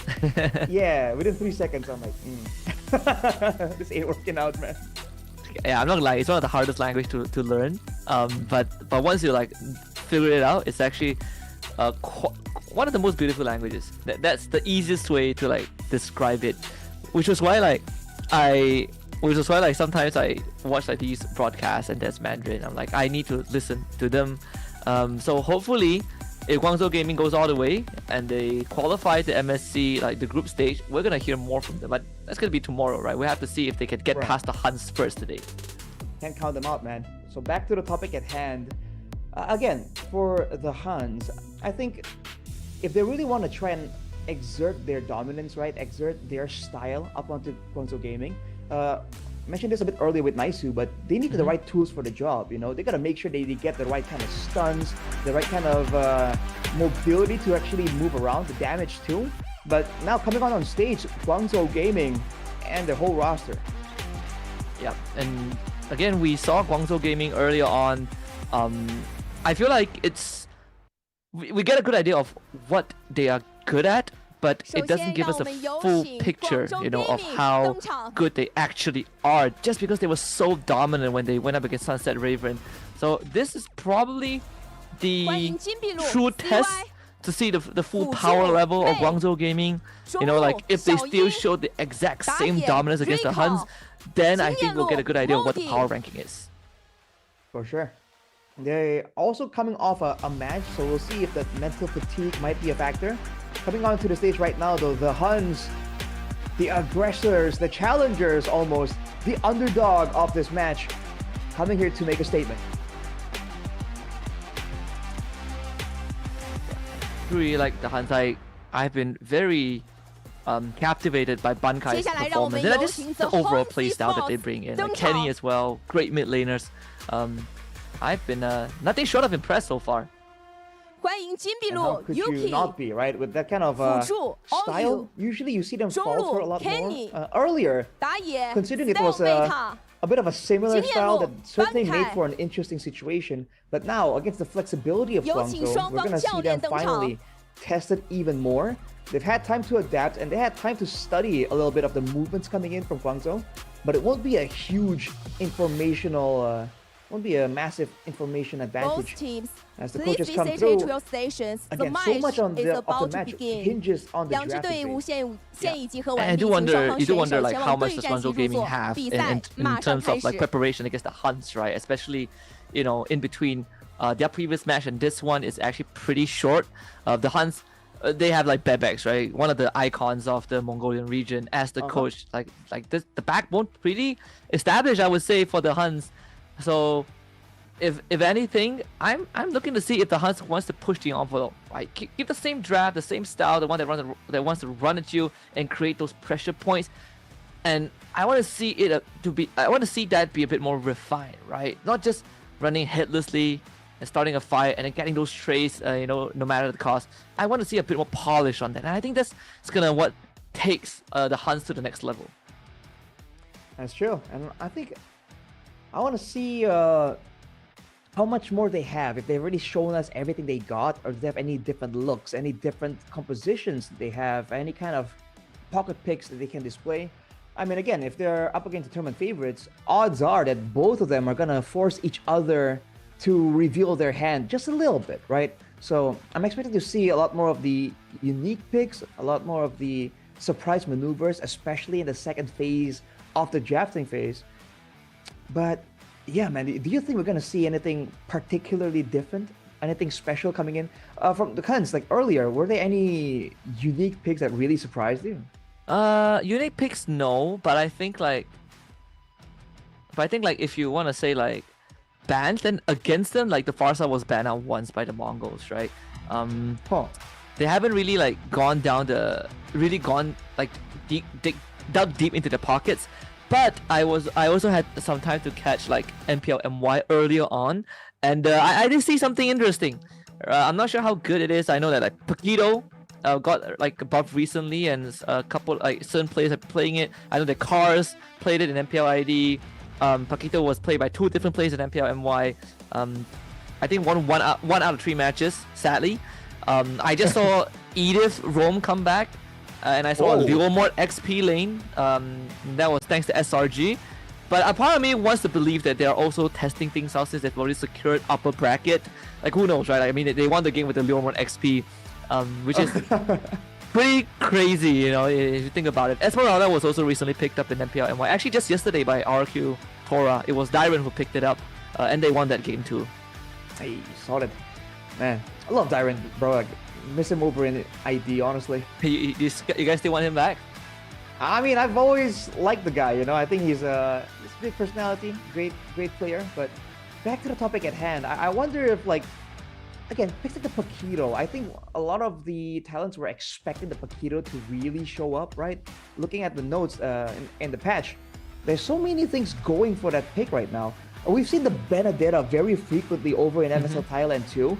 So these fighters really seem to be having a bit more of an impact this time. And even just earlier, you saw the Yuzong in the hands of Modi, it being so oppressive, right? There's more ways for the EXP lane to be effective now, aside from just being the front line and being a source of crowd control. Yeah, I think the Paquito, I feel like a part of like a good Paquito game, he could actually be one of the, I would say, soft counters, soft answers to the Harif. Like Harif, sure, like you are incredibly hard to take down once you stack up the Chrono Dash shield, but if Paquito just one-shots you, you don't really get that chance to, to stay alive longer. But it was a very small sample size that I saw, so I'm not really sure how effective if we replicate the same scenario. But I could see the appeal, right? Like Paquito, you give him like an item or two, he doesn't like fall too far behind. He can actually do some very serious damage. Don't forget the macro pressure as well. We're seeing a lot more. It's not exactly a split push scenario, but like a solo push pressure scenario. Again, a lot of it in MSL Thailand. In Indo, you occasionally still see it with the Moskov, right? But the Paquito is very good at doing something like that as well. So it's one of those heroes that can really excel solo, but can also have an impact in the team fight, which is why we think it's going to be so effective. But we haven't already seen it as much. So maybe in MCT EA right here, that pick might really show up. Yeah. You think that for a team like the HUNS that likes the brawl, maybe they would have Paquito up the sleeves? Maybe eventually we'll see that in the wild cards, right? And that's like in almost 2 months' time. Plenty of time to prep. I would assume that they probably would be a patch before MSC, so we'll see how that one changes the ecosystem of the meta. I personally I only have one wish, honestly. I just want a Harith nerf. And not to say, nerf him to the ground, make him unplayable. I want him to be nerfed just enough so that he's still playable, but he's not like dead broken. Like he's not Imba. I mean, is he though? I don't know, man. As far as I've been casting, I've seen a lot of Harris, man. Did you trade it over with it's always Harith Claude? Yep, right? Harith Claude. And then out of nowhere earlier, you saw that in game 2, it was Bruno Carey, and I'm like, what? Yeah. Huh? What's going on here? Bruno Carey, sometimes you see the Moskov come out. We've been getting some clips in MPL MY. That was pretty fun as well. Played as an answer to, like, I think Harley. One of the ways, at least, right? Like, you kind of just pop the Harley with 2 shots.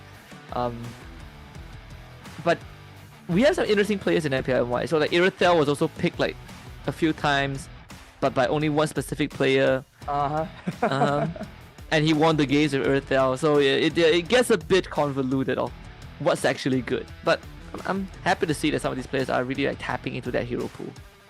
And I love a good Irithel, man. I feel like that hero is just kind of underrated. Because my theory so far that I've been pretty vocal about is that in the current meta where it's all about aggression, yeah, damage is cool, but the things that really win you the game, aside from the damage, because to a degree, right, any meta hero will have a decent amount of damage in the current meta, If it's too weak, it wouldn't be meta in the first place. But the mobility and the crowd control is something that I've always highlighted. And Irithel's mobility is up there, man. So I think in some particular compositions, in some particular scenarios, that Irithel brings a lot to the table. Good as well. I think it's just because her items are a lot more expensive that people, look back into the on-hits. I know Obsidia, I'm not sure how popular Obsidia is in other regions, but I know it's a thing in MPL MY and also very specific player-specific pick. But let's see if, these two teams can force each other to really dig into that pocket. Ban so far, very straightforward, jungle-focused ban by Guangzhou Gaming. Oh, well, let's see. Suyo Harley for Guangzhou. We're seeing a lot of huge assassin respect coming in the region so far, at least from what I've seen. And Freya Tsushin seems to be the response always on second pick. And I feel like that leaves a lot of really good picks on the table. But I wonder now, what's going to be contested, right? Is it going to be the EXP lane, the tempo setter, or is it more so the roamer? Right? It could be the Gwyn here, right? Like some flex picks as well. The Gwyn, the Glue, Hilda occasionally flex depending on the team. Arla as well. There are some like situational picks that not all players are good at. Like Arla is one of them.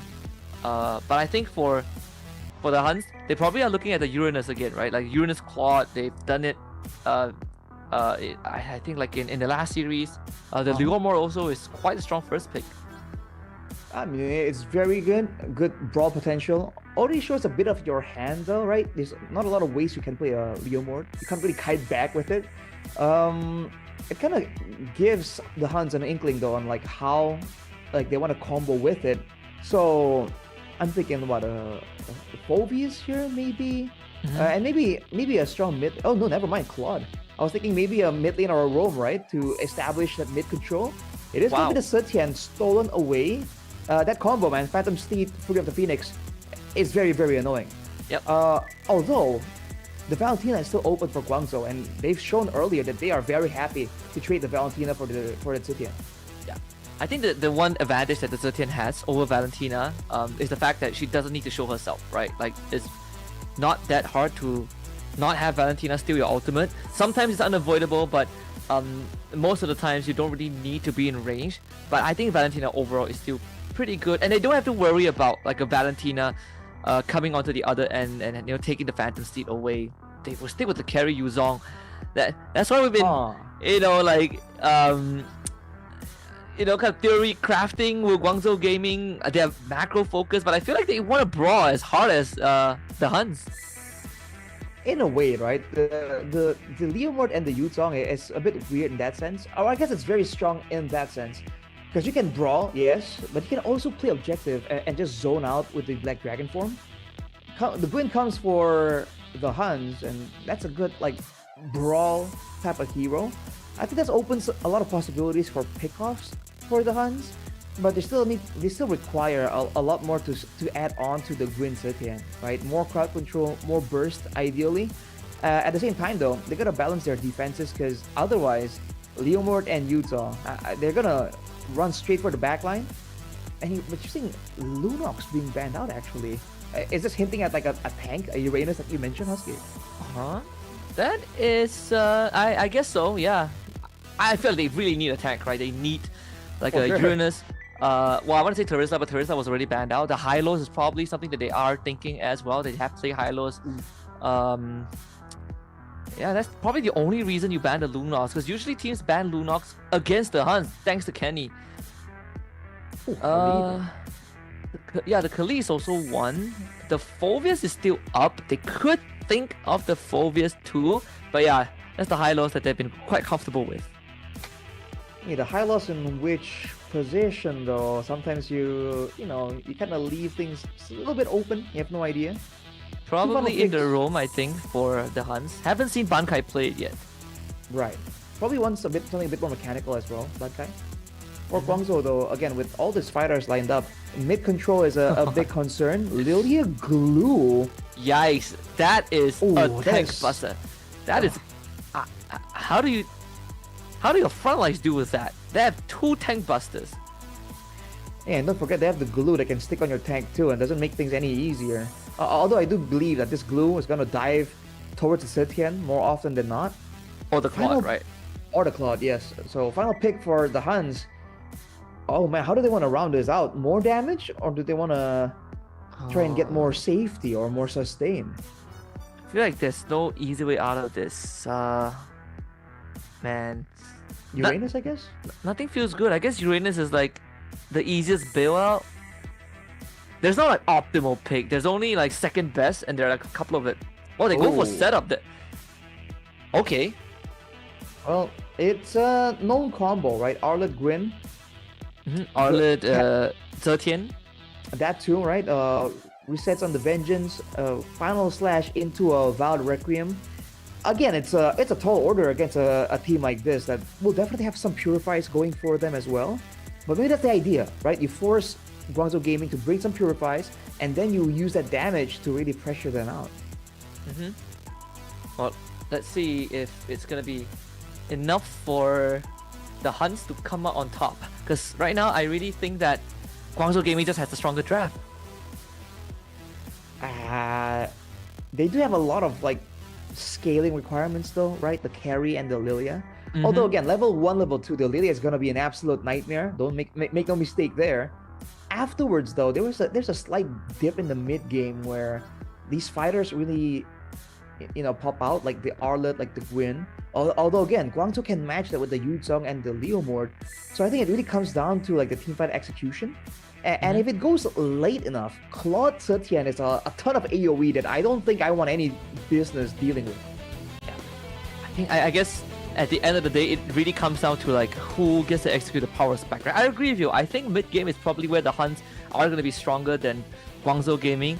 But just the sheer thought of having to deal with 2 tank busters and a glue, it's going to be a lot of pressure, especially on that Hylos on OU. So we'll head to Broken Walls for game 1. We've got Guangzhou Gaming blue side, the HUNS on red side, another best of 3, and this one is for the slots in the grand finals. As you can see, immediately the respect from Guangzhou, 2 purifies, and the emblems still Master Assassin for the carry, so wanted to have some of that lane dominance. It is going to be pretty standard everywhere else though, but the fact that Kenny does not have any defensive options in his emblems is impressive. He's really taking a chunk of damage. Yeah, he's taking it to the face. Thankfully, was able to be bailed out by OU and didn't have to use the Revitalize or the Flicker. So good enough, I guess, for a start like that. Yeah, in the EXP lane, it's very much a skill matchup here, but the all-in potential of the Yuzong will make sure that Bankai is on the back foot, but that might bait Modi to overextending. If still meta can find a window to get there in an opportune moment, there could be a kill, and he is pathing in that direction. And unfortunately, Guangzhou Gaming can't really match that, thanks to OU and Kenny just constantly poking them out, and that does allow still a Bankai to keep on pushing forward. I think the jig is up. His first spot is still meta, trying to take his XP crab away. Had to use the retribution for that, but good enough. Still gonna be up for the next hurdle, but oh, Bankai! Oh, Petrify hits it. Bankai tries to weasel out of this with the Vengeance Heal. 1, 2, 3, the longs counting as the minion, and Bankai gets out, but Recall is still around. The round 2 might be there. They call it the Phantom Steed. Bankai goes down. First blood for Modi. Too greedy, man. He got out, but he wanted to stick around in the front instead of hanging around further in the back just in case. And just like that, Guangzhou, they have control over this initial turtle. I don't think the Huns have the tools to really contest this. I mean, besides losing Bankai, they have a level 4 Yuzong in the hands of Modi, and Kenny's low now too. There's no way. Yeah, I think you just give it up. But the Huns might have a second thought about that. The dragon shows up, and that's a violent requiem for Steelman. He's just gonna bleed out there. Feels like, again, like you said, they don't have the tools to contest this. I think it was more of a defensive Violent Requiem because he was really getting jumped on. Unfortunately though, afterwards he doesn't have anything left. That's going to be an invade. OU getting bursted down. The Fury of the Phoenix doesn't do much either. OU's dead. Immediately, purple buff taken away by Guangzhou, I believe. Man, again, no wasted moments here. Every time they have any kind of pressure, any kind of control, they always try and transition it into something else. Bankai is one full level behind Modi too, and that's the scary thing about Guangzhou Gaming's draft. It's the cascading effect. You give them an inch, this draft can take it a mile because it's one of those low cost drafts, right? Like low cooldowns. You don't really like. It's like low cooldown, low cost, and it's very easy to keep the fight going. You know, the glooms, the glooms from Lilia, the glue, the Yuzong. They're not very cooldown dependent or not super ult dependent. I think later on, I think the Huns, if they really want to try and match Guangzhou Gaming, they still need to wait for some like damage item power spikes. Because as of right now, yeah, they have stuns and good crowd control with the spatial migration, but no one from Guangzhou Gaming is particularly vulnerable, right? With the Purifieds on the back line, with a Leomord and Yuzong and Glue, these are picks that are tanky, but they also heal up on their own. So I think the Huns lack the real threat right now. And Guangzhou setting up traps like this, it's massive, man. Yep. And they even get to the proxy, and Bankai is faded in by Petrify. Fury of the Phoenix just used into a setup, a counter engage there from the Huns. The damage, they need a bit more for Modi, but Modi able to run away and fly high with that Black Dragon from OU, keeping his enemy in place. The glue comes in, but the flicker committed from Kenny. They find a kill finally onto Recall at the cost of OU, but this glue now becomes a problem as he sticks onto Bankai. There's no way out of this one. Bankai ends up going down. Kenny tries to look for Modi, couldn't find a kill. Modi back in, and they just burst Kenny down. Modi on a killing spree. Even the recalls afterwards, they try to assert dominance. And again, the Huns willing to take a fight on the back foot, almost pulled it off, but Guangzhou Gaming come through by the slightest of margins, and immediately the recalls come through, man. They want to show that they are not concerned about the Huns' peculiar style. I honestly thought the Huns made it work, but again, just the damage, right? It needed just a bit more punch, just a bit more, and they would have gotten it through. But I guess the silver lining is that they are not too far behind, just 3,000 and The HUNS, if anything, that they've discovered from that early interaction is that they have the tools to get these kind of counter setups. And speaking of setups, they did find one up top, and it's going to be Modi, and finally a shutdown. Again, good pick-up potential right there. I'm not sure why Modi was somewhat alone. He used the Petrify in that engagement. But yeah, the combo is available for the HUNS that needs to be respected. With that turn of events, it's still a good like 2.5k gold advantage for Guangzhou Gaming. But compared to the HUNS, they want to go for a longer drawn-out team fight, right? So that's where the HUNS have a window to try and put Guangzhou Gaming in a position where they are uncomfortable. Still looking for a solution to deal with Maze Glue too. Just walk on forward. Black Dragon probably even committed. They're looking for OU, but he's able to make it back to the safety of his turret in time. So no cigar there for Guangzhou Gaming. He's gonna go back into the lanes and try and farm up. May will try to cut off those supply lines. That's 3 ultimates used up by Guangzhou Gaming though. The HUNS definitely want to try and capitalize on the situation.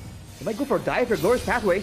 They commit everything and it actually forces the Purify out of CY. Good final slash there from Bankai as he unleashes his ultimate. And the HUNS, they find the most important target, but it's a 5-man commitment, so they give up pressure on the rest of the map. Yeah, the winning wave already on top. The mid lane turret as well taken down. They got the gold lane, but at what cost? They didn't even get the turret for their troubles. Immediate recalls coming in for the HUNS, trying to match that pressure. That mid turret taken is going to be so important though. Guangzhou is going to allow them to move into the jungle of the HUNS. And deny a lot more of that safe zones and the areas where the HUNS can actually set up traps for that big combo. I think they did offset that deficit by a bit, but we did say that their macro from Guangzhou Gaming has always been quite the standout, right? We say that is going to make the difference, and again, they are doing that by just getting more map pressure. And again, it's so decisive. There's no need to really hesitate too much when they have this advantage gold-wise, control-wise. Now with the turrets, the HUNS, I think they're going to be stuck waiting for big ultimates, and they're gonna try and keep finding 5v5s or pickoffs like that. And the setup, the mid-game setup there. This is feeding into Yuki's pockets too. But still, they gotta solve the macro problem, right? They are losing turrets. It would be nice if the HUNS is able to get some structures of their own, and which Yuki is trying to do right now, but it will be responded with Recall's arrival. Oh boy. Again, these are great moments here, but they're only able to pick up one person at a time. Never mind, wait a minute. Recall? Yuki, in the 1v1, finds the kill, there it is, and now the setup onto May. We need a bit of a damage for the finish committed just to make sure that he doesn't stick onto anyone with the grab. Modi shows up, the BMI from Yuki, he gets away, and the flicker across the wall again. Yuki with the fancy footwork, and that's 3 kills for the HUNS. I don't know if Guangzhou Gaming are not respecting the HUNS, or if the HUNS' playstyle is that confusing that Guangzhou genuinely don't see it coming. With that turn of events, they're gonna lose one more player. Modi on top, trying to turn it back around. It won't be possible though. 2 turrets falling in short succession for the HUNS. The mid-game power spec we're talking about seems to have hit, but we didn't expect it to hit quite this distinctly. Yeah, like a freight train. Yuki just got like what, 2-3 kills, and we did say Guangzhou Gaming's lineup is very low cost, but the HUNS they sort of are low cost as well. Like the setups for them are pretty cheap. Although in the damage chart, of course, XJing still does the most damage, but god dang, Yuki with 37k, he's been fighting for quite an extended amount of time. And it's because the HUNS, the way they've been fighting demands respect. So the moment you see the Arla jump in, the moment you see still meta chanting Devout Requiem, you're forced to expend some damage, some burst, some crowd control.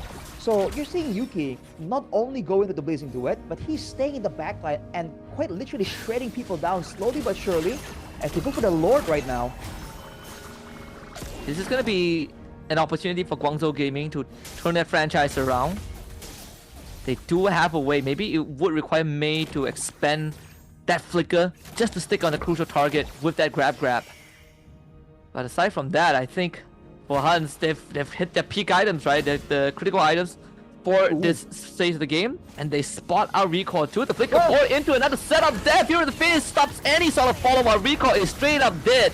Yuki with the blazing duet to get the Black Dragon from Guangzhou Gaming, trying to respond to Petrify once used, but the damage still demands a bit more. Yuki stands his ground and fight, and he does not even care. Xing was able to take down OU. Yuki needs to heal up a bit thanks to the earlier fight, and the flicker from Mei now committed, sticking onto Kenny, and Guangzhou Gaming finds that opening window and finds 4.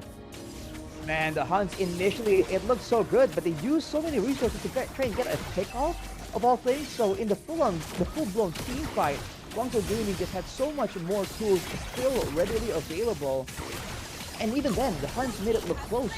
Unfortunately now, the Lord falls into the hands of Guangzhou. And if the earlier happenings of the game is any signal, is any hint on how this is going to play out, having this macro pressure will allow Guangzhou to force the HUNS to like separate and not play as 5. And that seems to be their strong suit, so they might struggle a little bit until they clear out a lot of these waves. And you have to attribute the earlier win to Moldy as well. The 3-man Petrified that they hit, and basically CY and Xing, they did not have to really be worried about the HUNS, right? They were free hitting the whole time. Winter Crown now out for Still Meta, that could change the ties. But I gotta say, Yuki is playing extremely confident. Yes, but again, I think earlier that blazing duet wasn't really required. Might have been a bit too trigger happy with that one. But with the Zetian, with the Claude, they have some good siege, some good clearing and range. So for now at least, the HUNS will be able to clear it quite handily. And by the way, X-King on the Lilia went with the Lightning Charge Husky, so it's DPS, but it's actually a lot of burst damage if you're not careful. Yeah, you get caught by one Gloom as Yuki, you are going to get vaporized. The silver lining is that the waves weren't really properly synced up there by Guangzhou Gaming, so the Lord didn't really net them too much. Only one holy defense, but it's a very small thing because it will go down anyways. Mid tier 2 still up for the HUNS, which is, I think, good enough, right, in of itself, as they do have Yuki, who has been trying to set up the side waves with this Claude. That's something that the Claude excels in, you know, going and pushing in the danger zones, but having the BMI to fall back on. And Guangzhou Gaming don't really have a lot of ways to really chase down, right, to really punish that kind of evasive maneuver. But they have set up the waves on the top side, and they're rotating just around the mid lane, I guess in case something really breaks out. But this kind of situation where there's no real objective on the map, it certainly favors the HUNS, man. They have a chance to, again, be surprising and really catch Guangzhou off guard yet again. And if they can do so before the Lord spawns, or right before it spawns, it's gonna be so valuable. Yep. And despite there being 2 Purifies on Guangzhou Gaming, the HUNS, if they layer their setup, they could actually blow the Purify and still have the necessary follow-ups to, you know, immobilize their targets. In fact, Mei now going forward, finally getting the stick straight on Still Meta, but Still Meta is gonna try and relocate him. Still gets pulled back, and now Still Meta has to go in with the Winter Crown. Fury of the Phoenix into a blazing duet, straight to the backline. Yuki trying to get that output in, but it's still not enough, and in fact it's Moldy that chases him down, and that should be Guangzhou Gaming's window to go for Lord. Man, what a play by Mei, dude. I thought Still Meta was out of there. And somehow he just got yoinked all the way back to the fight. And the Blazing Duet has been great. It's a full item Claude, by the way, so Yuki is definitely doing a ton of damage.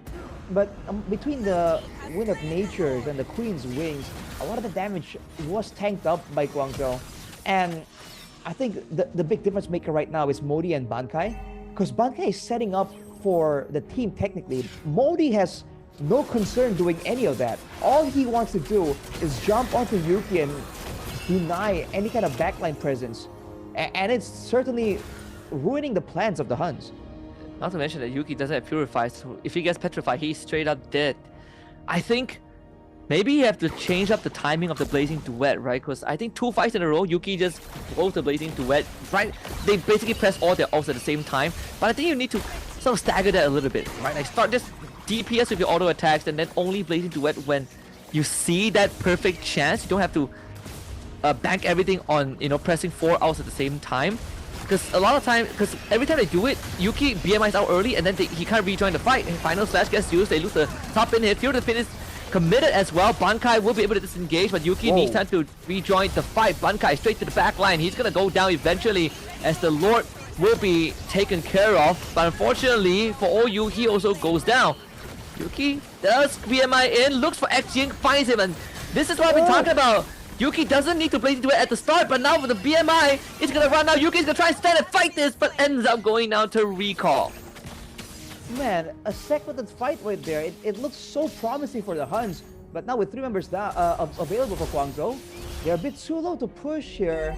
They're sticking around, but I don't think they want to risk it, man. If they fall now, the death timers are gonna be a bit staggered. Might be too much that they can handle. Still Meta and Kenny has good burst damage. We should have to wait for the good lord. There goes Still Meta. The cannon, the catapult needs to be cleared out. The final slash brings it out of crystal range. There should be enough. Fear the finish right on the money. That's the HUNS with the ultimate base defense, and it's Bankai to set it up. But they gotta go back and deal with the minion wave though, unfortunately. And Kenny, dangerous range executed by the minions. Oh, Kenny. Oh boy, he moved back to try and stop the minion wave, but he falls. That is unfortunate. Guangzhou Gaming. That's the kind of pressure and tempo they're putting on you, man. The HUNS, they lost that fight in their own base, on their own terms. Bankai.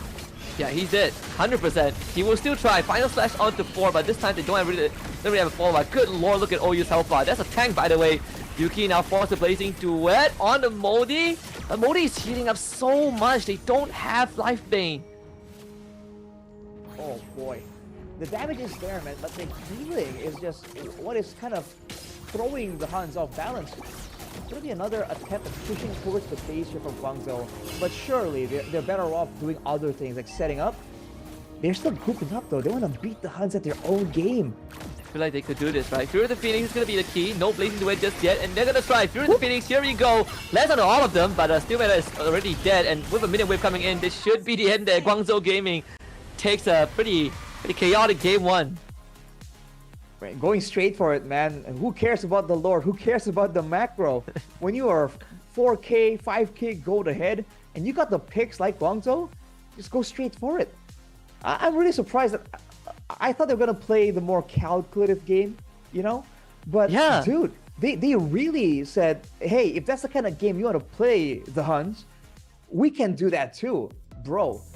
Like, they got the Lord. They didn't go for the multi-wave setup. They just kept fighting in such a way that the HUNS had nothing to spare to clear the waves in the other side. So, what is going on, man? That's crazy. That's what I thought too, right? I thought we are gonna get a more a contrasting playstyle, one that focuses on the big picture, and one that just wants to fight it out all the way. No, Guangzhou they basically decided to stat check the HUNS and gave us quite a game. Like, this is brawl all around, but I think the HUNS, there's some good ideas, right? If there's something to nitpick, it's just I think Claude, certain timings could have been slightly better, but in the grand scheme of things, the HUNS did make Guangzhou Gaming sweat just a little bit. Yeah, especially with how they were able to take over the mid game, even though they were 3K gold behind. You mentioned it, Husky. They have no issue pulling off a fight, even though they know they're at a disadvantage, if they know they have the right win conditions.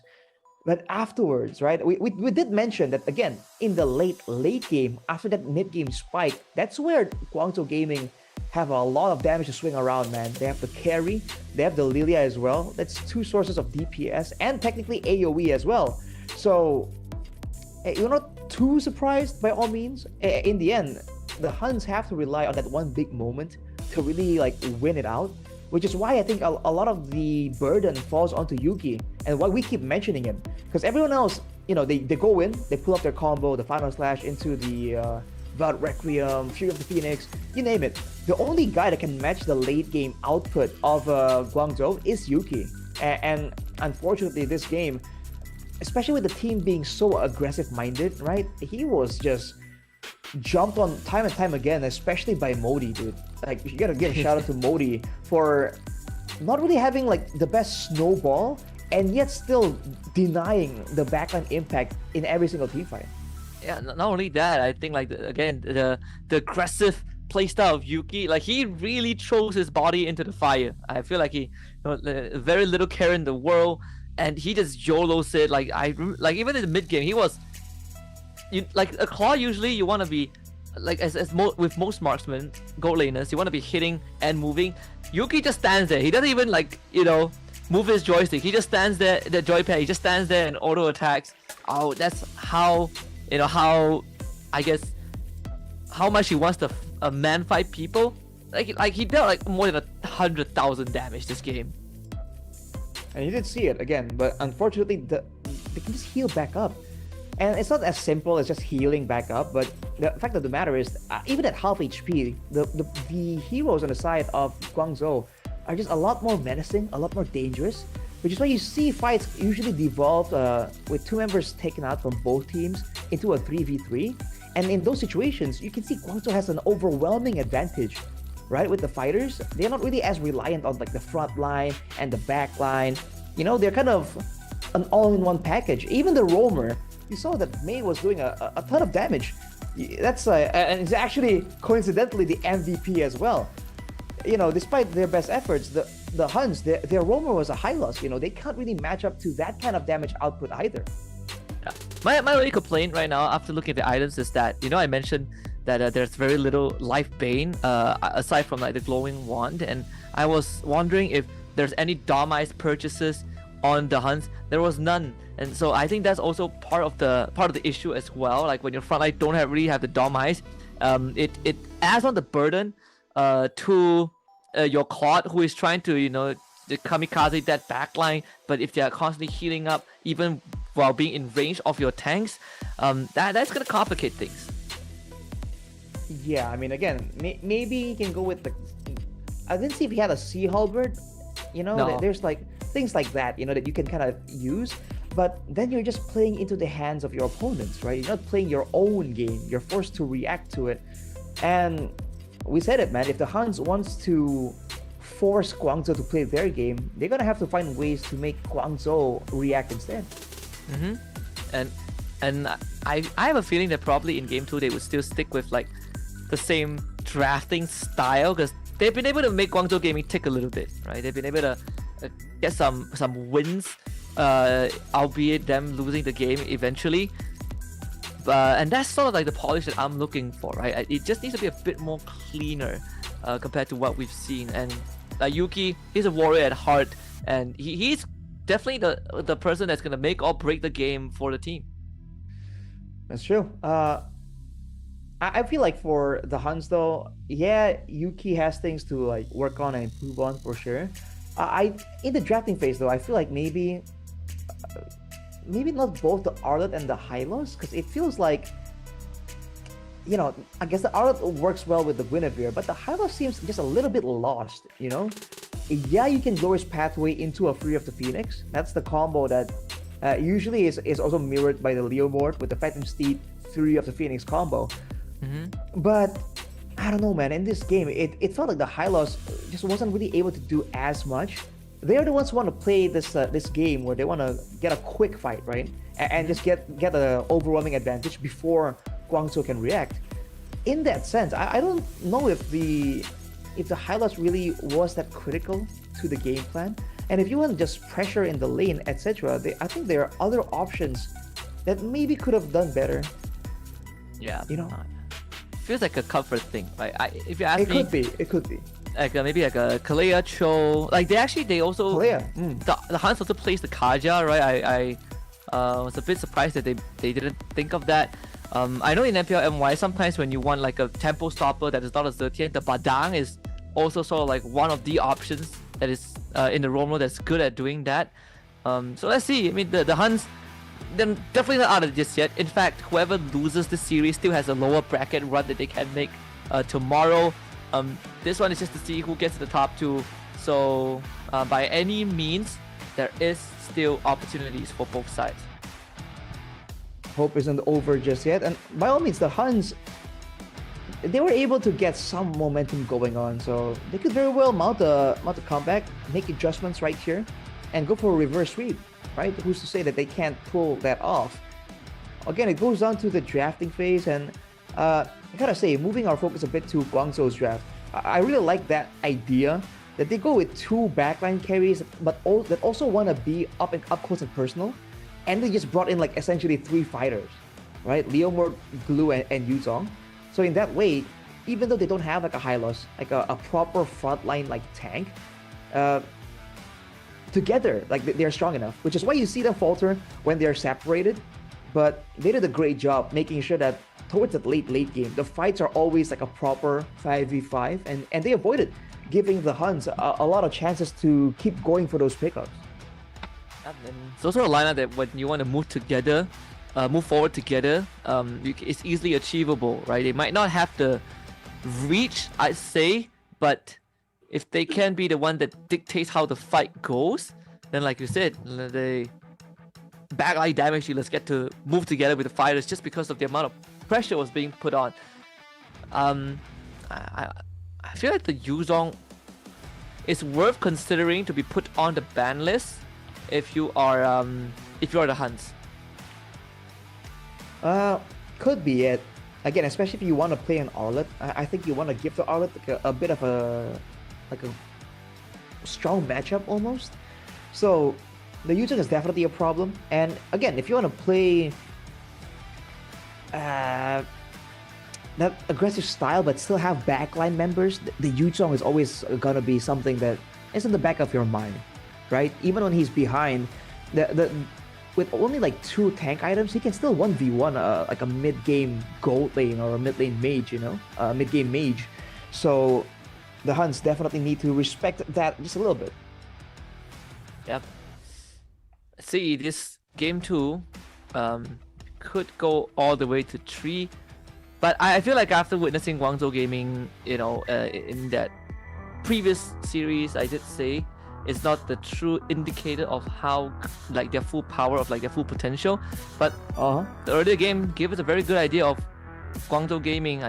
This is definitely not them at their full force just yet, but they were pushed slightly further by the Huns. Now the ban's out the window, still pretty much the same from Guangzhou Gaming. I think being able to limit what Steel Meta can do in a jungle has been quite the reason why Guangzhou Gaming can play so aggressively. Yeah, they want to make sure that they have the right approach here, especially if they want to be careful with the adjustments from the Huns. Looking at the ban so far, it's very, very similar. It's the same ones for Guangzhou, but for the Huns, they went for the Harith ban a lot earlier, leaving the Valentina open.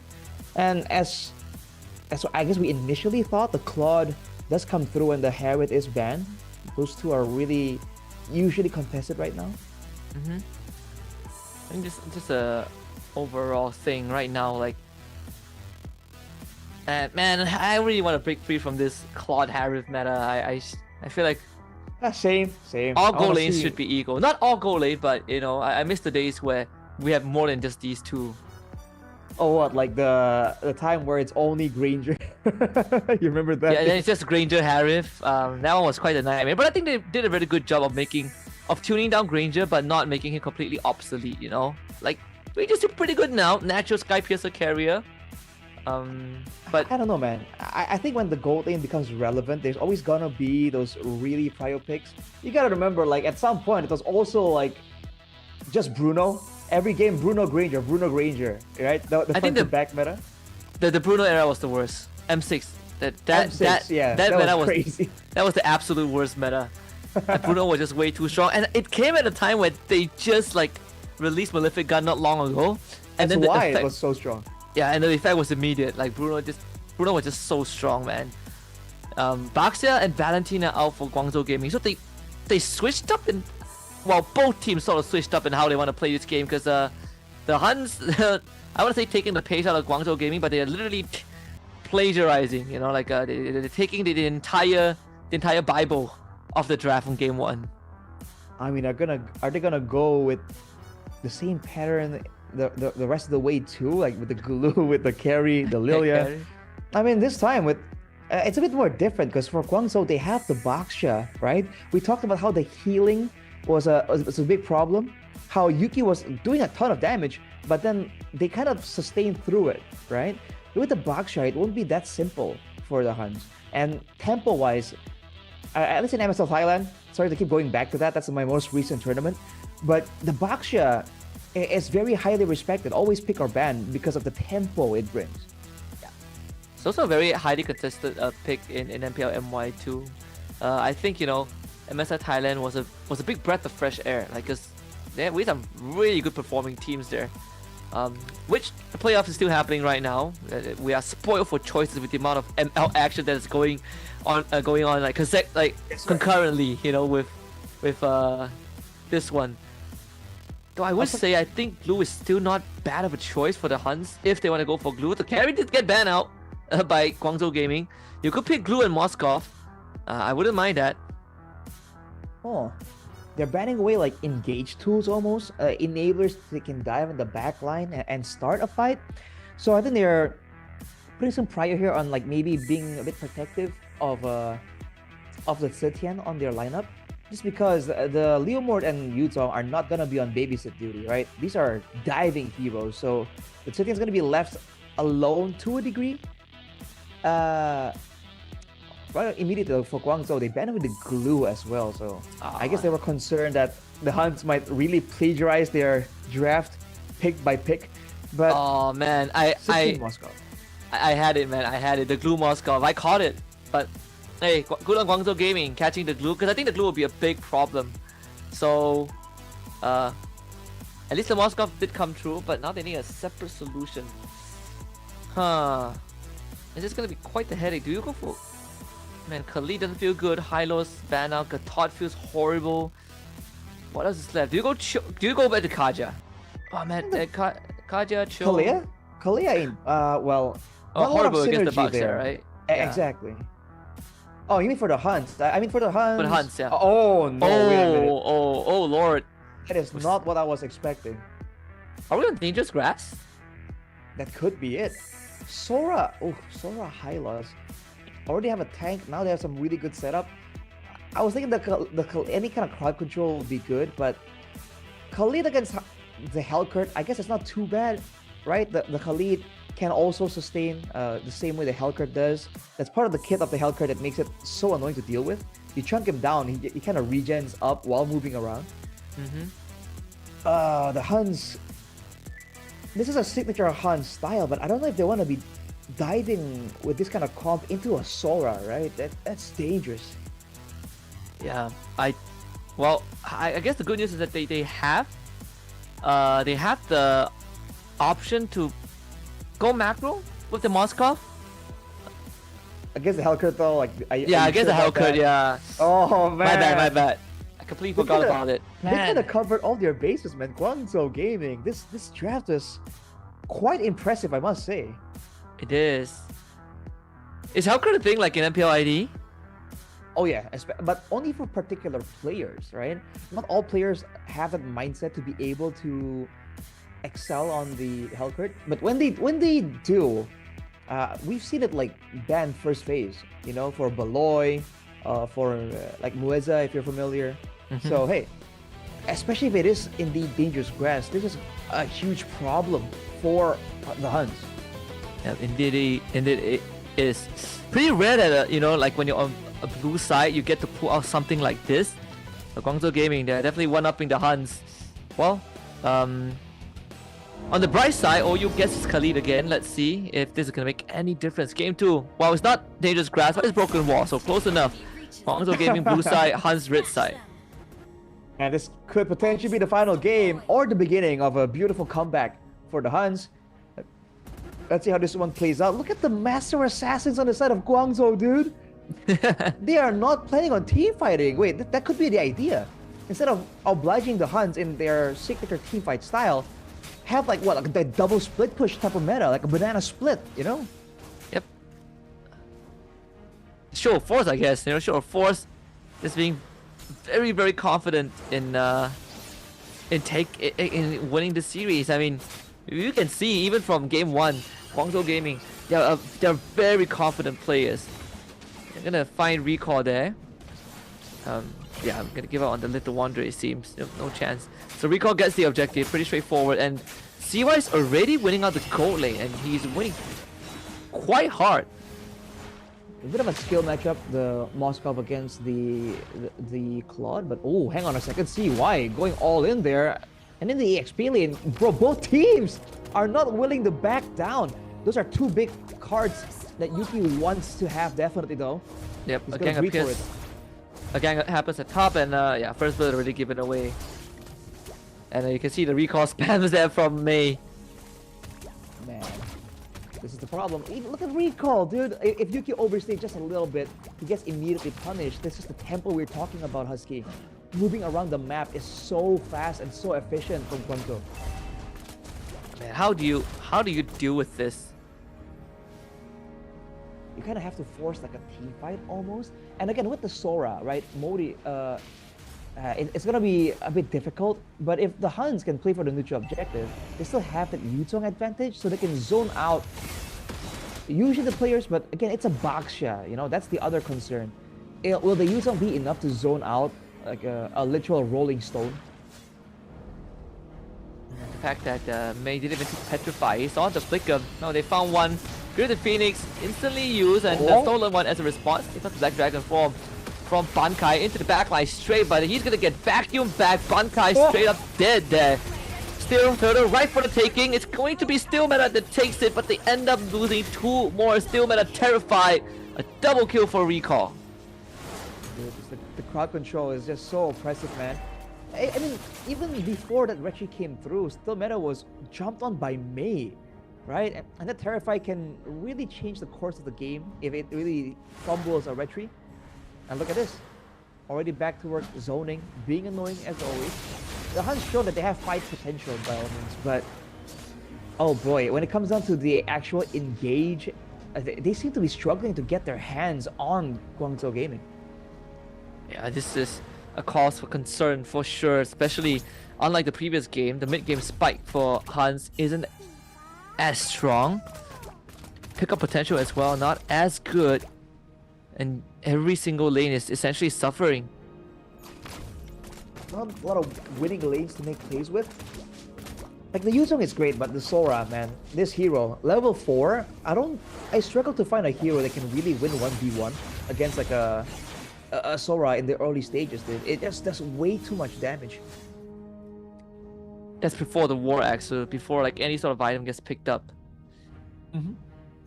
Man. Well, get that flicker for another 40 seconds. It will be enough for in time for the second turtle to spawn. Yuki is gonna double wave, and this is gonna cost him his life. Right in an instant, they do trade the Hauke in return, but if you are Guangzhou Gaming, it's pretty worth it. Okay, maybe not that much, as you lose another 2 more. If Petrify comes through, that's gonna be triple kill for Kenny. Man, they did not respect it, man. They get the jump on Yuki. That's great and all, but having everyone that close together, we just talked about how the HUNS love going for these big combos. I'll see why. Gonna be stuck in a 1v2. Now, the duet comes out, Purify gets used. They just need a bit more punch there. CY goes down to an auto attack. Kenny just cashed in 4 kills back to back. But the turtle does not fall into the hands of the HUNS. And the gold lead is still for Guangzhou Gaming. Now still meta. Top key. Oh. The turtles are lights. Wow, that's gonna be turtle gone. That's the Sora damage we were talking about just earlier. And a quick turtle take too. The HUNS were not in position for that. Wow. There's gonna be a counter push from Yuki on the far side of the map, but man, Guangzhou Gaming not really backing down. Showing again that despite how it looked and how they lost 4 members there at an almost wipeout, they still have so much danger baked into their composition. As of right now though, it's anyone's game. Gold lead is barely at 1,000. This mid lane is quite the pain to deal with Mei's presence. Well, he's dead. Dang. The timing could not have been worse.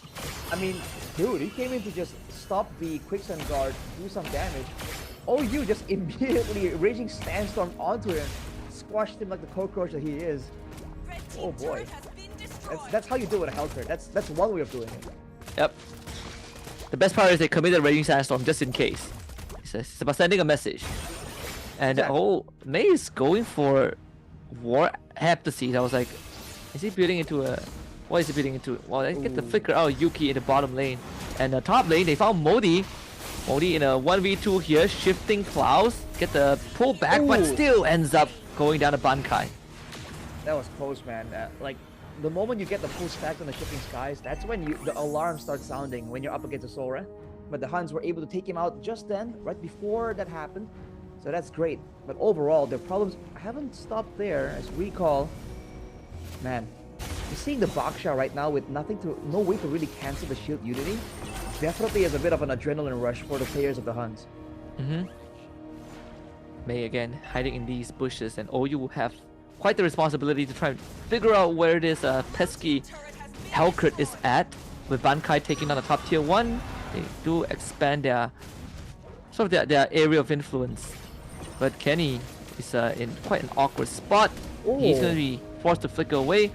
Bottom lane, I feel like there's an attempt on to CY, but CY has the BMI, so he's going to get out. Still Meta calls in the steed. Recall just on top of him. Fear of the Phoenix and the Dragon Form both used, and they actually slay Mei. But Still Meta gets out somehow. The SOD completely misses, so Yuki will have to walk all the way there. CY though will take the current and arrive at the scene. Bankai bleeds out Modi. CY now DPSs away onto Bankai. Bankai wants to cut vision, comes back in with the Petrify, forces out the Purify out from CY. CY with the Blazing Duet gets the kill, and now it's him against Kenny and OU, and Kenny picks up the kill as Yuki takes the mid-tier 1. Some very sporadic fights, and all things considered, it benefited the HUNS, dude. They're now at an almost 3k gold, 2k gold advantage.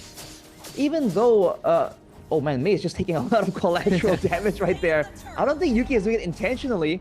Oh, he's gonna fall here though. Oh, he got the pin! Oh, not like this. Surely he gets out of this, right, Yuki? Yep. He's good, but I think they want more. Raging Sandstorm committed there. Kenny set the scene. Recall uses ult just to get that extra resistance. I think that's enough for the HUNS. Start falling back. Oh wow, dude. Like, did he know that guy was there? I guess it got revealed by the damage? Not quite sure. Modi's in the picture now. He has a flicker and the shifting skies. I don't think OU wants the smoke. All things, again, despite all the happening, the HUNS are actually in a very, very good spot. Getting the kills there, now getting a heart for the troubles. It's Guangzhou that initially at least seems to have the advantage, but they fumbled quite a few team fights right here. It always starts well for them, and then it tapers off somehow in favor of the HUNS. This is great news for the HUNS. They finally weathered the storm and found a way back into the game. This is a high priority pick in the Yuzong for, our competitors in this tournament has really been paying off, but can't say the same for Mei though. He's been having quite the adventure. Couple of unfortunate timings that resulted in his death, but now you have a Moskov that is ramping up. And he's been just left to his own devices, farming around without being threatened. They only sent CY earlier to deal with him. But again, Guangzhou, they have to find like a proper fight here where they can get to the backline. And the thing is, the HUNS can enjoy the gold lead for now, but later on, if the chips are down and the gold lead is equalized, or maybe if it's not too far of a margin, Guangzhou Gaming have so many ways to start a fight. They can go for the Terrify from the Hellcurt, they can go with the Shield Unity and the Shifting Skies, and there's no Purify, but you? Really buying time. The Quick Guard cancelled by the Stolen Fury of the Phoenix, but Blazing Duet committed. OU runs and Yuki, he's gonna end up becoming collateral. CY, is he really gonna get out of this? The whole team is chasing after him. Surely he goes out. He behind my backs. Doesn't find space. Kenny, come on, man. Kenny flips him on the edge, finds the kill, but the rest of Guangzhou Gaming have to arrive. And the HUNS very overextended. Stillman are trying to run away. OU back into the fight. And wow, they just trade gold laners for gold laners. You can see it right there. Guangzhou Gaming, despite getting like a quote-unquote combo, they were unable to secure the kill on the two members.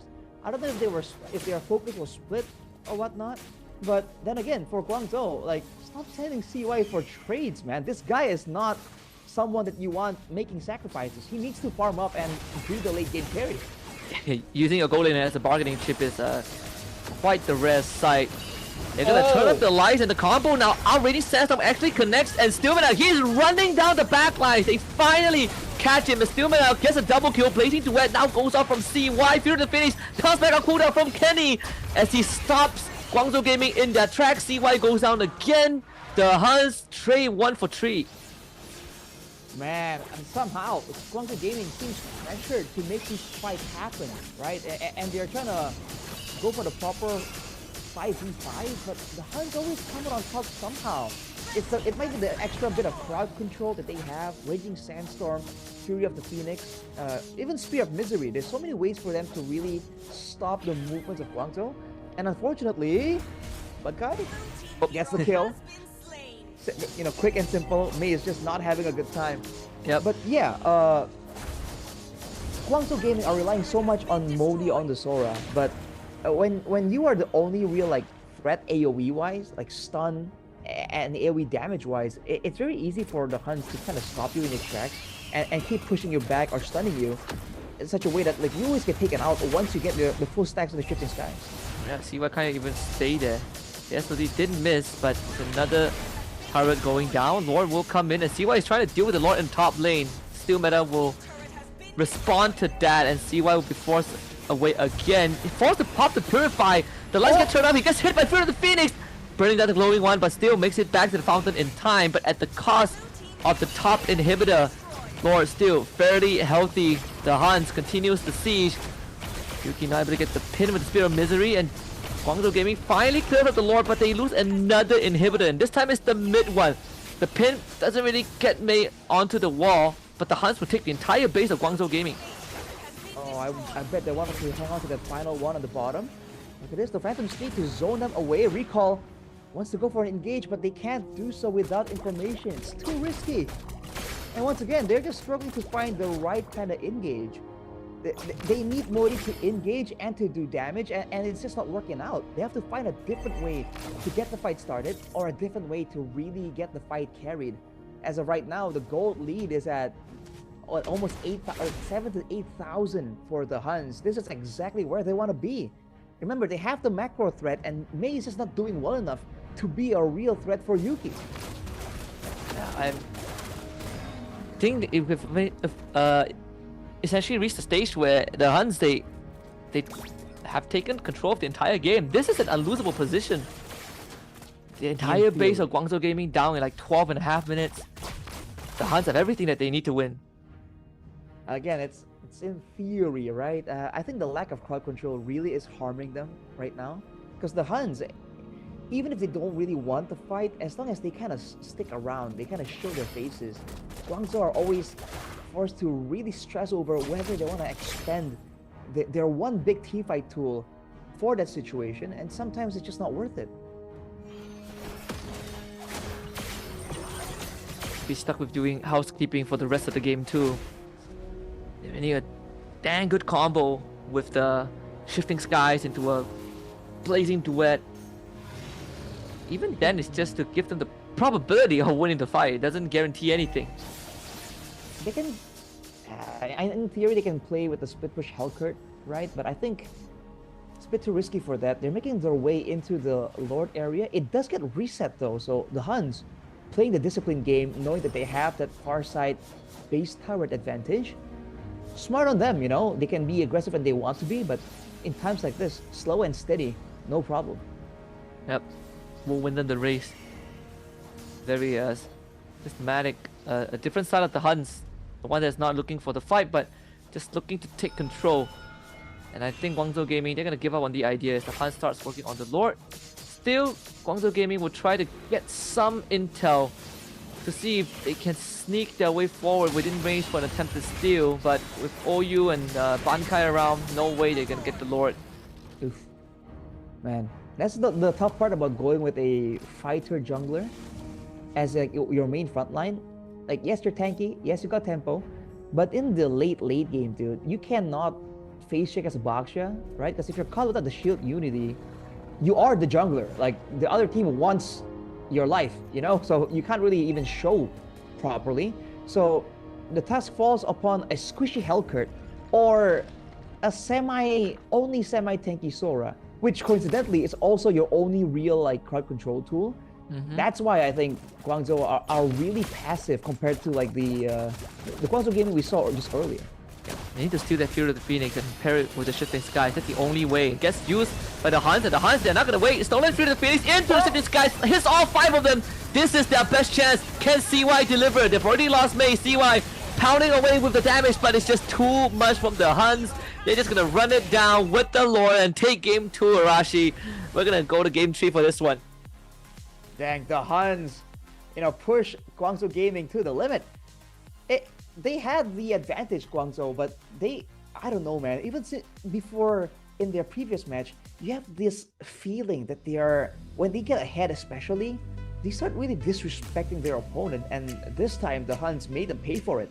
They have the right tools for the job. They have a stronger late game, and the foot's on the other shoe, man. Like, they are the ones with the sustain now, with the Khalid, with the Yuzong, with the Leomord, and even with the Baxia. Because the Baxia can't really move forward aggressively, the teamfights just go in favor of the HUNS time and time again, and they got some really good chase.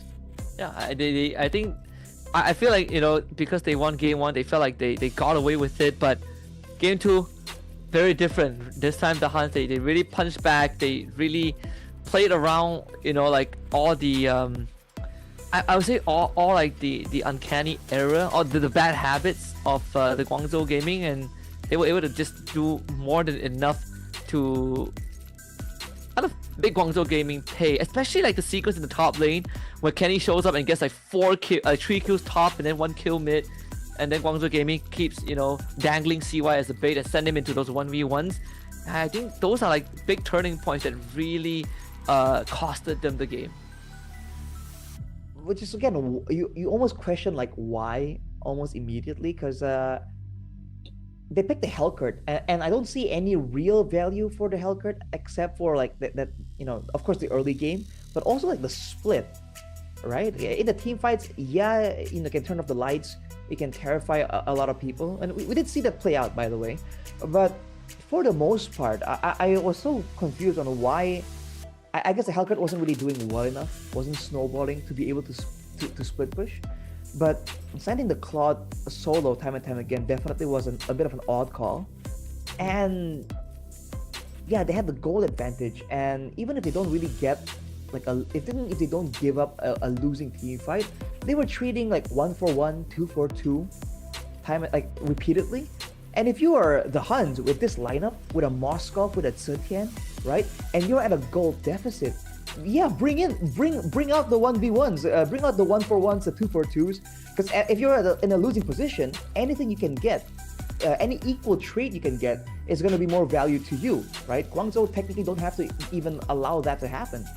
So that's definitely a bit of a miscalculation on Guangzhou's part. Yeah, pretty unfortunate. Gives us another good series, and I think this could be sort of like the point of reference for the other teams as well, as we go deeper into this tournament, regardless of the results, right?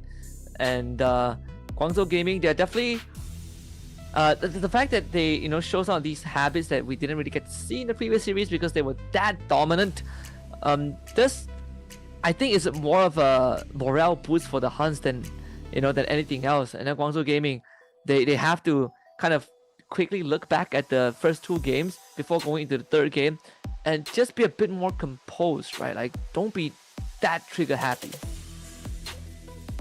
Yeah, and maybe again, coincidentally, right, this was the game where the draft got quote unquote stolen away by the HUNS, right? They got the Yuzong, the Leomord. And again, if that's the main problem, then ban it out. I think some of their bans, they can afford to kind of give up a bit more. I feel like the carry really wouldn't be as big of a problem against this lineup.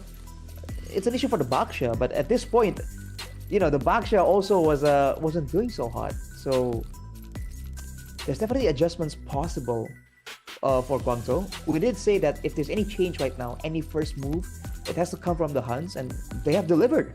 So now for Guangzhou, do they want to make adjustments of their own, or do they want to double down with this strategy? And if they think that maybe it's just a difference in execution? Yeah, I don't know about you, but I always feel like, if you take the Valentina too early, it doesn't give too much value. I personally prefer Valentina as more of a response than sort of like an initiation, unless you want to really deny like a Sora or some big ultimates, because at least from a lot of the Valentina picks, like first, second picks I've seen, generally the win rate is pretty low, but that's just sort of what I've seen. Right. I think some teams do pick it up as a deterrent, right? They know you want a big ultimate, so they just pick it up first. But in this case, they did get the Sora too, because they sort of denied it, right, using the Valentina. I think it's fine. The fact that they were able to get a gold advantage, kind of leads me to believe that the draft isn't abysmal. It's not awful. Might not be as ideal as they would like, but they were able to make it work initially, So I guess it's a bit of both. They definitely have to kind of show more respect though, because there were some moments there where the HUN got value, where I think we can all agree it's like they had no business like doing well in some of those fights, but it worked out for them. So I think Guangzhou definitely recognized that some of those moments came from them technically. Pretty much gifted over to the HUNS, unfortunately. So I think again we gotta see like how that next game is gonna play out. I think for the HUNS, they haven't really like gone out of the comfort zone, which I think is not entirely a bad thing. They've shown some of the some depths in their pockets, but they haven't done anything crazy. And I feel like probably it isn't a need to do so, right? Because even in game one, where they stick to their very comfortable game style, and they almost came out on top, just based on capitalizing on the errors of Guangzhou Gaming. So I'm looking forward to see if the ball, getting passed back onto Guangzhou Gaming's court, they have to be the ones that kind of rectify whatever errors that has happened in that previous game, and just, I think, give more respect to the HUNS. And I keep harping on about this, but get some more crowd control, man. You kind of feel for Modi in that game, because he goes in and everyone was waiting for it. He was the one guy that can make a solo kill happen, the one guy that can make a big team fight win happen for his team. And because he's the only guy, the moment he goes in, Spear of Misery, like Raging Sandstorm even occasionally, Fury of the Phoenix to stop his team from backing him up. And it's weird to say, because the Shifting Skies gives you crowd control immunity, but the Sora is quite susceptible to crowd control, man. Just because it stops you from getting like the right amount of stacks to get the active component of the Shifting Skies. And we mentioned this mid-game earlier, but there were some fights that really should have gone to Guangzhou Gaming's favor, but Modi just could not get that ultimate out in time. I see. I'm like checking out some of the other regions, and I feel like right now, at least for MCT most of the teams are still trying to like really get the fundamentals down, right? So we're not really seeing those big deep pockets. But if there's like one hero I want to see, I'm thinking of, I wonder if like the Gord will come back again. We've seen like the Gord once. The Cho, I want to see more of the Cho and Kalea. I think these are heroes that are probably not too favored, especially the Cho, more mechanically demanding for some of the newer competitors. But it's one of those big game changes. I feel like that can really give you an edge in a game. The Gord, huh? It's one more way to engage technically. It's AoE crowd control, even though it doesn't really feel like it should be. The burst damage though, I think it's going to be quite valuable. It could be a better alternative if you want shoe damage, aside from going for the carry, right? It's just less of a danger pick. It gives you great mid control too. Yep. Let's go into game 3. So both teams still remain on the same side this time. No changes on that. Bans seemingly the same. Jungle bans by Guangzhou Gaming. The HUNS going for the Freya opening. Should follow up with a Zhu Xin if we follow the pattern. Yeah. Yep. Sushin almost immediately on cue. Along with that, the Harith was the option earlier. I wonder if they want to go with the same, or did something of the performance from Guangzhou demands a different thing. No, it's gonna be the Harith. They take Claude here? No, go back for the Leo Mort. Is it just like a reset, bro? Like the same bans and picks? Yeah. Just gotta remind everyone, this is not a replay. This is game 3. It's happening live. Do you take Yuzong here, right? Do you just be like, you know what? They're probably gonna go Yuzong. We take Yuzong and Claude away. Oh wait, you're okay, right. close enough, close enough. Oh, but now with the Leo Mort, the Yuzong is kind of left alone a bit more. For Guangzhou, I guess They Claude, take Claude no? here, right? Yeah, they take Claude here. Okay, They want the Claude. Valentina as well. I think it's not a bad idea. Because it's one of those mid laners again that can still stay somewhat safe against like a Yuzong, against one of these heroes that can really dive in far, deep. It's gonna be the Valen indeed. Okay, so do you take Moskov here, or do you go for Gwyn? There's still Gwyn available. Might be the Gwyn angle. You know, Or- I guess to get a brawler in the jungle. Or the Glue. Prefer the Gwyn personally. There you go. There it is. All right. Go. Now So though, good. for both teams, not so much card control. I guess for the HUNS, Fury of the Phoenix and Spatial Migration. But Fury of the Phoenix you can kind of outplay though, and Spatial Migration is the one engage tool. The fact that Guangzhou don't really have any hard card control just yet, it's a bit worrying to me. Yeah. They do have like the Petrify technically as well as the crowd control. The Hylos and Glue banned out by the HUNS. Carry by Guangzhou Gaming. This should be a Moscow ban, I think. Let's see. We go down the list. If the Moscow gets banned out, we might be seeing like Granger or Bruno. I know Mui Minute played the Bruno earlier on. It's one of his favorites too. They might not even like be too concerned about the Moskov, right? If they want to play early game and play tempo, like the only reason the Moskov looked so good is because the game dragged on, right? Both teams were just trading equally. So I'm thinking something. Maybe they're concerned about just damage output, just deny more shred.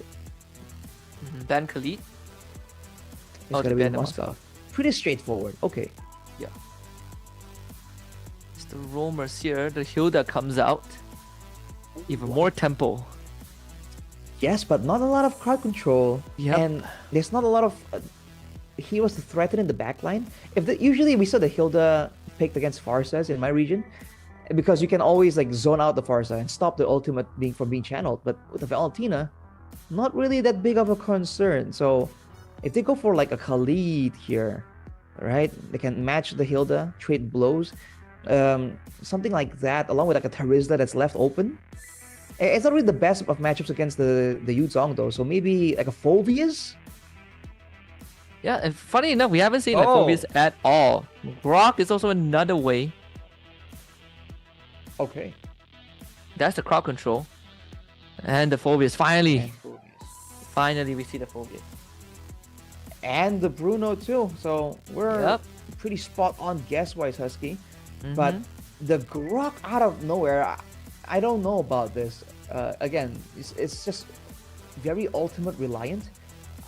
With the barriers, you can kind of stop the Hilda, I guess, and punish even more.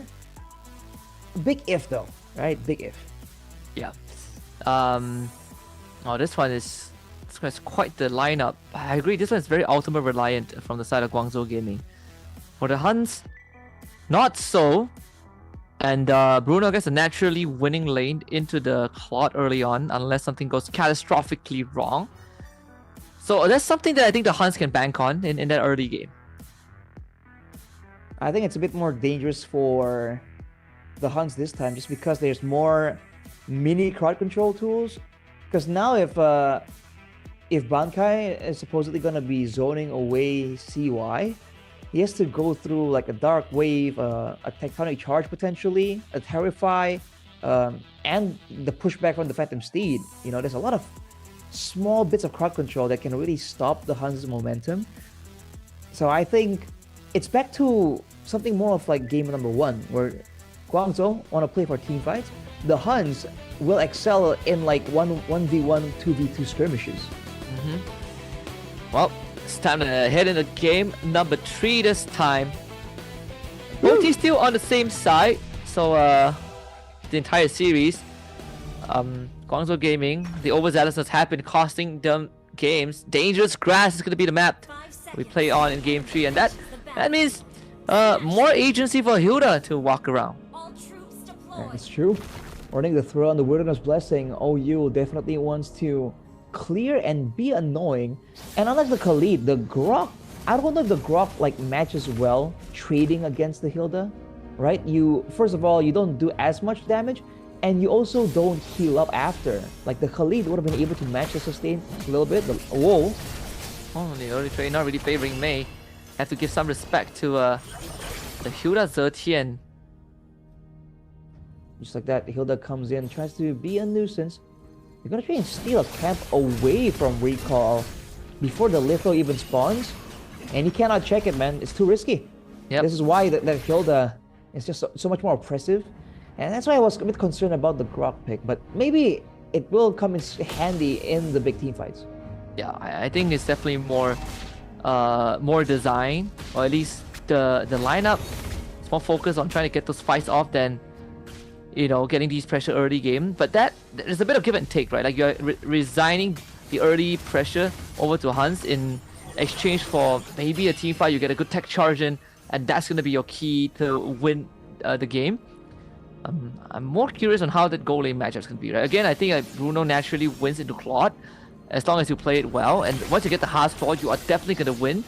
But see why he's holding his own pretty well. I think Bruno needs the Haslos for sustain, yeah, but I think he only really wins early on here if it's an all-in, right? Where the cooldown of the spells isn't really a concern for the Bruno. If in short trades, I think CY can do this. BMI in, get some damage, BMI out, and leave his shadow to like beat on Yuki. As it's a fight on the mid lane. Yep. See that Phoenix gets used. Hits on a 2, and that's enough to stop Guangzhou Gaming from progressing forward, but they did get a key out from Kenny. So it's a small win for Guangzhou Gaming. And Stolen Fury of the Phoenix is also there. He even broke the Phoenix cloak of Kenny. Managed to find Bankai in the bush, and now the Forfeits comes in. Stolen Fury of the Phoenix, that is the setup we've been waiting to see from Guangzhou Gaming. Instantly 3 kills. Gathered Kenny, 4th to go down. 4 bodies for Guangzhou Gaming and the turtle. Oh boy, man. It looked somewhat okay for the HUNS, and then they got clumped up on the top side of the turtle pit right there. And it's combos. Combos upon combos. You should have known better going up against a Phobius, dude. This is why the hero usually gets respected so much. We haven't seen it this match. Actually, we saw it in the previous match, but this match, this is the first Phobius, and I guess the HUNS forgot the level 4 Phobius threat. The pressure intensifies in the gold lane too for Yuki.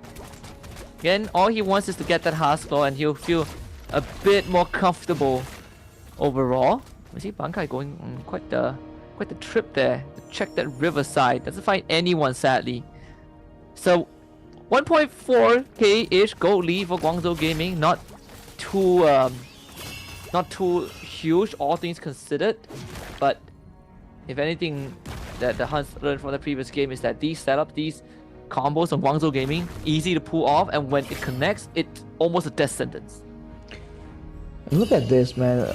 Modi playing it pretty safe. I don't know if he sees the fact that the jungler is on that side. These are the moments where the HUNS again wants to go for team fights before Guangzhou can group up, but oh, they're losing at the skirmish battle. Yeah, that's the attack charge already committed into a terrified layer perfectly in terms of crowd control. Man, 2 ultimates though immediately. Guangzhou are definitely decisive. Still meta trying to go for a solo play. But again, all these are gonna be up before the next neutral objective. Zones out Yuki. Won't be able to go for anything more though, as it's another engagement on the top side. Yep, Fury the Phoenix gets used, drops down to 2 and allows Bankai to take out recall. So Modi, the further pursuit, just too much. Killing spree on the Phobius now. jungle for EXP, like so far not bad. Xing though, oh man, how does the Huns keep doing this, man? And then they gave one back, okay, but this should be a neutral objective. But Modiach is trying to be a raid boss. He has a bounty though. He might want to reconsider. Yeah, I think Yuki needs to start respecting the fact that he doesn't have flicker, so you can't just walk up to the Grok like that. Chuck charge gets used, but still flicker dark wave in from Modi, not able to get on the steel meta, and Huns, they get the turtle and they're out. It's these moments before the neutral objective where it makes sense for the Huns to try and make a play, but Guangzhou seems to always fall for it. Right? They're waiting for the neutral objective. They want to play with Modi, as the raid boss. But are they not understanding that the Huns want to avoid that at all costs? They should really, again, respect the movement potential of the Huns, because that is their win condition, right? The win condition isn't in a team fight. Their win condition is before the team fight. Yeah. Get the lane swap there, CY to the top lane right now. Finding OU, but it's not really the target that you want to go on. We see the House Fall already coming online for Yuki. Again, he doesn't have the flicker, so if he gets caught by Mei with the barrier and he doesn't have the sliding tackle, that's obviously going to be a dead Bruno, which is something that he needs to keep in mind, considering that that's how he was punished.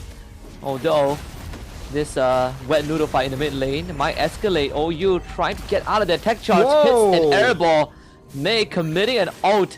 And it seems to be the signal for the Huns to come in for the counter engaging, blow the Purify, and then they follow up with the Petrify. That is what we want to see. The Huns had that plan out from the beginning, and now the shutdown with the Modi seems to be possible. He's bleeding now, jumping in, the flicker away from Kenny, and the shutdown goes to Yuki of all people.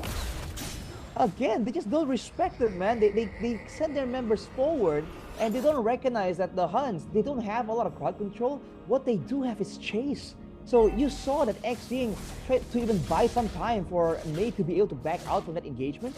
But as he does so, the Black Dragon comes in with the Petrify. The Hilda slows him down. The Zetian also keeps shooting out spells, slowing him down too. They kind of respect the long chase from the Huns, man. It's not gonna be about Requiem, the spells they're doing. Modi goes in with the flicker, stolen Fury of the Phoenix, gets unleashed. Kenny doesn't have this just yet. Now the tech charge, a bit better than the previous one. Guangzhou Gaming responding in kind with 2 kills. Just 1, excuse me. I thought it was 2 as well, but it's just 1. And you can see that when the fights happen on their terms, Guangzhou, man, with all the AoE and the damage, they have what it takes to win. But they've always been forced to fight almost sporadically. Again, might happen again. Be careful of Yuki. He did get stalled out by a bit with the Terrify. Now fighting a tight area. Yuki not really in the position that he wants to. Here comes the Phantom Steed summoned by Recall. They lose Steel Meta as Recall goes for the dive. Yuki has the Purify to get out of there. OU will try to hold him back. The Black Dragon, unfortunately, even though Bankai has the Petrify, doesn't seem to be the perfect moment to go in. Guangzhou, they want this mid-tier 1 and Bankai should be able to clear it out in time. Commits the Petrify there. Clears out the minion wave. The Huns won't keep the structures up. As you can see right there, the Huns, that's why they were trying to go for fights like that, trying to be surprising, trying to go for and pick up 1 or 2 members, because they know as 5, it's difficult to get through all the crowd control, right? Especially the Blazing Duet being a real threat. CY isn't even on the Swift Trinity just yet, building towards it right now, but yeah, man, for Guangzhou, just stick together and know how far the Huns can chase you, and position accordingly. Oh, they're catching OU off position though.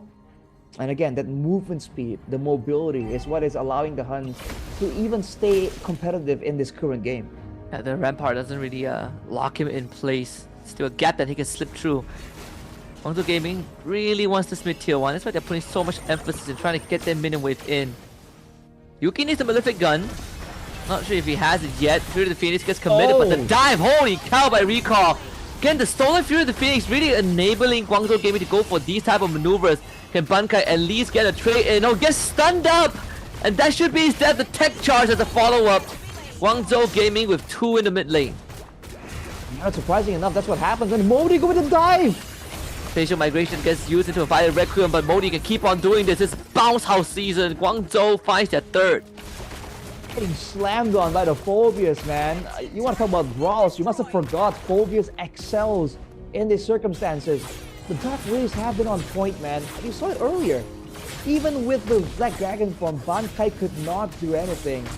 It was even questionable for him to get in that deep behind enemy lines in the first place. So much crowd control, AoE crowd control as well. All the HUNS have going for them is that surprise factor, man. But as the gold lead keeps getting further and further, the Guangzhou Gaming are gonna care less and less about that. Yeah. The HUNS working towards the Berserker's Fury for Yuki because he's gonna be instrumental.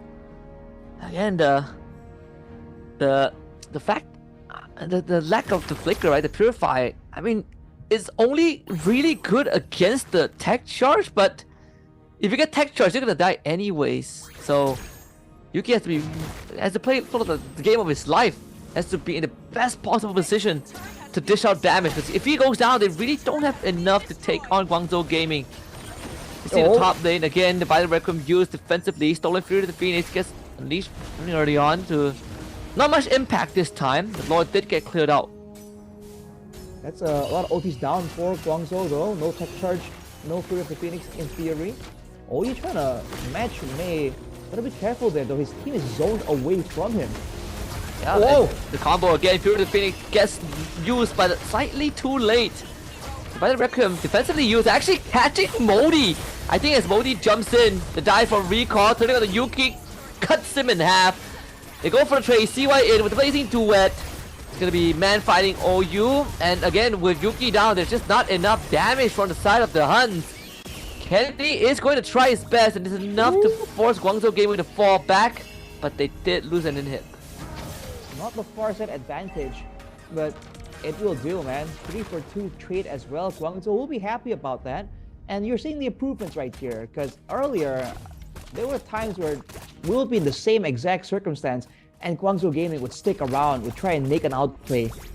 And it's just not necessary, especially against a team like the HUNS, who are very willing to oblige when you give them the chance. Yeah. And they love these kind of brawl, but finally Guangzhou Gaming finds a lead for themselves, right? A sizable lead that they can take advantage of to close this game. They got the item power spikes lead as well. They got the Wind of Nature for CY. That's gonna be pretty massive. Although again, Kenny and Still Meta are doing magical damage, so he still needs to be a bit concerned about that. But Modi chastises Pauldron into the War Axe. That's why man is just tanky as heck. Not really concerned about a lot of magic damage. Whoa! Look at all the damage. Winter Crown is used, but unfortunately the Dark Ray follow-up there. Still Meta ends up dying anyways. Right as the Lord's about to spawn too. Definitely unfortunate, man. Good on Guangzhou to not allow that disrespect. Showing your jungler in front of the Grok, right? I get it, you have a Violet Requiem, but still meta. You know, you can't be playing with fire like that. Yeah. Power lacking essentially. Now this Lord guaranteed for Guangzhou Gaming. It's a bit of a problem now for the HUNS because I'm not really sure how the HUNS is going to come back from this, right? Because Guangzhou Gaming, they've hit their stride. They figure out the key to winning. Just hit the tech charge, right? Like someone gets an engage off, you follow up, and you layer the combo. Ooh. You kill Yuki off, is lights out. Dude, Modi doing more damage than Kenny on the Zetian? That's crazy. That's snowboarding Phobias. I guess they have to try and get their own combo inside the base. Oh! Oh, there we go. Fury of the Phoenix. The stolen one gets used. And this time they do shut down CY and Mei. The dive might have been a bit too overextended, although Guangzhou Gaming, they still take the mid inhibitor. Still Meta trying to chase down Xjing, finds that kill. Now it's gonna try to get his way out of there. Recall and Modi on the chase. Kenny needs to focus on clearing the way. Still Meta knows that he's dead. Man. Again though, you have the Lord, you have the advantage. You gave up 3 kills, 1 to shutdown on CY. Towards the HUNS, these are the kind of moments that the HUNS can use to try and find a way back. The gold lead is down to about 3 to 4k from the earlier 6 to 7k. And the far side base turret isn't even down yet. Guangzhou got both base turrets, but not the one on the bottom. And the next Lord is spawning. The Huns have a chance here. As recall tries to go in. Might be a mistake. They force out the flicker from Kenny, so the Phantom Steve for flicker, very much worth it. The cooldown isn't that long for the Lure Mod 2. The Bork for Yuki finding the Demon Hunter sword. Hopefully the Phoenix gets dropped here. Phantom Steve used again, chasing on the Yuki. Yuki gets pushed back. He's dead. This could be Guangzhou Gaming's window to win the game. I don't think Steelman can do anything about that. He gets ran down, double kill for X Ying. And without Yuki, it's just not possible to win this game, man. Again, this Bruno, that Purify, I feel like there's no value at all. Now the Stolen Fury of the Phoenix is gonna land on top of all three of them. Guangzhou Gaming doing some cleanup here, there. Double kill, going over the recall, and they are off to the grand finals. Man, that's a great showing, dude. The adjustments were definitely there. It was a great case to be made for the Huns, but unfortunately, Guangzhou are just a bit cleaner. They weather the mid-game storm that the Huns really enjoy using, and they get the calm, cool team fight victory and show that they can show restraint, they can show discipline. I think it's just, man, you can't just keep giving the free Zetians all over to Valentina. Like, it's how many times have Guangzhou Gaming won the fight because of Fury of the Phoenix? They probably won more fights with the Zetian ult than the Huns had with the Zetian ult. I mean, dude, that ulti is just so good for both teams, right? When you want to have that like all-in team fight, when you have to have that chase and that pick off, even for Yuki there in the final base team fight, before the game-winning team fight, he had the win of nature. He was kind of safe, and then the Fury of the Phoenix just drops on him, and that's part of why he got shut down there. So it's definitely a value ultimate. Yeah, super valuable, and that's gonna put Guangzhou Gaming in the grand finals tomorrow. They are done for the day. Whereas for the Huns, they're also done for the day, right? They'll be playing tomorrow in the lower bracket finals instead. So either way, I think just a longer journey. Fans of the Huns still have a chance. Again, whoever is playing in this playoffs have already secured at least a wildcard slot at MSC in Paris. It's just a matter of who gets to skip wildcards and go straight into the group stage. Guangzhou Gaming are one step closer, one step away, I'd say. Yeah, very, very close, but they gotta remember that they can't really underestimate the other teams, man. The Huns were able to actually take a game off them and make the third game a little bit close, Yeah, you wanna be careful about situations like that. But you're right, man. That's it for them for today. And we're gonna break down a little bit later on, like some of the other factors that might have swung the game in their favor.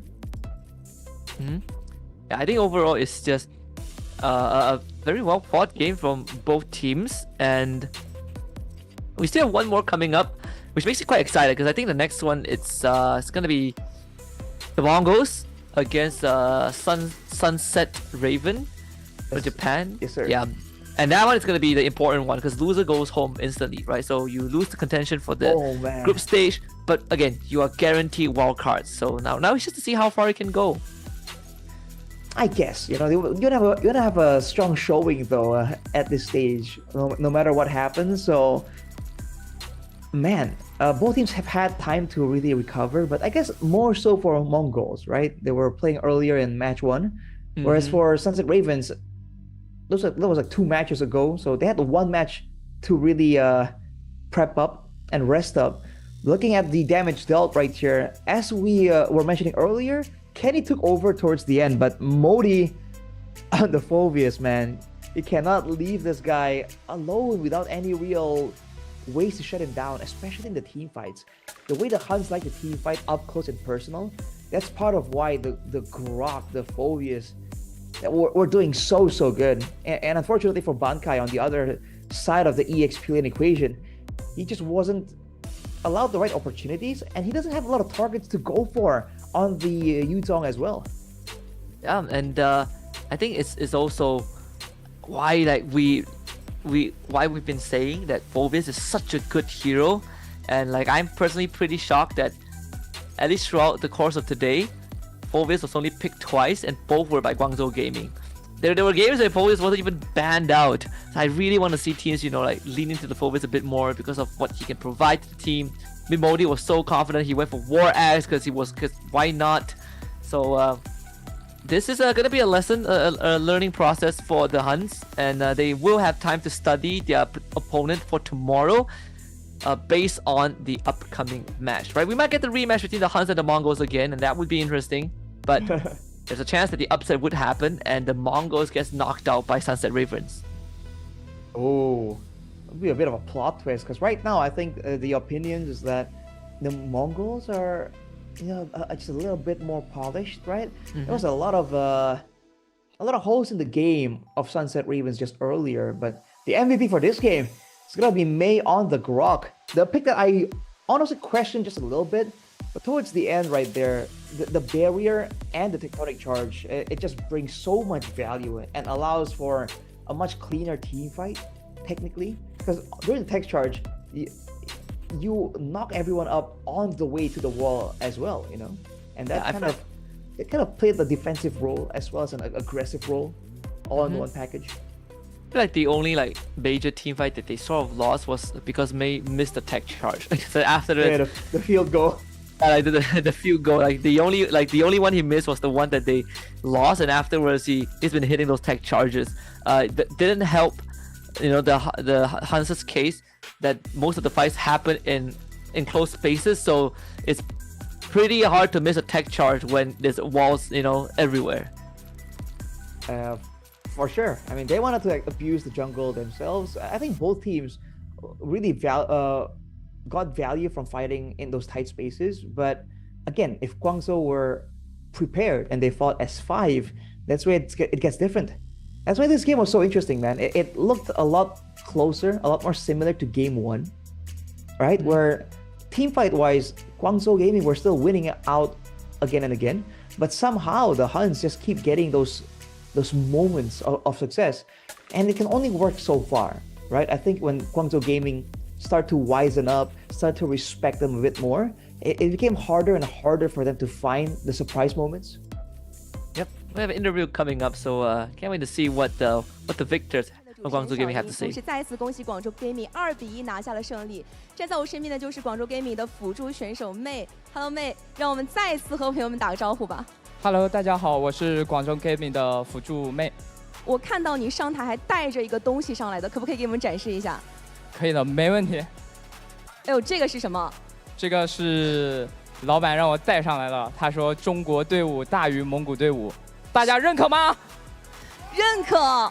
我相信今天的成绩就是最好的认可。同时这几把比赛真的非常的精彩，特别是第1把跟第3把，无数的高光时刻和精彩的团战一浪高过一浪呈现在我们面前。我不想问到底是哪一波，你们怎么沟通，怎么去想的？我想问你们有没有一个人能不 C 呢？其实我觉得这是我们的正常发挥。正常发挥，相信自己。有些团战是很难赢的，我们解说老师也说了。4打5，包括切后排，你们5个人一起往里冲的时候，是纯粹的相信队友，相信自己的实力，也是对身后这个无数支持你们的粉丝极大的信任吗？你们当时是怎么做出那些高光时刻跟华丽的操作的呢？队友说 Let's go， 我说打。队友说上，我们就一起上。第2把的时候，中期其实被对面抓到了机会，你们赛后做了哪些的复盘，导致你们第3把如此爆种？其实我觉得真的是正常发挥。第2把就是我想玩一些比较毒的英雄，但是我没玩好。但我的队友相信我说，你想玩就选，反正随便赢。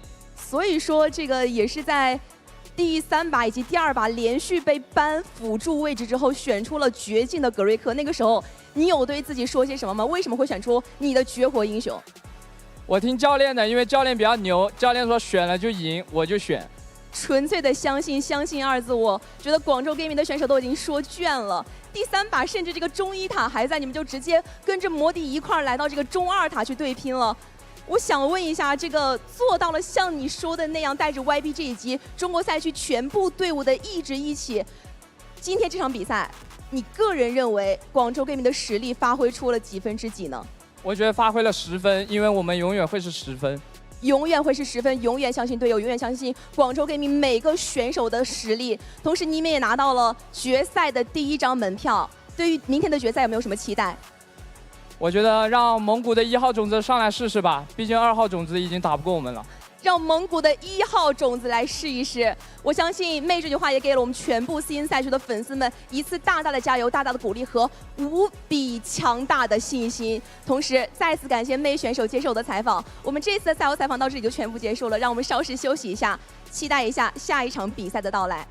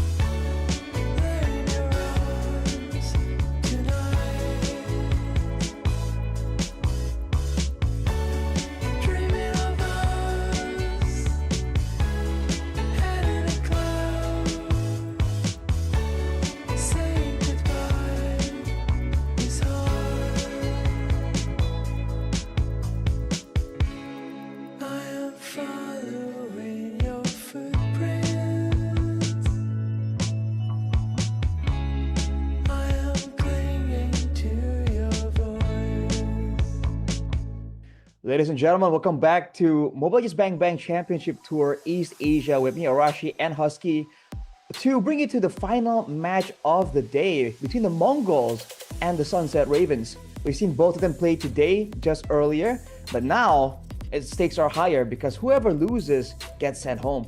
Yep. Whoever loses gets sent home. But the silver lining is that, again, to remind everyone, they have already secured their slot, at least a wildcard slot, in Paris, in MSC. So no matter what, they're gonna be playing at MSC. It's just whether they're gonna be playing in wildcards or will they get that second chance? Will they skip wildcards and get the bye into the group stage? But to get that slot, they have to become champions first, which Guangzhou Gaming is one step away from doing so. Whereas for the Mongols and Sunset Ravens, it's gonna be a longer journey in the lower bracket. Yeah, it's still a grueling situation to be in right here. If they want to really take down the tournament favorites, they gotta work their way back up from the bottom. But looking at the Mongols team lineup, K, Ox, Meiki, Zuxora, and Mumu. I mean, Zuxora is a name I recognize, but this team has been doing pretty impressively so far. Yeah, I mean, like one of the few veterans, right, from the Mongolian region, previously played with Bankai in Team Zone. He's been on the international stage, playing the wildcards, I think, in last year's MSC.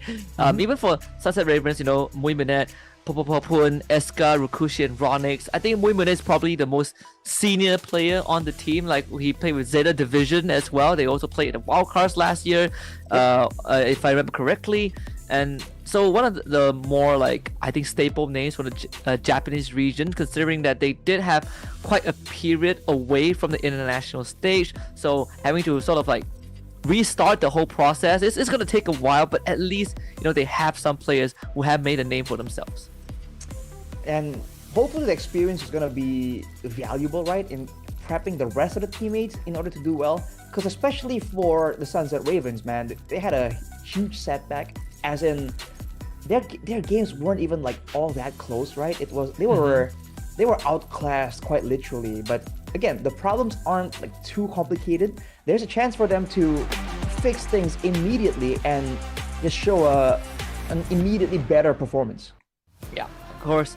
We have to look at their opponents from the side of the Mongols, who needs very little introduction at this point of time. And sure, they come in as the favorites. They got dropped by the HUNS earlier on, but there are still no slouches, right? These five players have, if anything, shown some good composure in game. I feel like what separated them and the HUNS in the earlier match was just the HUNS were a bit more scrappy in those fights, and they basically forced Mongols to play the game and then beat them at it.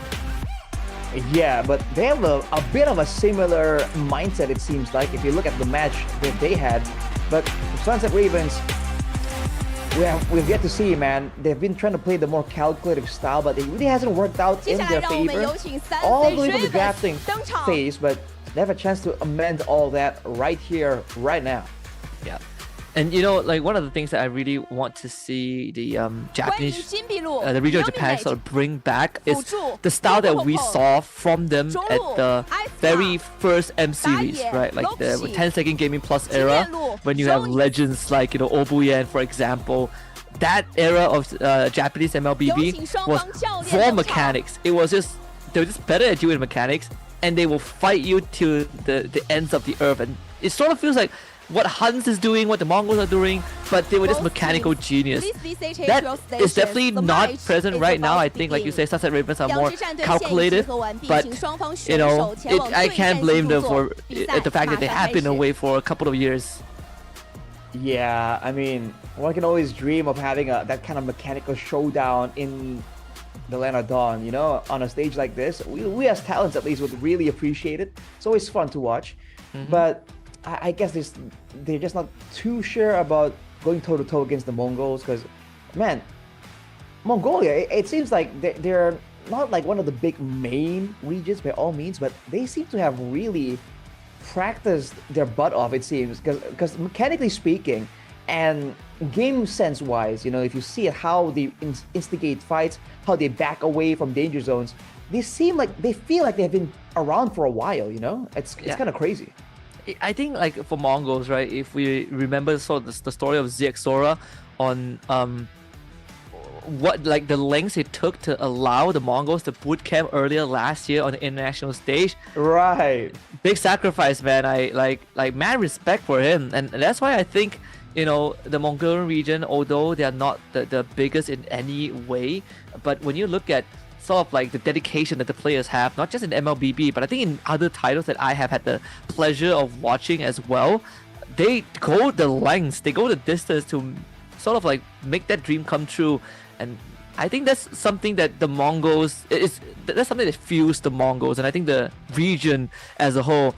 And it's even sweeter now that we get 2 Mongolian teams in the wildcards instead of just the usual one.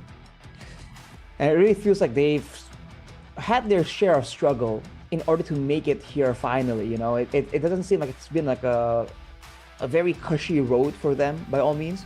They've came in as underdogs, they've beaten some of the odds, but they haven't really attained, you know, full international glory just about yet. But that may change, man. They certainly seem really good, and the current meta also suits their style, by the way, so there's some extra benefit there. On the other side, though, for the Sunset Ravens, they gotta really lock in right here. With their own wildcard, Ronix, he came out of nowhere. He's gotta step up too, because theoretically, at least, he should be a bit more well-versed about Mobile Legends. Yeah, I think, I mean, it's the import of the team, right? In that XP lane, which is a pretty important role. I mean, you're going to be going up against Mumu, who, if anything, in the earlier series has shown that he fights. Like, Mumu fights hard.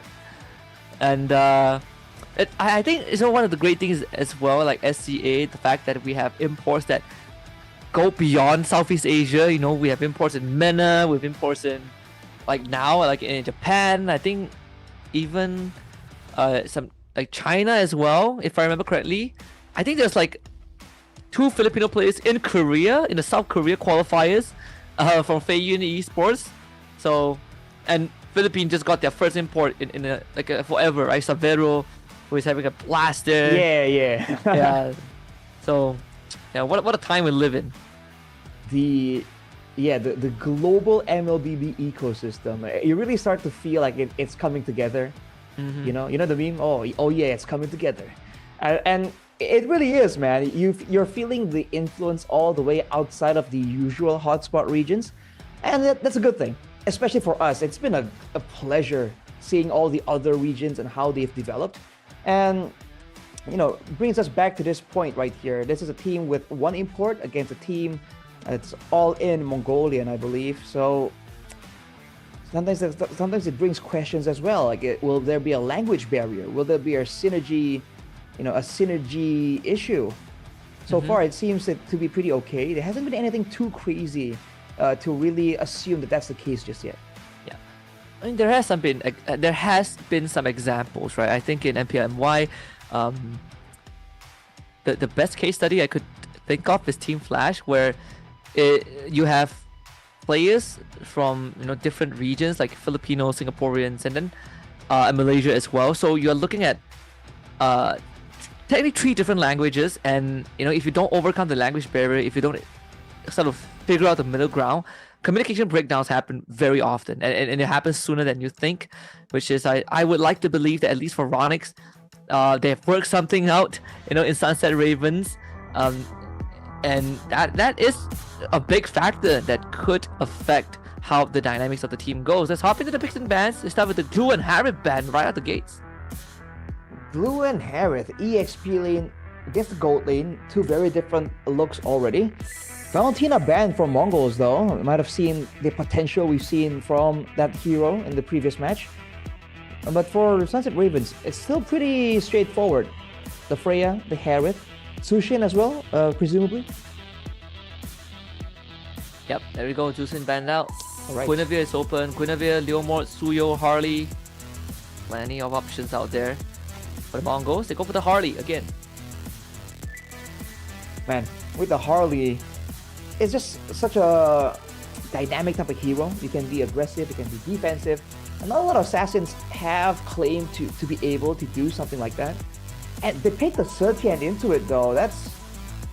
I guess there aren't any other better options, technically, safety-wise, but that's a bit dangerous, I gotta say.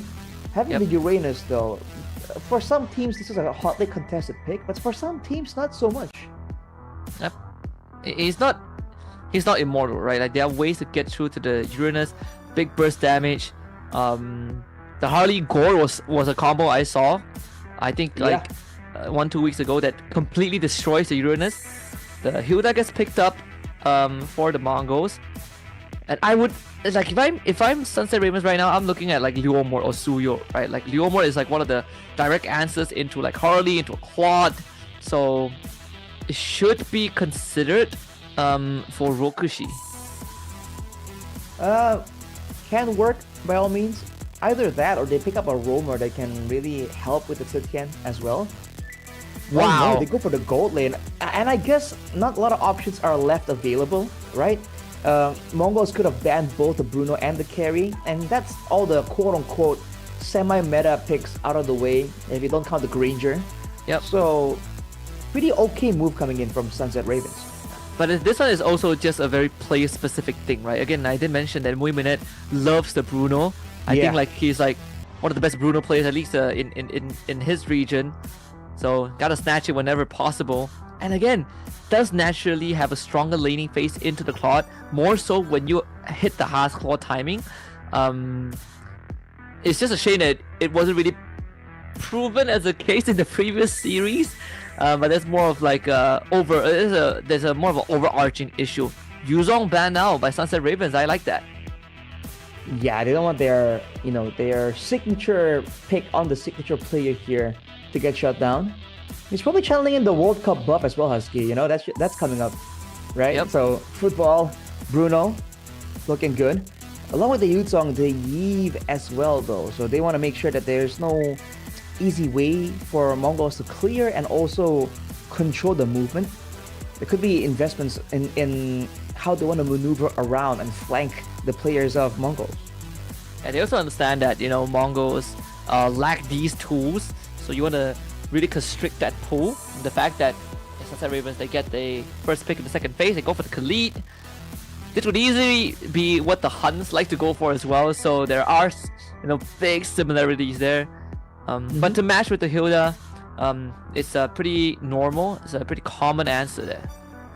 Yeah, it's pretty even, kind of, for both these roamers. The only difference is that the Khalid needs to expend a skill to heal up. The Hilda, not really.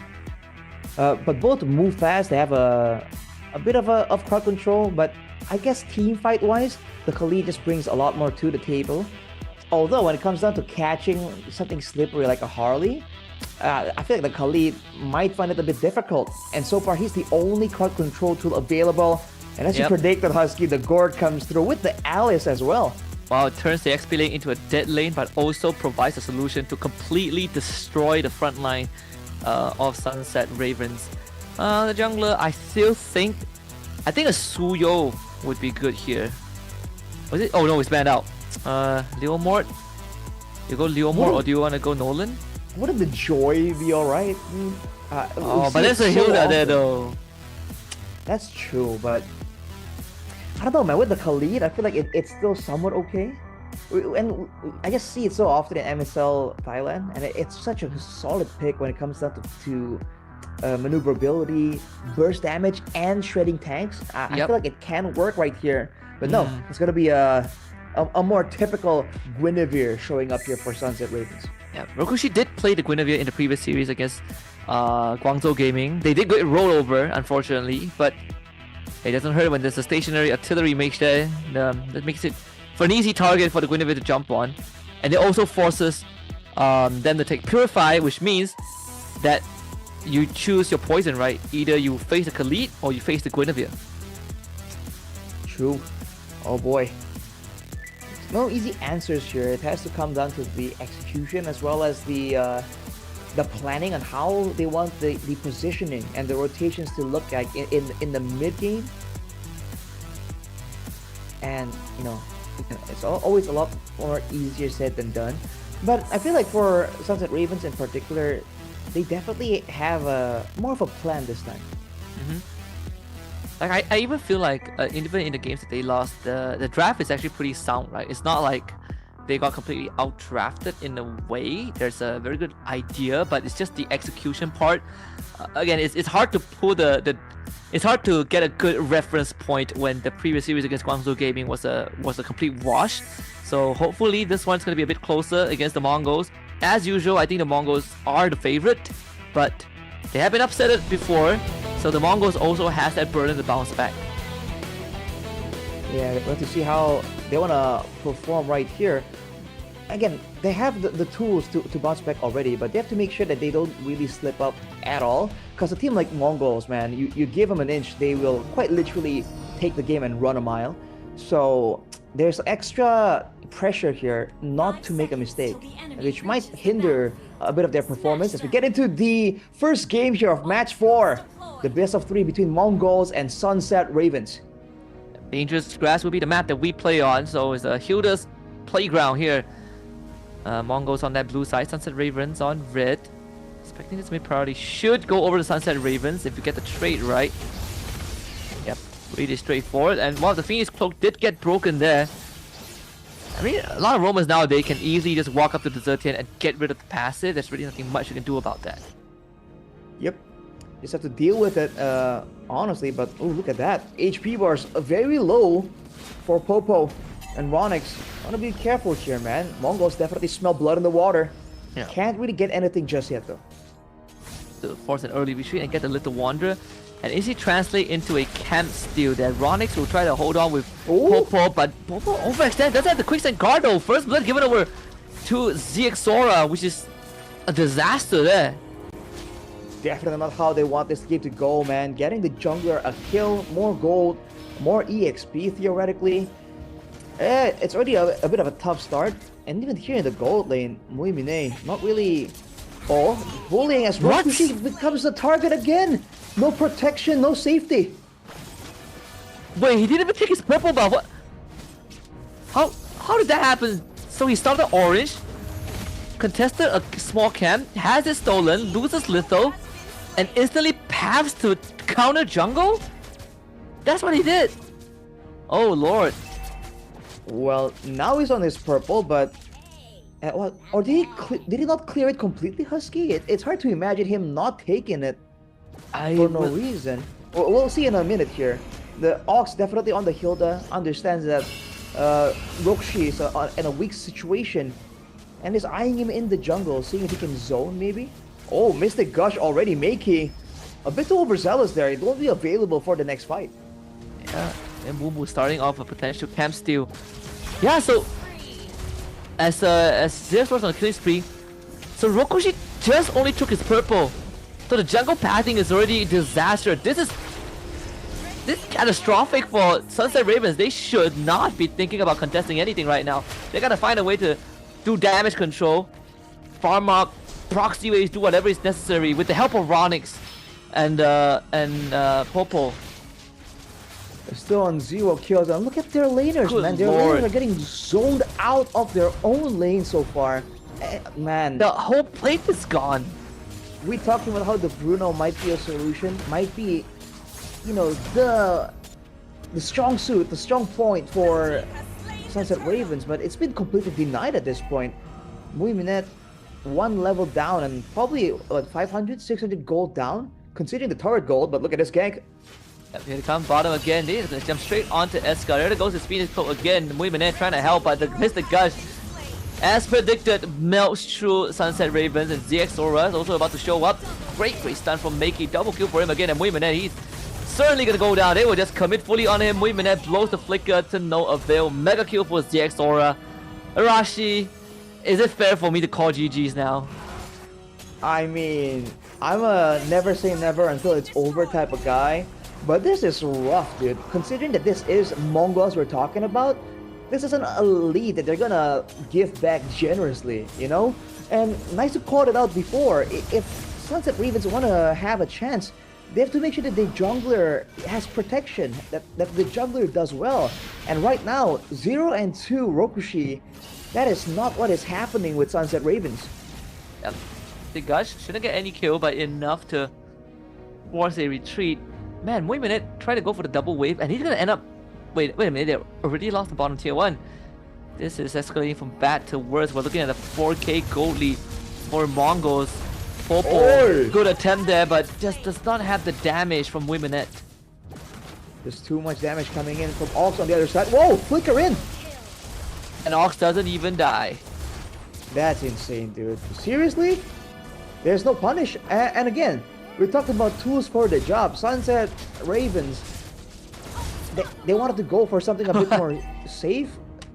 Can't do it, man. They just don't have the right tools to really punish, right? The Rokushi is too far behind. Popo, now 0 and 5, super squishy. They can't even contest ground soon enough. Once this mid-tier 1 goes down, it's going to be lights out. And speaking of that, Fear the Phoenix does get used. Muimanet able to get up from there, but they still end up losing Rokushi. Can they at least get Meiki? No, the flicker from Popo committed. Meiki desperately trying to make an escape there. They find a shutdown onto ZXora and Meiki. Sunset Ravens gets to fight back a little bit. Ox is going to be next on the menu. There's Eska with the pickup. Man, you have the questions of what's going on with the Mongols right there too, though. Like, is there any reason they would be giving up that many advantages? Almost a solo kill right there onto Muminet, but the turtle's gonna fall into the hands of Sunset Ravens, presumably. And again, Mongols had no reason to give up 3 kills out of nowhere. I just very confident with the dive, but completely disrespecting the, I think, Rokushi's crowd control, the Fire Requiem and Eska's Fury with the Phoenix. It's quite a price to pay. It's still 4,000 ahead. They're gonna try and do it again this time. Doesn't land a stun, but they will repeat what they did this time slightly cleaner. They find that kill.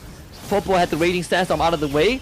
K trying to work on that mid-tier 1, doesn't find it. Concentrated energy off for Rokushi and another purple buff stolen. So far, objective-wise though, that bottom lane is looking pretty bare for Sunset Ravens. Other sides though, not too much, but this mid lane turret should fall unless Sunset Ravens expend some resources to try and protect it.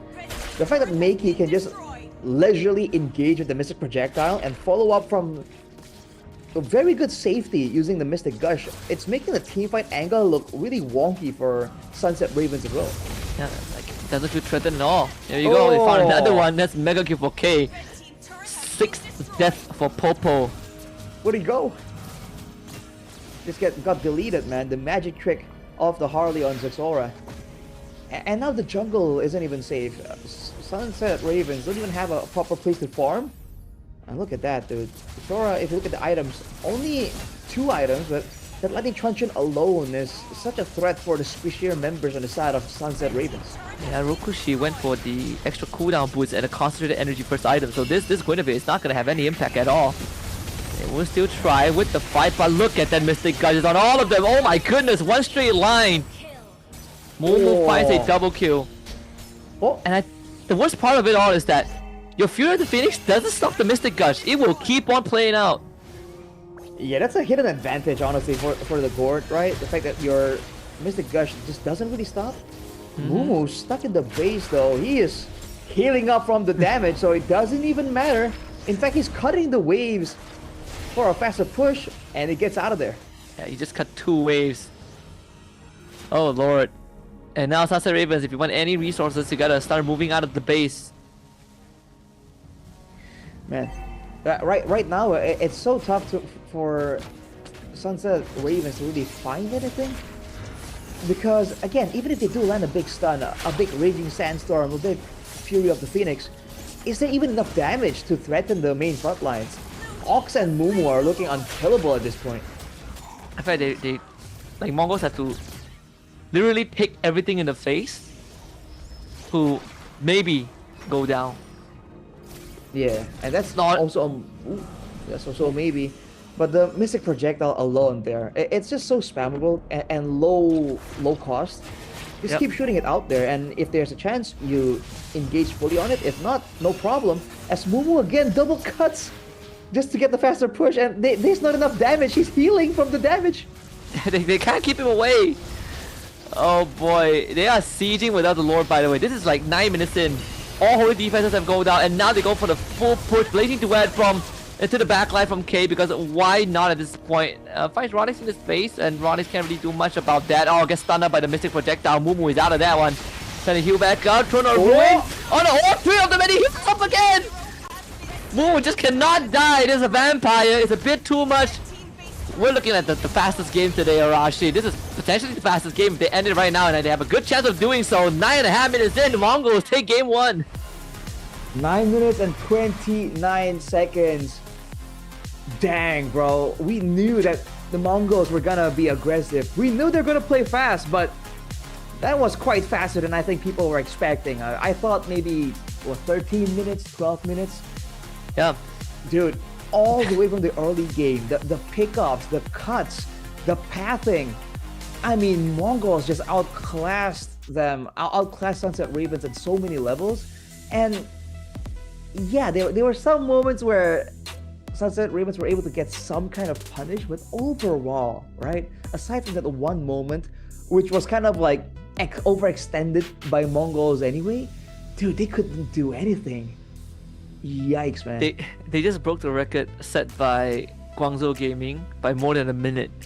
Fastest game was Guangzhou Gaming. Like game 2 against Sunset Ravens, they were casting it with nice too. It's like 10 minutes 38 seconds. Yeah, this was 9 minutes 29 seconds. Good lord, this was a public beheading by Mongols. They were merciless with that game. And I mean, I can't help but feel like you kind of saw it coming just a little bit, you know, with with the Harley, the Gore, the Hilda. I think the draft had potential to a degree, right? To a degree. But the moment the jungler died twice, the moment like the gold lane just got zoned out from a whole wave almost, that was just rough, dude. I don't know if there was like a way around that, if there was a rotation that could have prevented that. Oh man, that was really brutal. I think it just went too wrong in like the first 2 minutes. You know, like the pathing from Rokushi was very odd. Yeah, the pathing too. That was don't have so answers. weird. That one, like the only answer, the only like way to fix that is actually to fix the pathing. There's no way around that. That was very, very weird. But I think, you know, like we saw the faces of some of the players from Sunset Ravens. They know that they've been completely outclassed that game. They can't even be mad. Like that game was just brutal. It was heaven and earth in terms of sort of like the demonstrations between both teams. Yeah, I feel like that's fine and all, but where do they go from here, right? Let's take a look at some of the damage numbers though before we continue. Bro, I mean, the Guinevere did less than 10k damage, man. Oh god, that's rough. Oh man, what can you say? I mean, to be fair, Sora also didn't do like the highest amount of damage in his, for both teams. The jungler did the least amount of damage. What the heck? Yeah, but to be fair to Zexora, like they don't, like Sunset Ravens don't have enough health for him to pad the stats. You know, like they just die too fast. Is that the reason? Oh, they die man. too fast. You know, you can't increase like the stat numbers if your target expires too quickly. I guess that's true. My MVP is gonna be K though, and yeah, he was cutting lanes, he was carrying team fights. Solid game when you have the advantage and you're on the clock. That's how you want to do it, man. That's how you want to exert more pressure, right? Zone away your lane opponent even more. 871 GPM in a 9.5 minute games. That is crazy. Yeah, and speaking of just unique items, gold and unique items, Zexora on the Harley didn't even go for the Divine Glaive. You know, the Trinity is like the Genius Wand, Lightning Truncheon, and then Divine Glaive. He went straight Holy Crystal, dude. Like, either like he had too much gold, right? Just skips over the Divine Glaive, or just not enough not enough resistances built up by Sunset Ravens that he thought he could get away with it. Yeah, he got away with the Joy build essentially. Basically, yeah. Man, it feels bad to be in the position of Sunset Ravens because this is a really tough matchup to begin with anyways, right? Before even looking at the drafts, wanting to play calculative against a team like Mongols, they are literally raiding you non-stop, man. Yeah, like I think it feels worse right after that game because the previous series, like, sure, like they ended like 14 minutes in game 1, 10 minutes in game 2. They feel like, okay, you know, like it can't get worse than that. and then Mongol comes in, and then they end the game sub 10 minutes. Like how do you reset for this? They gotta try their best and channel in the power of friendship, bro. the power of friendship and anime is what they have to rely on at this point, because it has to be a team effort. Unfortunately, when you are outclassed this far, I don't think any individual play is gonna save you, right? The best they can do is get something a bit more straightforward, get something a bit more comfort for themselves, and make sure that at least knowing that it's your teammates' comfort pick, you should have a better idea on how they want to play, and try and do their best that way, man. I'll be real with you. I think that's the only course of action left. Do you go for like your most comfort pick, and that includes Muimin gets his Bruno back? Oh no! Like I don't know. I feel like when the pressure is this high, when your backs are literally against the wall, you have everything to lose. Just go for comfort, right? What makes you comfortable? What gives you the most confidence to play the game? I think signature heroes. I'm gonna say what they picked earlier, because Rokushi has been on this Guinevere like twice, I believe. Was it? Yep. So is that not the comfort we're talking about? Oh, he was at a Suyo game 2 in match number 2 earlier. So I don't know, man. Is he just better on assassins? Because on the fighters it seems iffy, but on the Suyo earlier, I don't know if he was pressured too much, or was he uncomfortable with the Suyo pick. I don't know. I mean, the Suyo game ended even quicker than the Gwyn game. Exactly. So, but is I mean, like, Guinevere just the comfort pick that we're talking about, Husky? I mean, if like your first item is concentrated energy, it's pretty hard for me to dig you out of that hole too. I mean, we could go on and on about a lot of things that unfortunately went wrong for Sunset Ravens, but I think you give it your all, right? Like sure, like this is out of your league, but if anything, you can treat it as like a learning experience. Learning experience. You just try to do your best, learn from this, and then you have around 2 months to prep for the wild cards. I mean, that's true. The experience is going to be valuable. We shouldn't count them out just yet, Husky.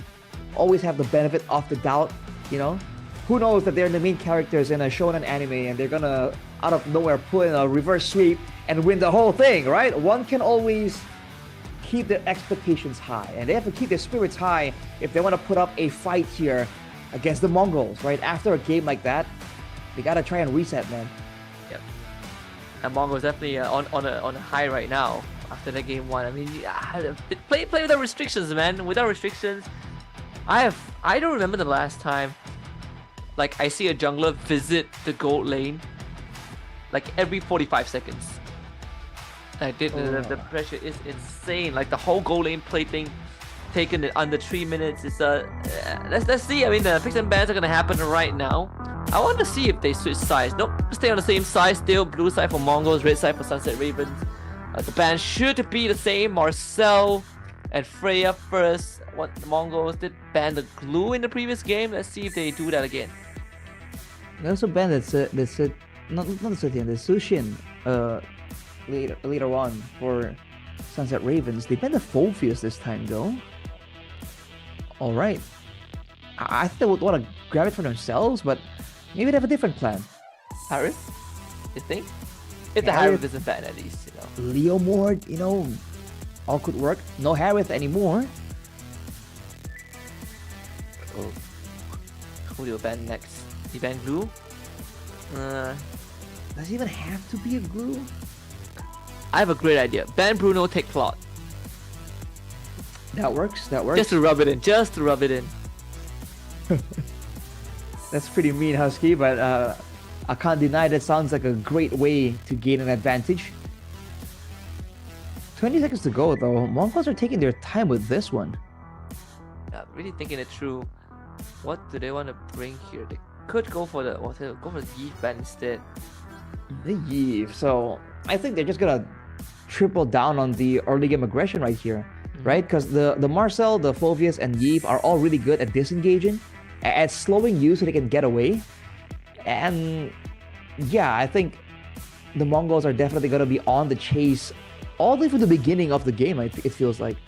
Yeah, they had to ban the Zeus in too. Let's see, first pick, territory. Gwyn, Glue, Claude, Suyo, Valentina. Wow. That's insane, man, because in all the other regions I've been casting in, including my own MPLID, you just don't see the Valentina being that prio, right? Only in some select situations when the player is like really, really good and heroes like the Valentina. And even then, not first pick, dude. Like Mongols going crazy right now. Yeah, that's the thing. Like, even in MPL1, like you first face Valentina, it's like it's not like auto lose, but you basically like surrender some of the like advantages, right, of hiding the Valentina. Harley and Uranus for Sunset Ravens. This might be a quad pick, a quad +1. Quad Glue, quad Suyo. Yes, so your Claw looks solid. And the Harley falls into the hands of Sunset Ravens. And with the Uranus, they have some good zoning and back and forth available to them. Dang. Now though, What is Mongols. that hero? What is that? Wait, it's invisible. Yeah, pay $4 to unlock the hero. Yeah, it's the character you haven't unlocked yet. You haven't unlocked it yet. It's like, oh no, we picked an unreleased hero. But you know, in some games, when you finally unlock the hero, it's just not as good as like when you faced it in the game. You know what I mean? Right. Like it always looks better like in videos or like when people. There, the Dirov. Wow, into Uranus. All right. I mean, that was the solution that was used by Onyx back then. You know, you see the Uranus, or you see a Baksha, right? Bring in the Dairoth, get like a physical damage jungler, and just delete the guy. And the current Dairoth has already been buffed a little bit, right? I believe he heals a lot more with his base kit. Yeah, but, and then he regenerates his like resource bar as well, like on passively. Yeah. But immediately there seems to be some interference with from the staff after the Dairoth. So hey, maybe Mongols are not going as crazy as we assume. Well, Daroth is, you're not supposed to pick Daroth. Hard counters are not allowed. Who knows, man? Maybe they want something a bit more in line with the meta. Pan up a bit more. Come on, pan up. I want to see the bands. Man. Cameraman, please. Please. Well, Eska. Oh, that's not Eska. That's Rokushi, no? Yeah. Oh boy, he definitely feels the pressure, man, because the jungler is so important, and it feels like the team are relying on him to try and make things happen, but he hasn't been able to. That has to be a frustrating feeling. If I got wrecked like that, I don't know how I recovered. So they got the Hilda out. It's not bad, I guess. No, not bad at all by all means. So they're still looking for their gold lane and their roam. The gold lane and the mid lane. At least for the Whoa! Wait, Draft is proceeding. Why is this gold?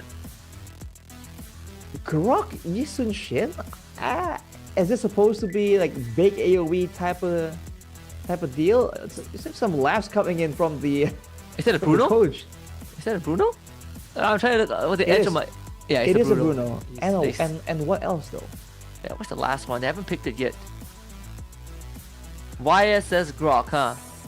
Well, go into tech charge. That sounds nice, pretty sweet. There we go. All right. Wow, good lord, the entire portrait is pretty zoomed in. Well, yeah. Valir. Okay. Okay. We have a curveball here.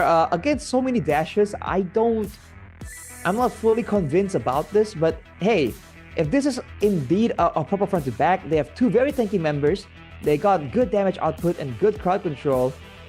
Tell you what, if they can take this into a 5v5 situation, they can at least stand a fighting chance. Yeah. Only thing they gotta, keep in mind is that YSS has Traceless that is unaffected by crowd control. The Tech Charge and the Abyssum Strike from Grok and Derov does not care about crowd control. They will go through regardless. But anything else aside from that seems to be, very doable for Sunset Ravens. Well, remember, Eska will also have the built-in Purify to counter some of the tech charges and all that. At least this time, there isn't a huge disparity when it comes down to like crowd control tools. I say that, but man, Sunset Ravens are locked into like a defensive posture here. I don't think this comp works moving forward. It seems like it's a front to back with two big frontliners, one magic DPS-ish, one physical DPS-ish, and then the Harley doing his own thing. Yeah, like a utility mage that can build into tank right after the first two items, like glowing one, ice cream one, and then you go brute force breastplate. You can. Yeah. Or you go concentrated energy, or you just like screw it, go full magic damage. To your own discretion. But I agree that draft is not a draft that moves forward, but it's a draft that excels at moving backward. Yep.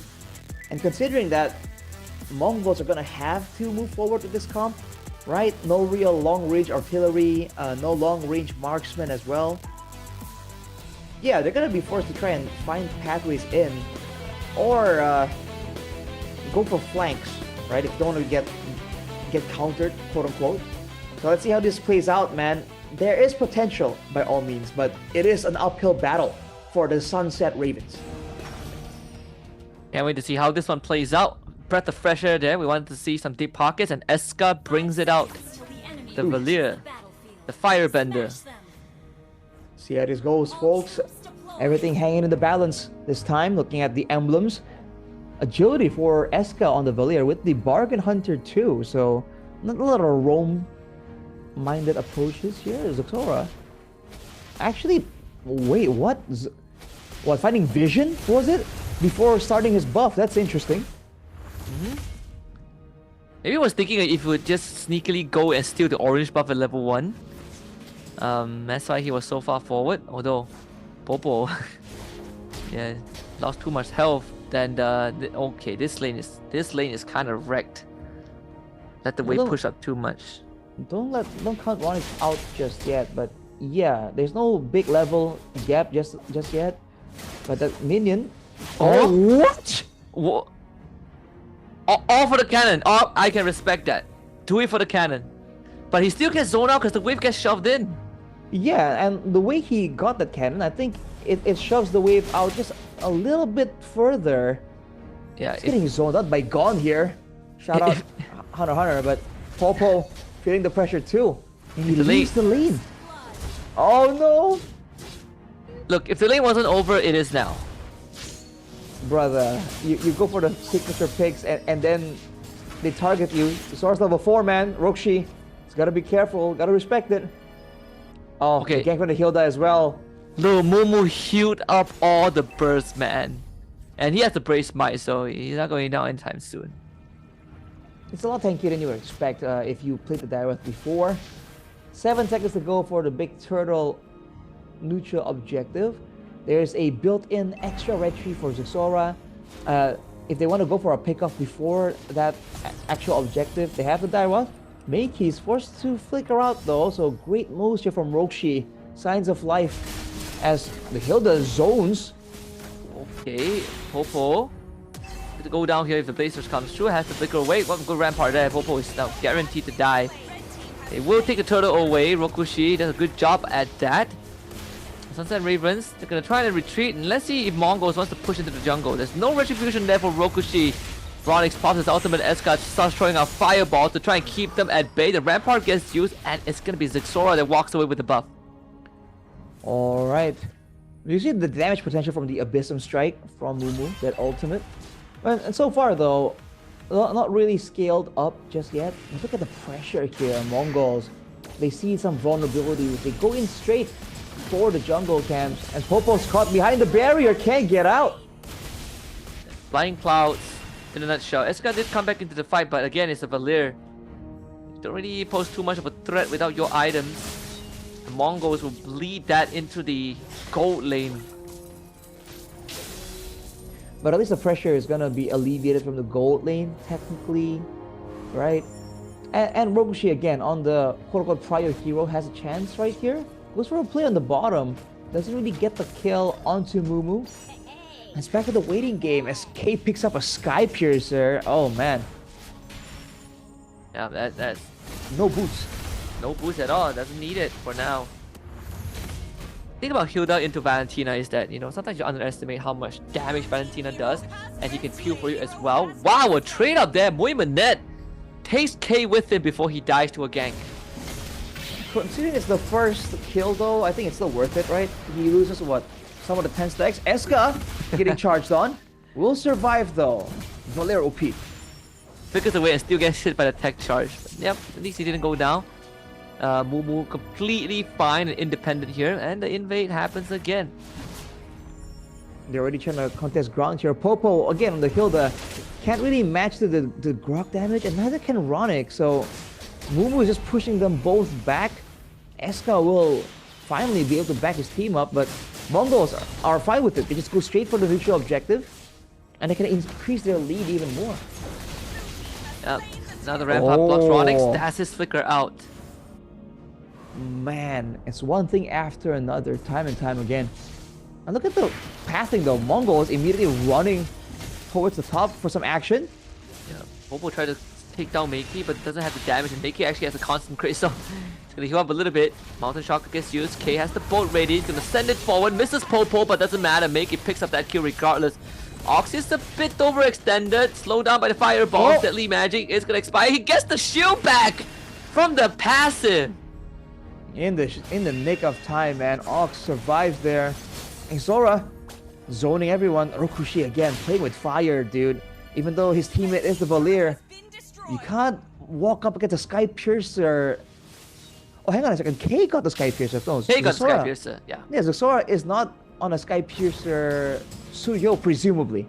Unless they both go for it. I feel like they will.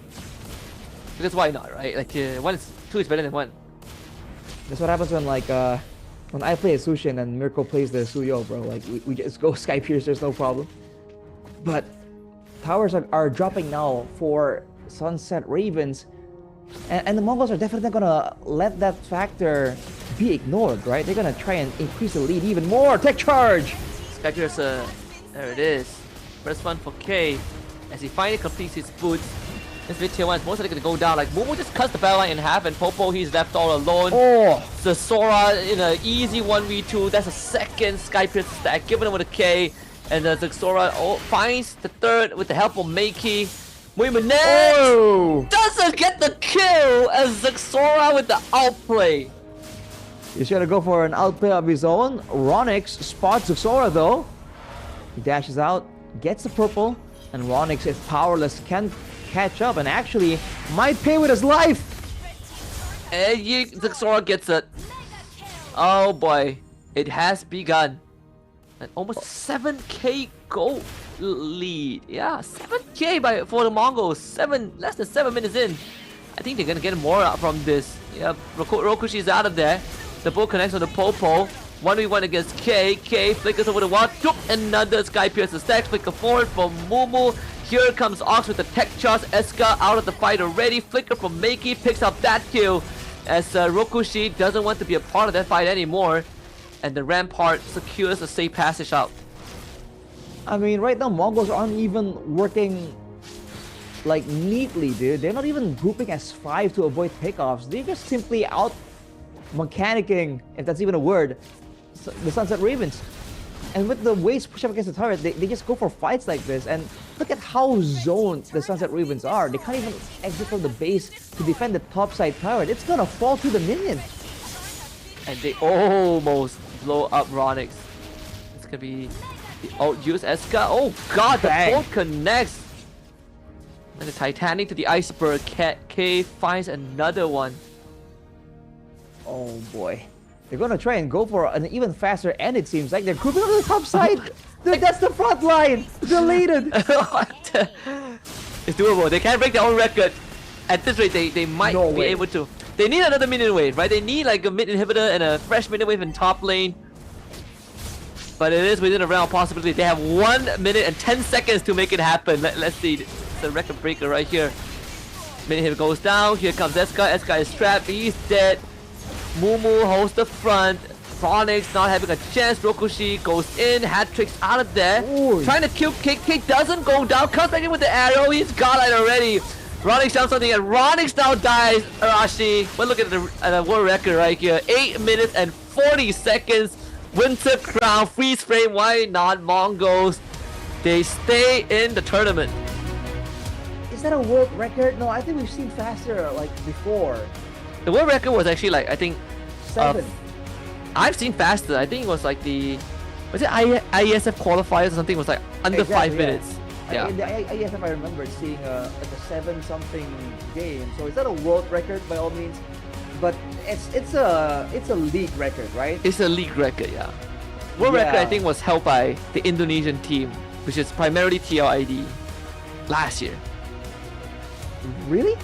Yeah, I think it was like sub 5 minutes or something.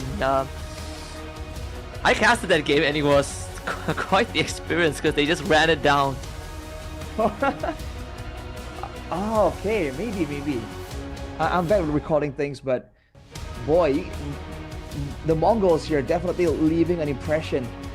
And you're seeing at least the killer instinct come through, right? They are showing so much danger in their gameplay. And you got a feel for the Sunset Ravens, man. They really did try their best, but at every turn, the Mongols just had a different approach, a different angle to push them back even further. Yeah, it's just, you feel helpless, right? You feel helpless through and throughout. There's like nothing you do works, nothing. They needed divine intervention, bro. They needed another kamikaze, you know? They needed something. Like they needed. I think even divine intervention probably wouldn't save them. But yeah, it's a tough It worked the spot first to be time, in. Husky. Yeah, I mean it did work the first time. Because you know the lore behind that thing, right? The Mongol invasion and then the storm. Yep. Yeah. But I think, you know, even though right now for Sunset Ravens they are out of the tournament, they are still going to be going to going to the wild cards, right? Right. So there's still a chance we see them in that group stage and make it to wild cards, and that will be in Paris. But for now, commiserations to Sunset Ravens. They got outclassed today by the Mongols, and the Mongols, they have earned their rematch tomorrow against the HUNS again. And yeah, it's a valuable learning experience for the Sunset Ravens, right? They have a lot to work on. But on the other hand, for the Mongols, they again, man, they are so ruthless. It's almost shocking to even be casting that match. You know, they just stayed in the one lane and just kept pushing and just kept stacking bodies. That was ridiculous, man. It's brutal. It's really brutal. Like it's something that, you know, like you don't really want to show. Like it's I think it's like a game that you don't really want to rewatch if you are like fans of the team, because of how ruthless the Mongols were in that series. But there's a lot of takeaways, I think, you know, just I think on a fundamental level, Sunset Ravens definitely have a lot to work on. But we did say they were away for, I mean, the region was away for quite a long time, so you gotta start from scratch. It's gonna take a while. Hopefully, again, the experience leads them down avenues of success later on, right? In theory, that should be the case. But yeah, right now the focus is on the Mongols, right? So congratulations. If you look at the numbers right here, I think it's one of those games where everyone was just out for blood. So you're seeing anyone that can do damage just have similar numbers here. In fact, K was the one with the one of the least among the carries, by all means. And finally, we've seen the Dairoth, because a lot of people theorize that once the Dairoth changes did hit, it's gonna be pretty useful in the current meta, where it's about tempo, where it's about bullying your laner. And you're seeing the possibilities here and denying that Uranus. Not only that, you know, you pair it up with a snowball and a brave smite and a couple of items. You're not only tanky, but you eat tanks, you know, for dinner. Like Mu was proxying waves. This is a 1v2. Look at this guy. He went he went Radiant into Immo, man. Yeah, and he was still doing a ton of damage, especially to the tanks. So that's why it's so good, man. He was able to shut down any kind of tankiness coming in from Ronix, but at the same time, almost be tankier by virtue of healing there. It's definitely a pick that a lot of teams will be keeping an eye out for, especially the team that the Mongols are gonna rematch. But the MVP for this game is Zuxora on that Suyo. But honestly, it could have been anyone. Yeah, it could be anyone's. I think the only thing that it kind of separated him from everyone else was he had that outplay, right? That outplay in the mid lane. You know, Sliver fell and just outplay Muimanet. Just starting on everyone, man. The Mongols, this is a confidence boost. They're gonna go into tomorrow's lower bracket finals. I think feeling a lot more fresh to take on the HUNS, and it's gonna make for a very interesting matchup because you know the HUNS, they beaten the Mongols once, but they can. What if they do it again? And that would be quite a historic moment, I think, for the region itself. And just remember, the more teams watch the HUNS play, they can get a feel, get a grasp on like how they want to rotate, when do they really go for these big dives, right? These huge chases across the map. And you know, slowly but surely, that surprise factor from the HUNS will lose its effectiveness, right? The more and more they show it. So they gotta be very careful with that. You know, it's a great weapon, but they can't really over rely on it. Mm-hmm. And I think the one thing that is going to be a constant from the HUNS is just scrappiness, right? Like the willingness to keep on fighting. I feel like that is in their DNA, and that technically was also what helped them beat the Mongols earlier on. But it's going to be a true test for both teams and how deep the pockets can get. I mean, today the Mongols revealed the Derov as an answer to the Uranus, which is a hero that the HUNS also pick up pretty often, aside from the Yu Zong. So that's going to be an interesting discussion going into tomorrow's matches. Yeah, the Yu Zong in particular, I wonder if it's going to be like a super prio type of pick, because there are other ways to really bully the lane, and it's not like the Yu Zong doesn't have bad matchups, you know? But against teams that want to play sustain, that want to have an Alice, that want to have like a Uranus, you know, those type of passive non-laners, like the Yu Zong is really good at just forcing your hand, you know, being a nuisance. And don't forget, especially teams that have been picking up the Yu Zong, they've also been very keen on getting that Valentina, right? So that they make sure that their opponent's mid laner is going to be vulnerable for the Black Dragon form maneuver. Yeah, and I think, you know, for at least for the side of for like the remaining three teams, I definitely now I'm like trying to figure out which team is sort of like the strongest. I feel like Guangzhou Gaming probably is like in first place currently, and then tomorrow will give us a good idea of whether it's the Mongols or the HUNS that comes in second. Because Guangzhou Gaming, sure, they when they get confident, they start getting sloppy because they start disrespecting their enemies. But when they lock in, they look like an unstoppable machine. And you can bet that they're gonna be locking in even more in the upcoming days, man, because the stakes are gonna get higher, right? Maybe they can have a false sense of security, knowing that they are better rested, that they have the informational advantage. But hey, that's where, you know, confidence comes before the fall, right? So for Guangzhou, they're doing great right now and they're showing great potential, but they can't let up at this point in the tournament. Looking like fantastic overall in terms of the confidence, and I think we probably are setting up to talk with the Mongols about, you know, the earlier win and expectations going into tomorrow. But I do want to just remind everyone out there, I'm pretty sure that there are still some MPLs happening right now, and we have plenty of MPLs or plenty of, you know, MLBB matches that's concurrently happening. Just for the road to head to MSC. I think the wildcard slots has been filled up, like half of it has been filled up. 4 is from this EA Championship Tour, 1 is from MENA, and then we're gonna like see another one by the end of this weekend from MSL Thailand, so that's gonna be exciting too. Very much so, man, because I've casted like 3 days for MSL Thailand, so it got me a bit invested, man. The teams there are great, and they're showing the same kind of aggression that you're seeing here from the Mongols, right? Even if they're behind, they're still willing to make the play happen. And they understand that it's sometimes the execution can beat the stats. They can be at a goal deficit, but if the power spikes are there, if the comp can support it, they know. It's just that they understand the deeper layers of the MLBB game. So I think once all these regions really clash, it's gonna be a very fun time. Yeah, I personally am very invested as well. I'm like my personal favorite team is Bacon Time, but I'm invested in how like KOG looks so great. But then yesterday they lost to ACT, which is the team from the qualifiers. So a lot of shake up there. But yeah, Exord and Spider Mouse, Bacon Time, a great team. I'm not sure how the matches went, like what the result is today. I haven't caught up on that yet. But last I checked, Bacon Time was in the upper bracket. So even if they lose, they're still in it. Even if they lose. In fact, I'm gonna check out on that. Hold on, let me just Google this quickly. MSL Thailand.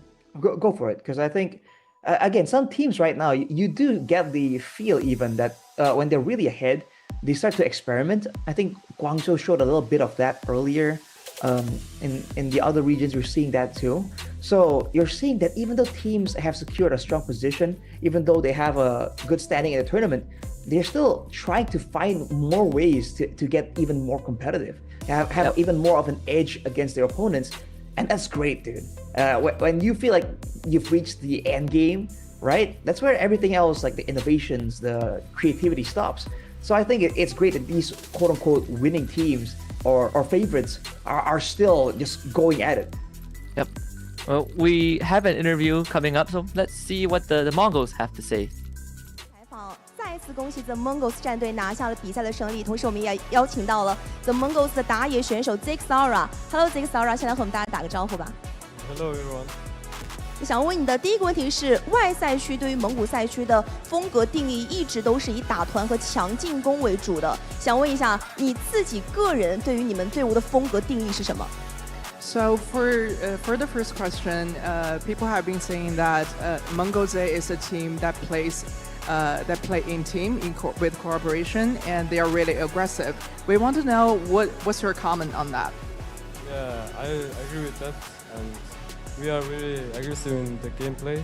And also Mongolian, all teams are good in aggressive gameplay. 是的，我同意这个看法。蒙古队确实一个强进攻型的队伍，而且我们每位队员的能力都非常强劲，打出自己的气势。同时，第一把选出的也几乎都是进场型的英雄，进攻风格非常强。但是中路搭配的法师古尔德是一个偏远程输出的大法师。想问一下，为什么要在这样一个进攻型的阵容搭配到这样一个英雄呢？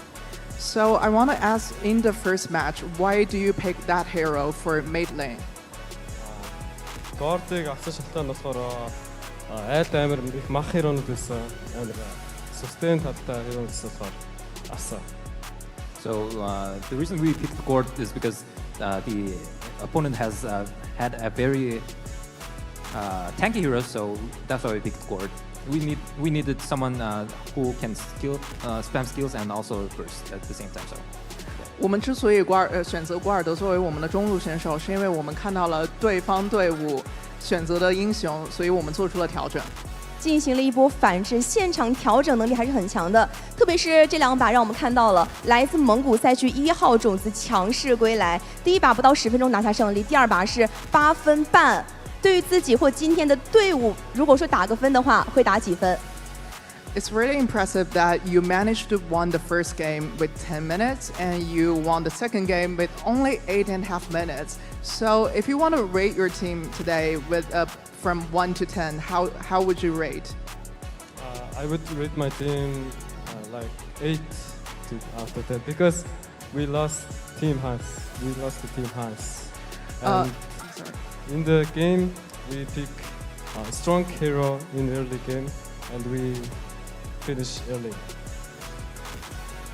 我会给我们队伍今天的表现打8分，因为我们一开始还是输给了 HUNS 队伍。不过没有关系，因为明天你们的对手对阵的将再次可以遇到你们的老朋友 The HUNS Sports 了。双方已经很熟悉了，都是同一个赛区的兄弟战队。经过今天的交手，想问一下我们 Zixara 选手，觉得明天需要调整和改变的地方在哪里呢？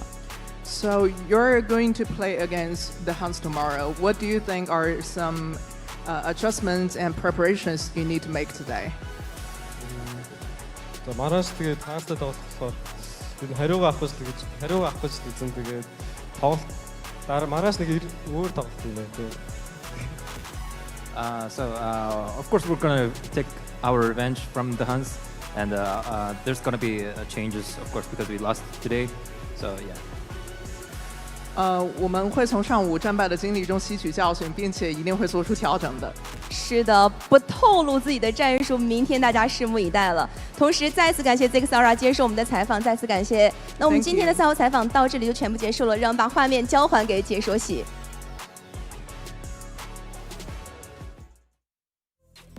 All right, I mean, dude, they said it themselves. We rate ourselves an 8 because we lost. So they still have their head in the game. They're happy that they set a record and all that. You know, they're able to win fast, but still, they have their sights on greater pastures, and I think that's really good. That's a great sign if you're a supporter of the Mongols. Yeah, they also talked about how they managed to achieve this record because they pick very strong early game heroes, and you know, you just step on the gas and you just run through your opponents. But I feel like this is something that was destined to happen, right? The rematch between Mongols and HUNS. I personally want to see that rematch as well, because I feel like, you know, best of 3 doesn't do them enough justice in the opening series today, but tomorrow is going to be a test of who can, you know, edge out the other and get that ticket to fight up against Guangzhou Gaming. Because for the Mongols, they haven't gotten the chance to face off against the China team, but for the HUNS, they've done it once. And look at today's result right here, just in case you missed it. The Mongols lost 1-2 to the HUNS. Afterwards, Guangzhou Gaming got a dominant victory, 2-0 against the Sunset Ravens. And then afterwards, 2-1 against the HUNS. And in the final match, it's a very dominant showing from the Mongols against the Sunset Ravens, who have been eliminated. So we're going to see a rematch right there, and then a chance to duel with Guangzhou Gaming to try and get a definitive result right here. Yep. Even better, we will be treated to a best of 5 for both the lower bracket finals and the grand finals. And best of 5 between the HUNS and the Mongols is something to die for. I definitely would not want to miss it. This is going to be a true test of not just the whole theme of battle of attrition, the one that we discussed earlier on, but this is going to be true. This is going to truly be about who adapts better. How deep are the pockets of these teams?